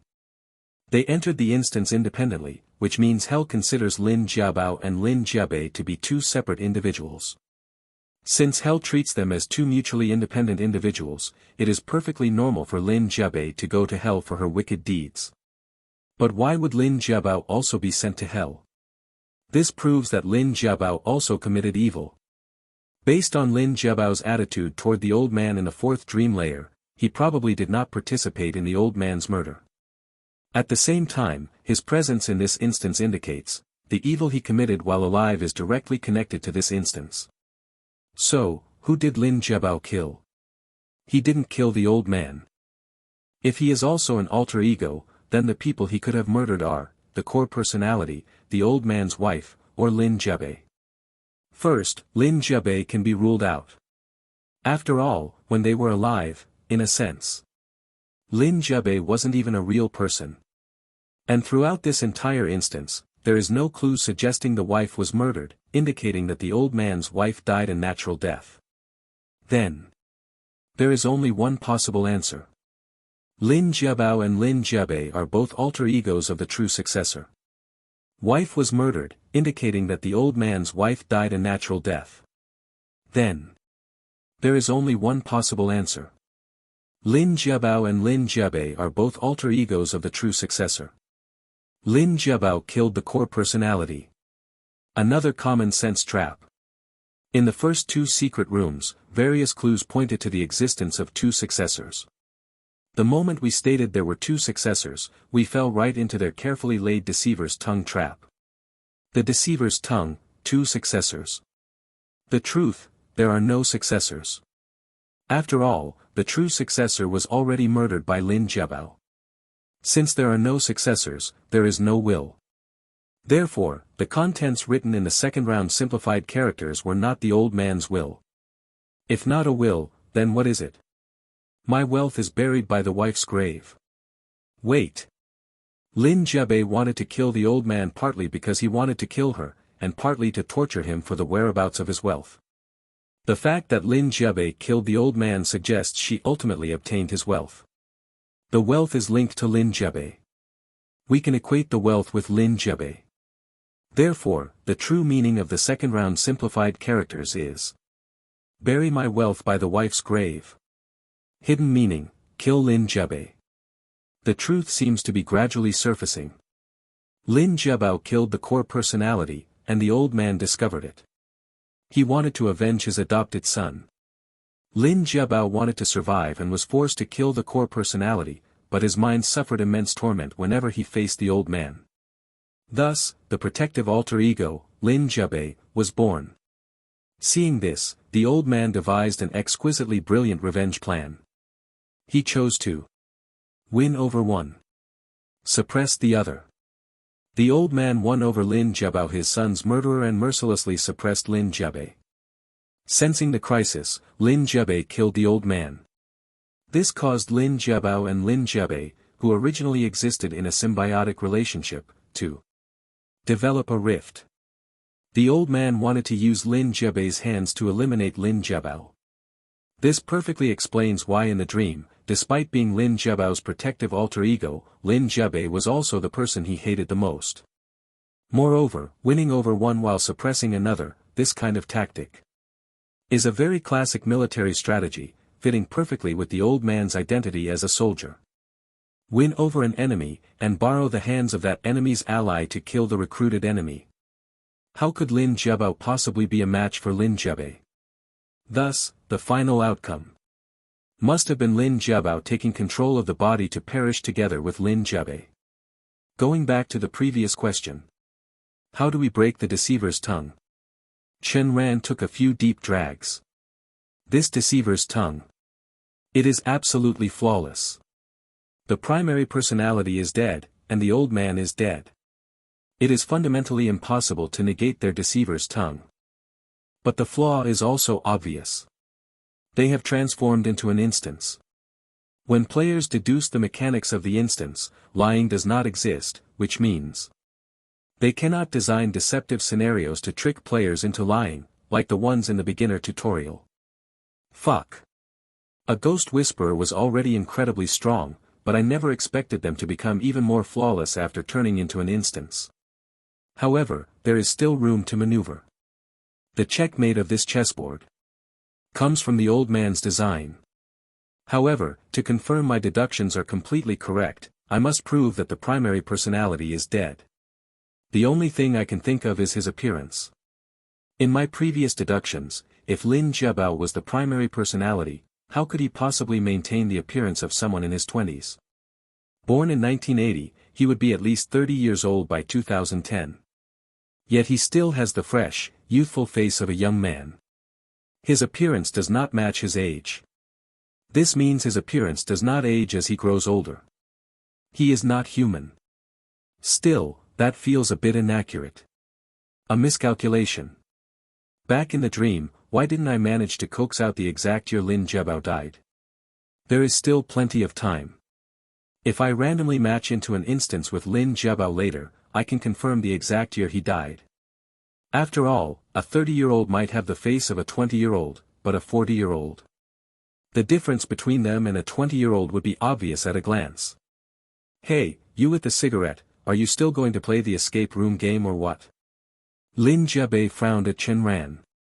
His deductions interrupted, Chen Ran brushed the ash off his clothes. Looking at the cigarette butts littering the floor, he realized he had been analyzing things for quite a while. Are with a cute new section. I have a question. Can you get lung cancer in the underworld? Thinking about this, Chen Ran ripped open a fresh pack of cigarettes and pulled one out to calm his nerves. However, he still was not in a rush to enter the instance with Lu Xing. Instead, he looked at the dice. Rolling a 1 means randomized factions. Rolling a 2 means randomized factions, as well as randomized difficulty for the escape room game. Rolling a 3 means randomized factions, difficulty, and participants. Currently, Chiu Yinong, Lin Jiabao whom I planted a thought stamp on and I are all on a united front when it comes to dealing with Lin Jiabei. The best approach is to make sure Lin Jiabei stays at the table and loses all her poker chips. That is to say, I need to manipulate fishing in murky waters so that, no matter the chaos, it always ends up with Lin Jiabao and me entering the game. His mind made up. Chen Ran tossed his cigarette butt aside and raised an eyebrow at Lu Xing, who was sweating profusely. Lu Xing swallowed hard. Even from several meters away, he could feel the murderous intent radiating from Chen Ran. This guy. He really wanted to kill him. In the 18th level, one cannot survive without points. To earn points, you have to use lie judgment inside an instance. And to use lie judgment, you have to open your mouth and speak. But right now, points are completely irrelevant to me. Staying alive is the only thing that matters. In this escape room game, I lose if I speak even a single word. The two of them stepped into the escape room game, arriving once again in front of 2 chairs. Lu Xing immediately took a seat. Seeing his demeanor, Chen Ran knew that no matter what he said, Lu Xing would refuse to engage. He followed suit and sat in his chair. The next moment, a familiar wave of dizziness washed over them, causing both to pass out.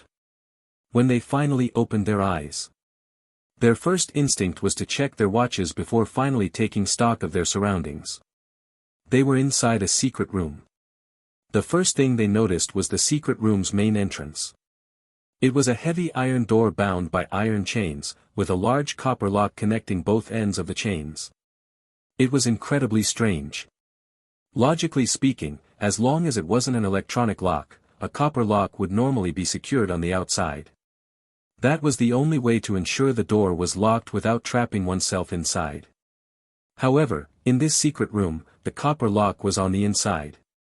That could only mean one thing. The person who locked the door was also trapped inside. Both men realized this almost simultaneously. They hurriedly scanned the area, searching for any NPC that might be locked in the secret room with them. But there was no one else in sight. They were in a library.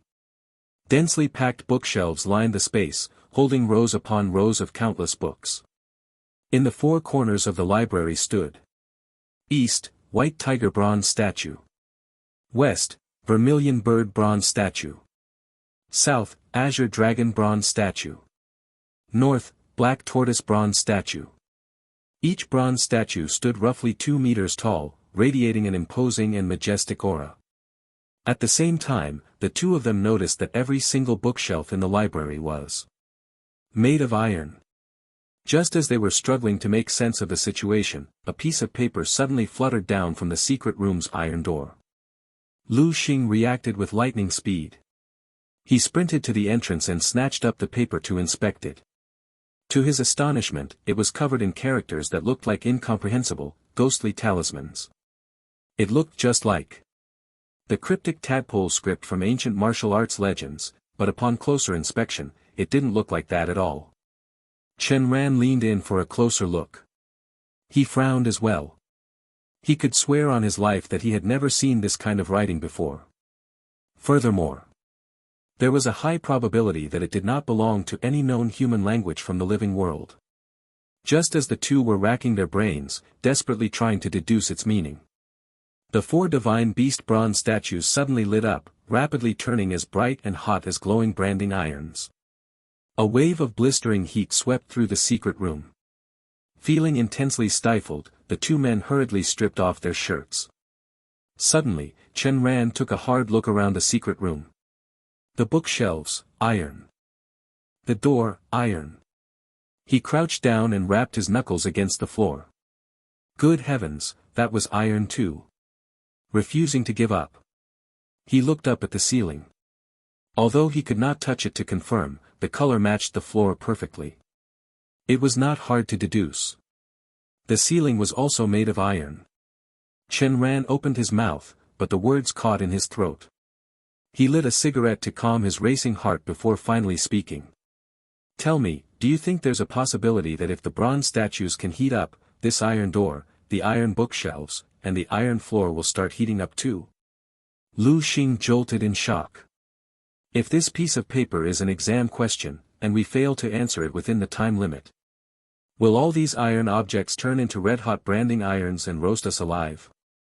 He looked at Chen Ran and pointed at the strange text on the paper, silently asking if he could read it. I can't read a word of it. However, Chen Ran had a slight inkling of what to do. An unfamiliar text. A library. That means there must be books related to this language on the shelves, or perhaps a dictionary for this specific script. But there are way too many books here. Finding the right one is not going to be an easy task. We are in deep trouble now. East, white tiger. West, vermilion bird. South, azure dragon. North, black tortoise. Chen Ran and Lu Xing both looked at the divine beast bronze statues, which were clearly positioned incorrectly. The correct orientation was, east for the azure dragon, west for the white tiger, south for the vermilion bird, and north for the black tortoise. Within the secret room, only the black tortoise was in its proper place. The other three were wrong. 3-1.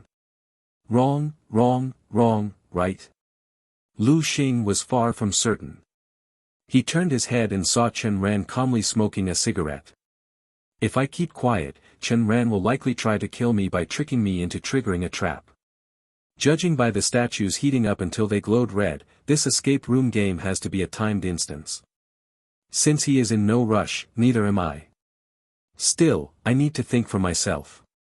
I cannot just sit around and wait for him to solve the puzzle. Lu Xing walked up to the iron door and carefully inspected the copper lock. To his surprise, he discovered two separate keyholes at its base. Furthermore, there was a U-shaped ring on both the left and right sides, each connecting to a different link of the iron chains. That means there are two keys. And each key can only open one of the U-shaped rings. But a design like this. What is the point of it? He continued to study the chains and noticed something fishy about how they secured the door.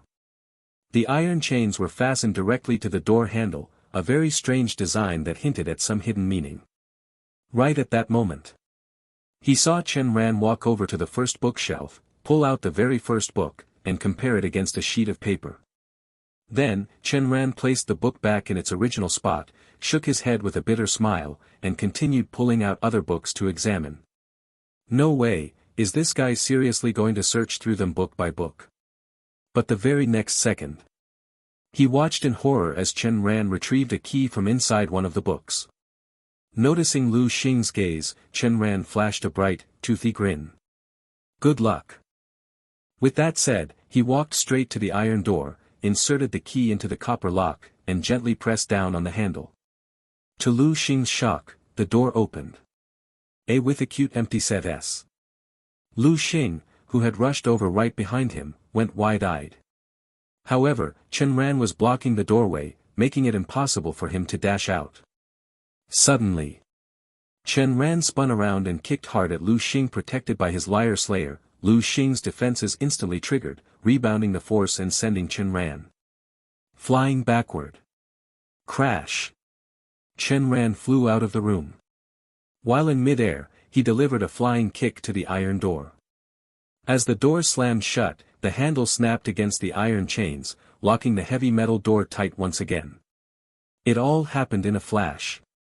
Lu Xing never even had a chance to react before the secret room was left with him as its only occupant. At the exact same time, the ceiling lit up, quickly turning the color of a glowing hot branding iron.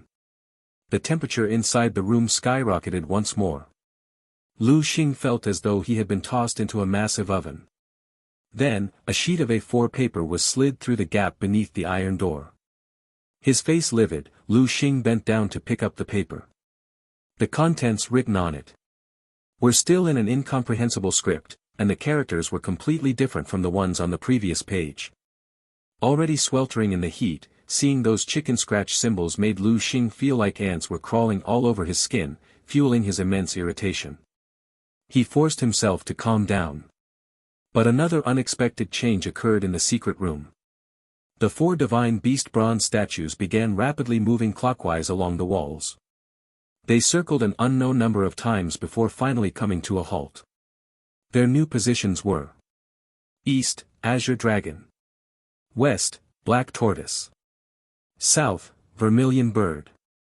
North, White Tiger. This is very strange. If we follow the order of East, West, South, and North, the previous sequence was White Tiger, Vermilion Bird, Azure Dragon, and Black Tortoise. But now, it is Azure Dragon, Black Tortoise, Vermilion Bird, and White Tiger. Moving continuously along the walls, the Vermilion Bird should definitely follow the White Tiger. But now, the Azure Dragon comes after the White Tiger instead of the Vermilion Bird. It is impossible for them to just skip over each other, right? I never saw the statues hop over one another. Calm down. Calm down. He picked up the jacket he had taken off earlier and draped it over his head, shielding his face to prevent it from getting scorched as the temperature continued to rise. He carefully tucked the newly delivered piece of paper into his shirt.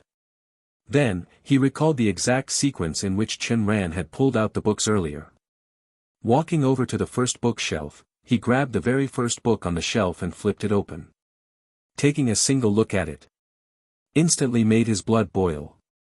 The contents of this book were actually a translation dictionary for converting the symbols from the first piece of paper into plain text. Fuck, fuck, fuck. People were just like this, they were often deceived by their own ingrained common sense. When he saw Chen Ran pull out this book and shake his head while reading, he assumed Chen Ran had grabbed the wrong one. Furthermore, he simply refused to believe that Chen Ran could happen to pull the exact right book on his very first try. Those two assumptions reinforced each other, causing him to miss his chance to check the book's contents in time. It is not too late to lock the barn door after the horse has bolted. As long as I figure out the pattern Chen Ran used to solve the puzzle, I can still escape this secret room. Thus, if he could just find the first piece of paper in the room and compare it against the dictionary, he could decipher its message. However, it was obvious that Chen Ran would never give him such an opportunity. That piece of paper had long since been taken out by Chen Ran. Failing to find it, Lu Xing realized it had been taken away. Unable to control his suppressed emotions any longer, he violently smashed the dictionary onto the floor and cursed in rage. Motherfucker, I was being so damn careful, how did I still fall for it? But fury would not solve his problem. After venting his anger, he forcibly calmed himself down. What I can confirm is that the key to beating this secret room lies with the 4 divine beast bronze statues. Based on their previous positions, 3 of the statues were oriented incorrectly. Only the black tortoise was in its correct spot. 3-1, the first book on the third bookshelf. But Chen Ran pulled from the first bookshelf. That means the number Chen Ran derived from the statues was either 1-1. Or it was 0-1. But there are 4 statues here, so the resulting number should logically have 4 digits. Therefore, it is either 11-11. Or 0001. Wait a minute. 0 and 1. There is a specific meaning behind 0 and 1. In programming, 0 represents false, and 1 represents true. The previous positions of the 4 statues, following the order of east, west, south, and north, were wrong, wrong, wrong, right. Wrong is 0, right is 1. Therefore, the number represented by the 4 statues was 0001. The first book. So that was it. Lu Xing looked at the current positions of the statues. Following the same east, west, south, north order, azure dragon, black tortoise, vermilion bird, and white tiger. Meaning, right, wrong, wrong, wrong. Meaning, 1000. He hastily rushed back to the bookshelf, counting them one by one until he pulled out the 1000th book. However, the moment he pulled it out, all the shelves glowed brightly before turning scalding hot like branding irons. The intense heat caused the shelves to start smoking. With no time to overthink, he flipped open the book he had just pulled, only to find that it did not contain the text from the second piece of paper at all. I pulled the wrong one. It must be that issue I failed to figure out earlier. As the statues moved along the walls, it should have been impossible for the order to become azure dragon, black tortoise, vermilion bird, white tiger. The correct order should be azure dragon, black tortoise, white tiger, vermilion bird. Meaning, right, right, wrong, wrong. Combining the 2 sets of instructions. Right, wrong, wrong, wrong. Right, right, wrong, wrong. Therefore, the correct answer is right, wrong, right, right. 1011. Realizing this, he quickly counted along the shelves and pulled out the 1011th book. Sure enough, inside he found the symbols from the second piece of paper, along with their translated text. He translated it word by word. The resulting message was, the second key is located within the second controversial ideology. Lu Xing. What controversial ideology? Chen Ran walked out of the secret room's main door. The others checked the time. Barely 10 minutes had passed, and he had already cleared the hard difficulty. What did this escape room game test? Gung Hao asked out of curiosity. The 2 conflicting theories on whether an AI can develop self-awareness, Chen Ran replied casually. Hearing this, Chiu Yinong's interest was piqued. She had run a gaming company before her death and knew quite a bit about artificial intelligence. In that case, Lu Xing is doomed, she noted. Coming out this quickly means you chose the simplest explanation, the Chinese room argument. In this controversial theory, AI is merely a transporter of text and images, completely lacking any understanding of their meaning. This falls under materialism, while the second conflicting theory leans toward idealism. Chen Ran nodded, found a random place to sit, and closed his eyes to rest. Gung Hao only half understood and turned his gaze toward the young heiress. Lin Jiabei pondered for a moment before explaining, the so-called Chinese room argument involves placing someone who knows English, but not Chinese, inside a locked room. On their desk is a Chinese-English dictionary. Then, someone on the outside hands them a paper filled with Chinese characters and asks them to translate it. The person inside the room naturally doesn't know Chinese, but relying on the dictionary, they manage to translate the contents of the paper into English. As a result, the person outside believes the person inside understands Chinese. In reality, the person inside has no clue. It is just like an AI, simply transporting information like text and images from the internet. Therefore, this theory argues that AI is nothing more than a search system devoid of self-awareness. Put that way, Gung Hao understood. AI was like a transport vehicle moving an item from point A to point B, completely lacking any so-called self-awareness. Then what about idealism? Gung Hao continued asking. Inside the secret room, Lu Xing was drenched in sweat. The blistering heat was making it nearly impossible for him to think rationally. What is the second conflicting ideology? Since it involves programming, it must be related to computers or software code. The second piece of paper did not state exactly which book the key is hidden in. By the same logic, the first piece of paper likely didn't specify which book the key was hidden in either. Then, what information did Chen Ran use to find the first key? At that thought, Lu Xing suddenly turned his head to look at the 4 divine beast bronze statues. According to mythology, the correct positions of the 4 divine beasts are Azure Dragon in the east, White Tiger in the west, Vermilion Bird in the south, and Black Tortoise in the north. Which means, the original command was, correct, correct, correct, correct. But, at the very beginning, the positional command for the divine beast bronze statues was, incorrect, incorrect, incorrect, correct. Correct, correct, correct, correct. Incorrect, incorrect, incorrect, correct. The result is still, incorrect, incorrect, incorrect, correct. The book where Chen Ran found the key wasn't the first book on the first shelf, so this deduction can be discarded. At the very beginning, it was, White Tiger in the east, Vermilion Bird in the west, Azure Dragon in the south, and Black Tortoise in the north. If the mythical divine beasts corresponding to east, west, south, and north are arranged as 1, 2, 3, and 4, then the initial bronze statues in the secret room were, east 2, west 3, south 1, north 4. Having reached this conclusion, Lu Xing looked at the bookshelf in front of him. Straight ahead was east. East 2, the second bookshelf. Thus, he walked over to the second bookshelf, turned around, and faced west. West in mythology belongs to the White Tiger. Azure Dragon on the left, White Tiger on the right, so. West 3, the third tier of the right side bookshelf. However, it is not specified whether that means the third tier from the top down, or the third tier from the bottom up. Then, based on north being up and south being down. South 1, that would mean, the very bottom, the first tier of the bookshelf. North 4, since north has the correct divine beast alignment, therefore. North 4, the correct book is the fourth one.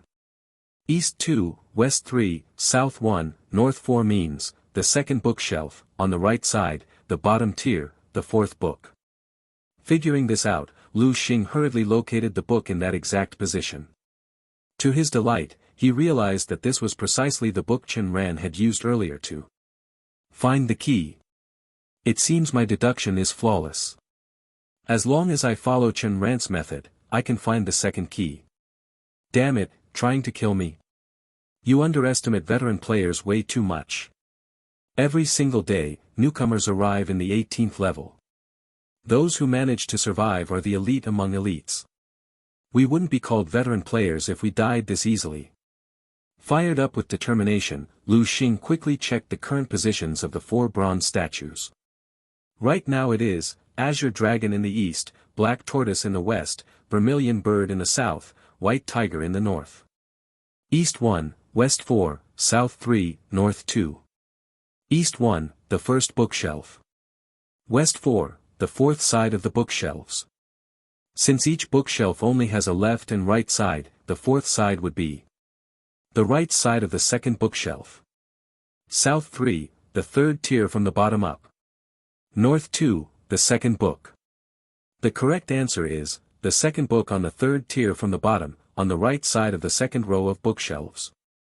Perhaps even Lu Xing himself did not realize that, under such blistering heat, his deductions were riddled with holes. For example, east and west being correct while north and south were wrong, as well as the instruction on the paper telling him to use the second hypothesis to find the corresponding key, among other details. But for a man who was on the verge of being roasted alive, he could no longer afford to care about all that. He was like a drowning Manayuro, even if there was only a single piece of straw floating on the surface, he would desperately cling to it. And so, tragedy struck. When he pulled out the book, not only did he fail to find the corresponding key inside, but all the bookshelves suddenly lit up.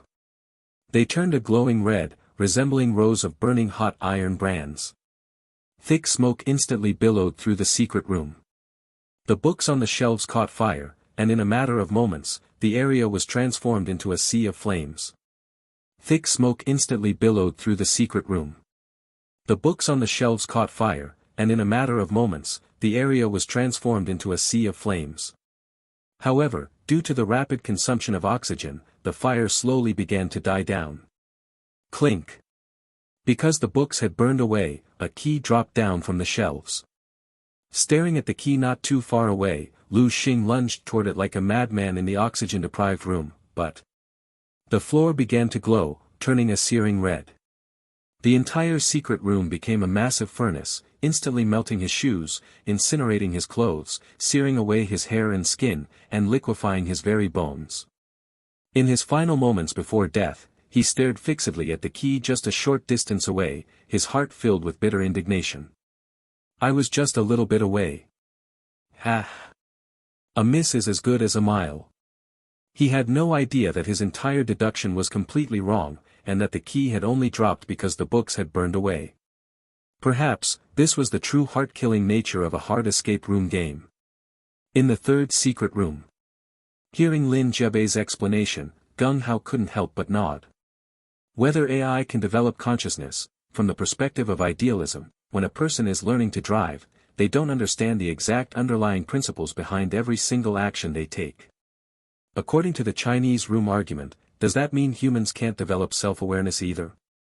But humans clearly do possess consciousness, so on what grounds can you claim that an AI, ignorant of the deeper meaning of text and images, cannot develop self-awareness? The reason there are two conflicting theories is due to the limitations of our era. With current technology, there is simply no way to prove whether AI can develop consciousness or not. Just as Gung Hao finished his lamenting thoughts, he noticed the text on the escape room game's main door change. Chen Ran, 9 minutes and 59 seconds. Lu Xing, dead. A wave of desolate sorrow washed over Gung Hao, making him shudder uncontrollably. However, reality would not grind to a halt just because of personal emotions. The game had to continue. Dragging Lu Xing's corpse out, Lin Jebei ripped the chest plate from the body and tossed it to Chen Ran. The next moment, on the long table, the magic cube-sized dice began to spin once more. Qiu Yinong won 2 more poker chips.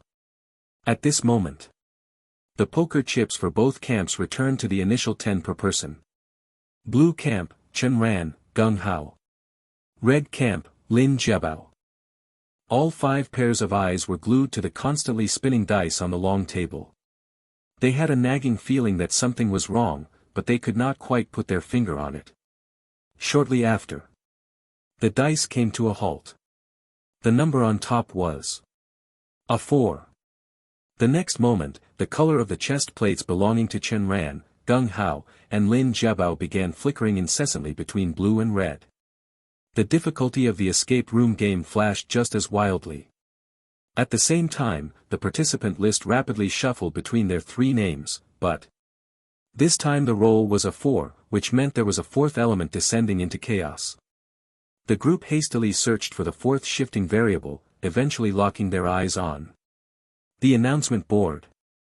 Previously, the second rule stated 2. For each round of the game, both camps must send 1 person to participate. The successor may not bet more than 2 poker chips per round.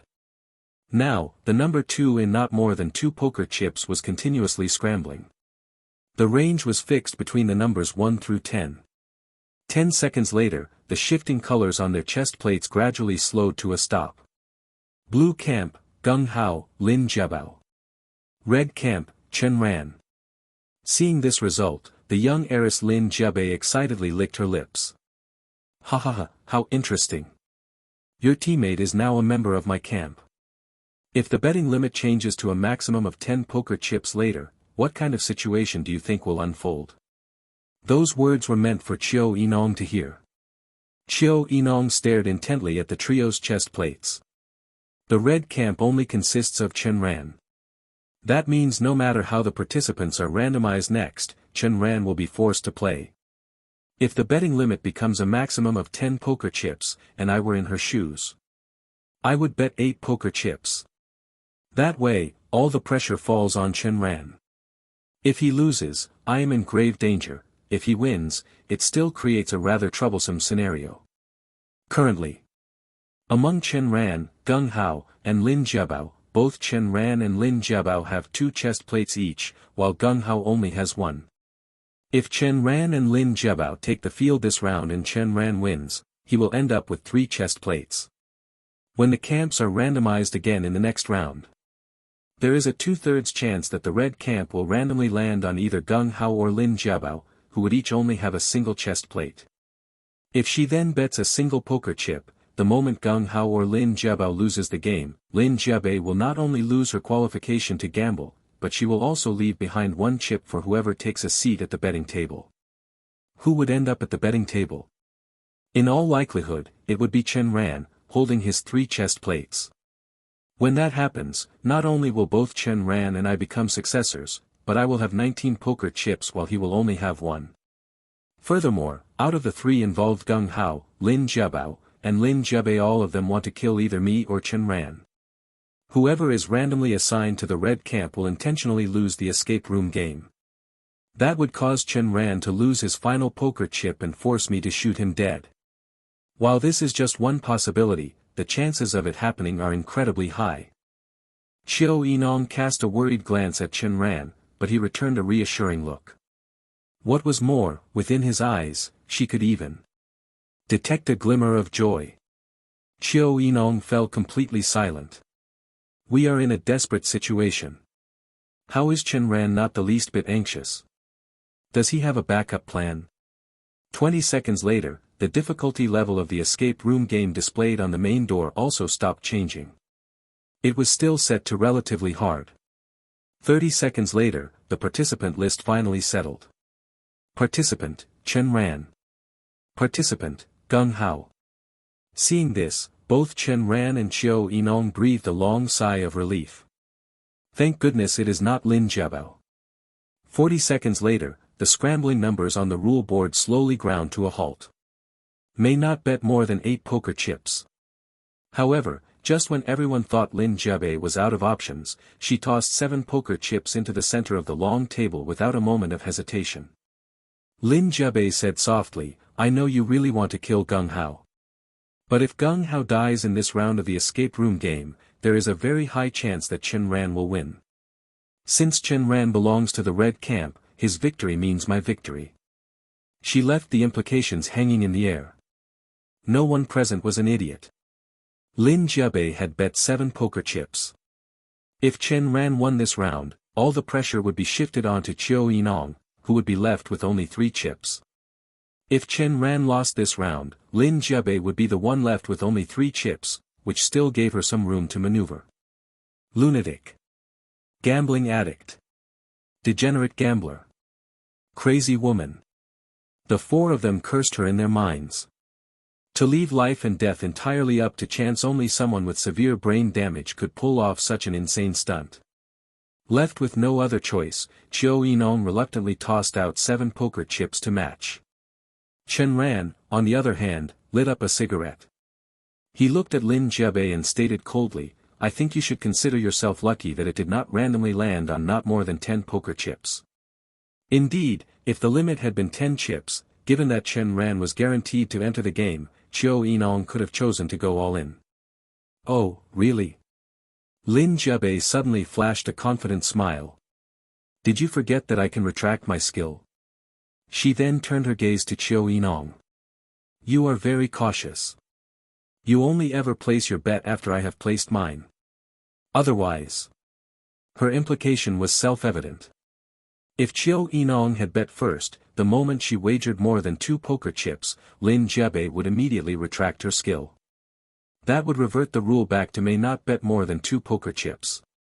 By having already bet more than 2 chips, Qiu Yinong would inevitably trigger the deadly trap. She would most likely be killed. Qiu Yinong looked at Lin Jiabei as if she were looking at a fool. Not only am I cautious, but even if I did bet 3 poker chips first, are you certain you can retract your skill faster than I can use mine? Lin Jiabei froze. I almost forgot. Xiao Yinong's liar hunter skill is a supreme time-based ability. Lin Jiabei froze. I almost forgot. Xiao Yinong's liar hunter skill is a supreme time-based ability. Furthermore, it is the most terrifying type. Time reincarnation. What a vicious skill.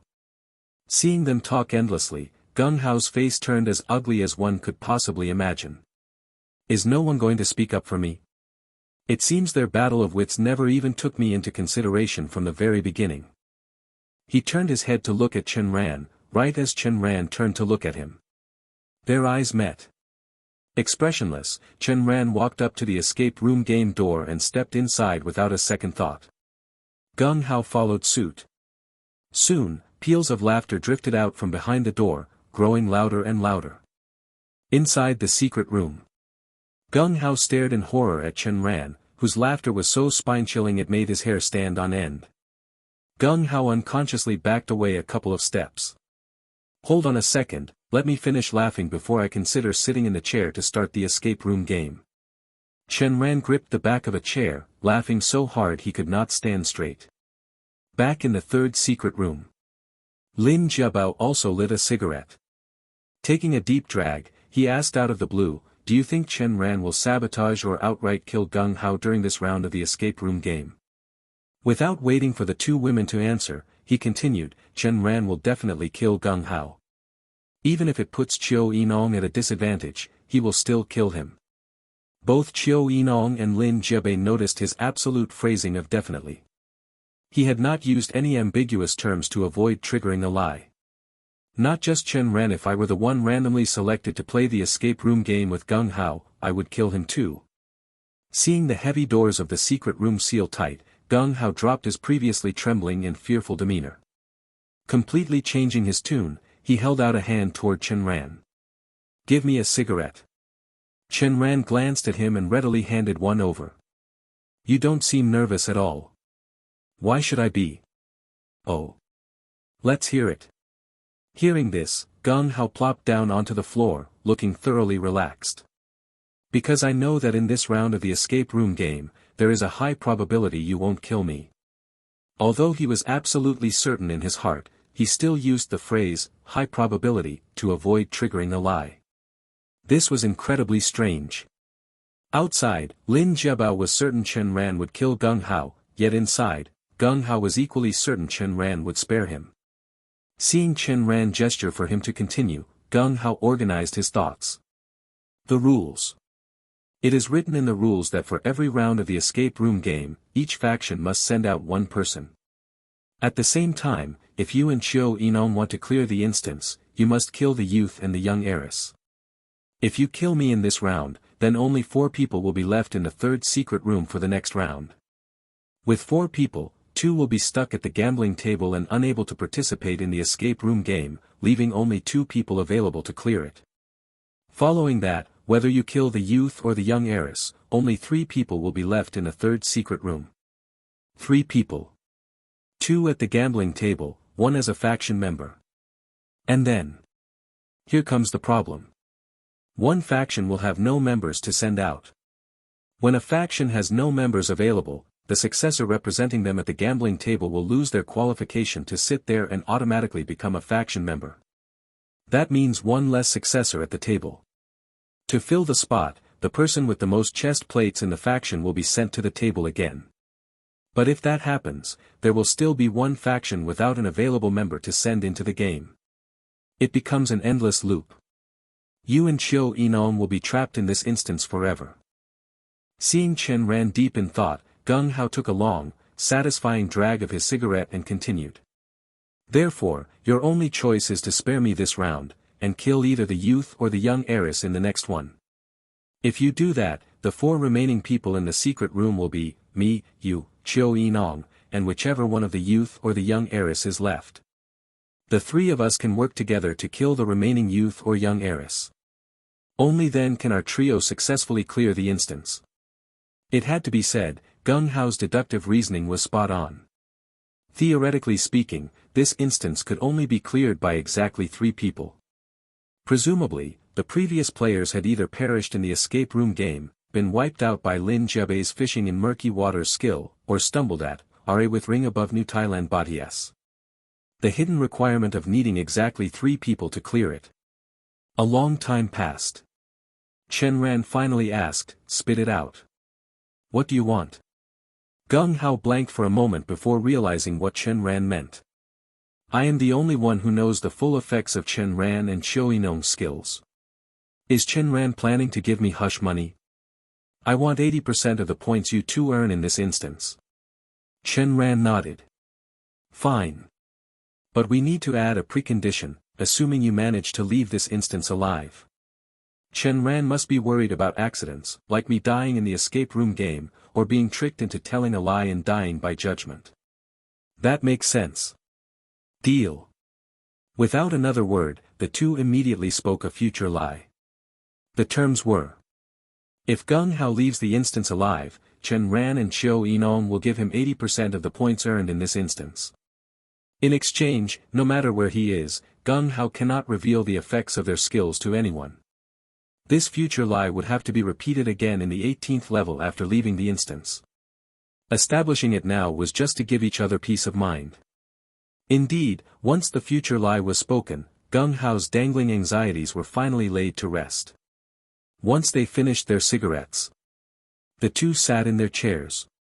A wave of dizziness washed over them, and they immediately lost consciousness.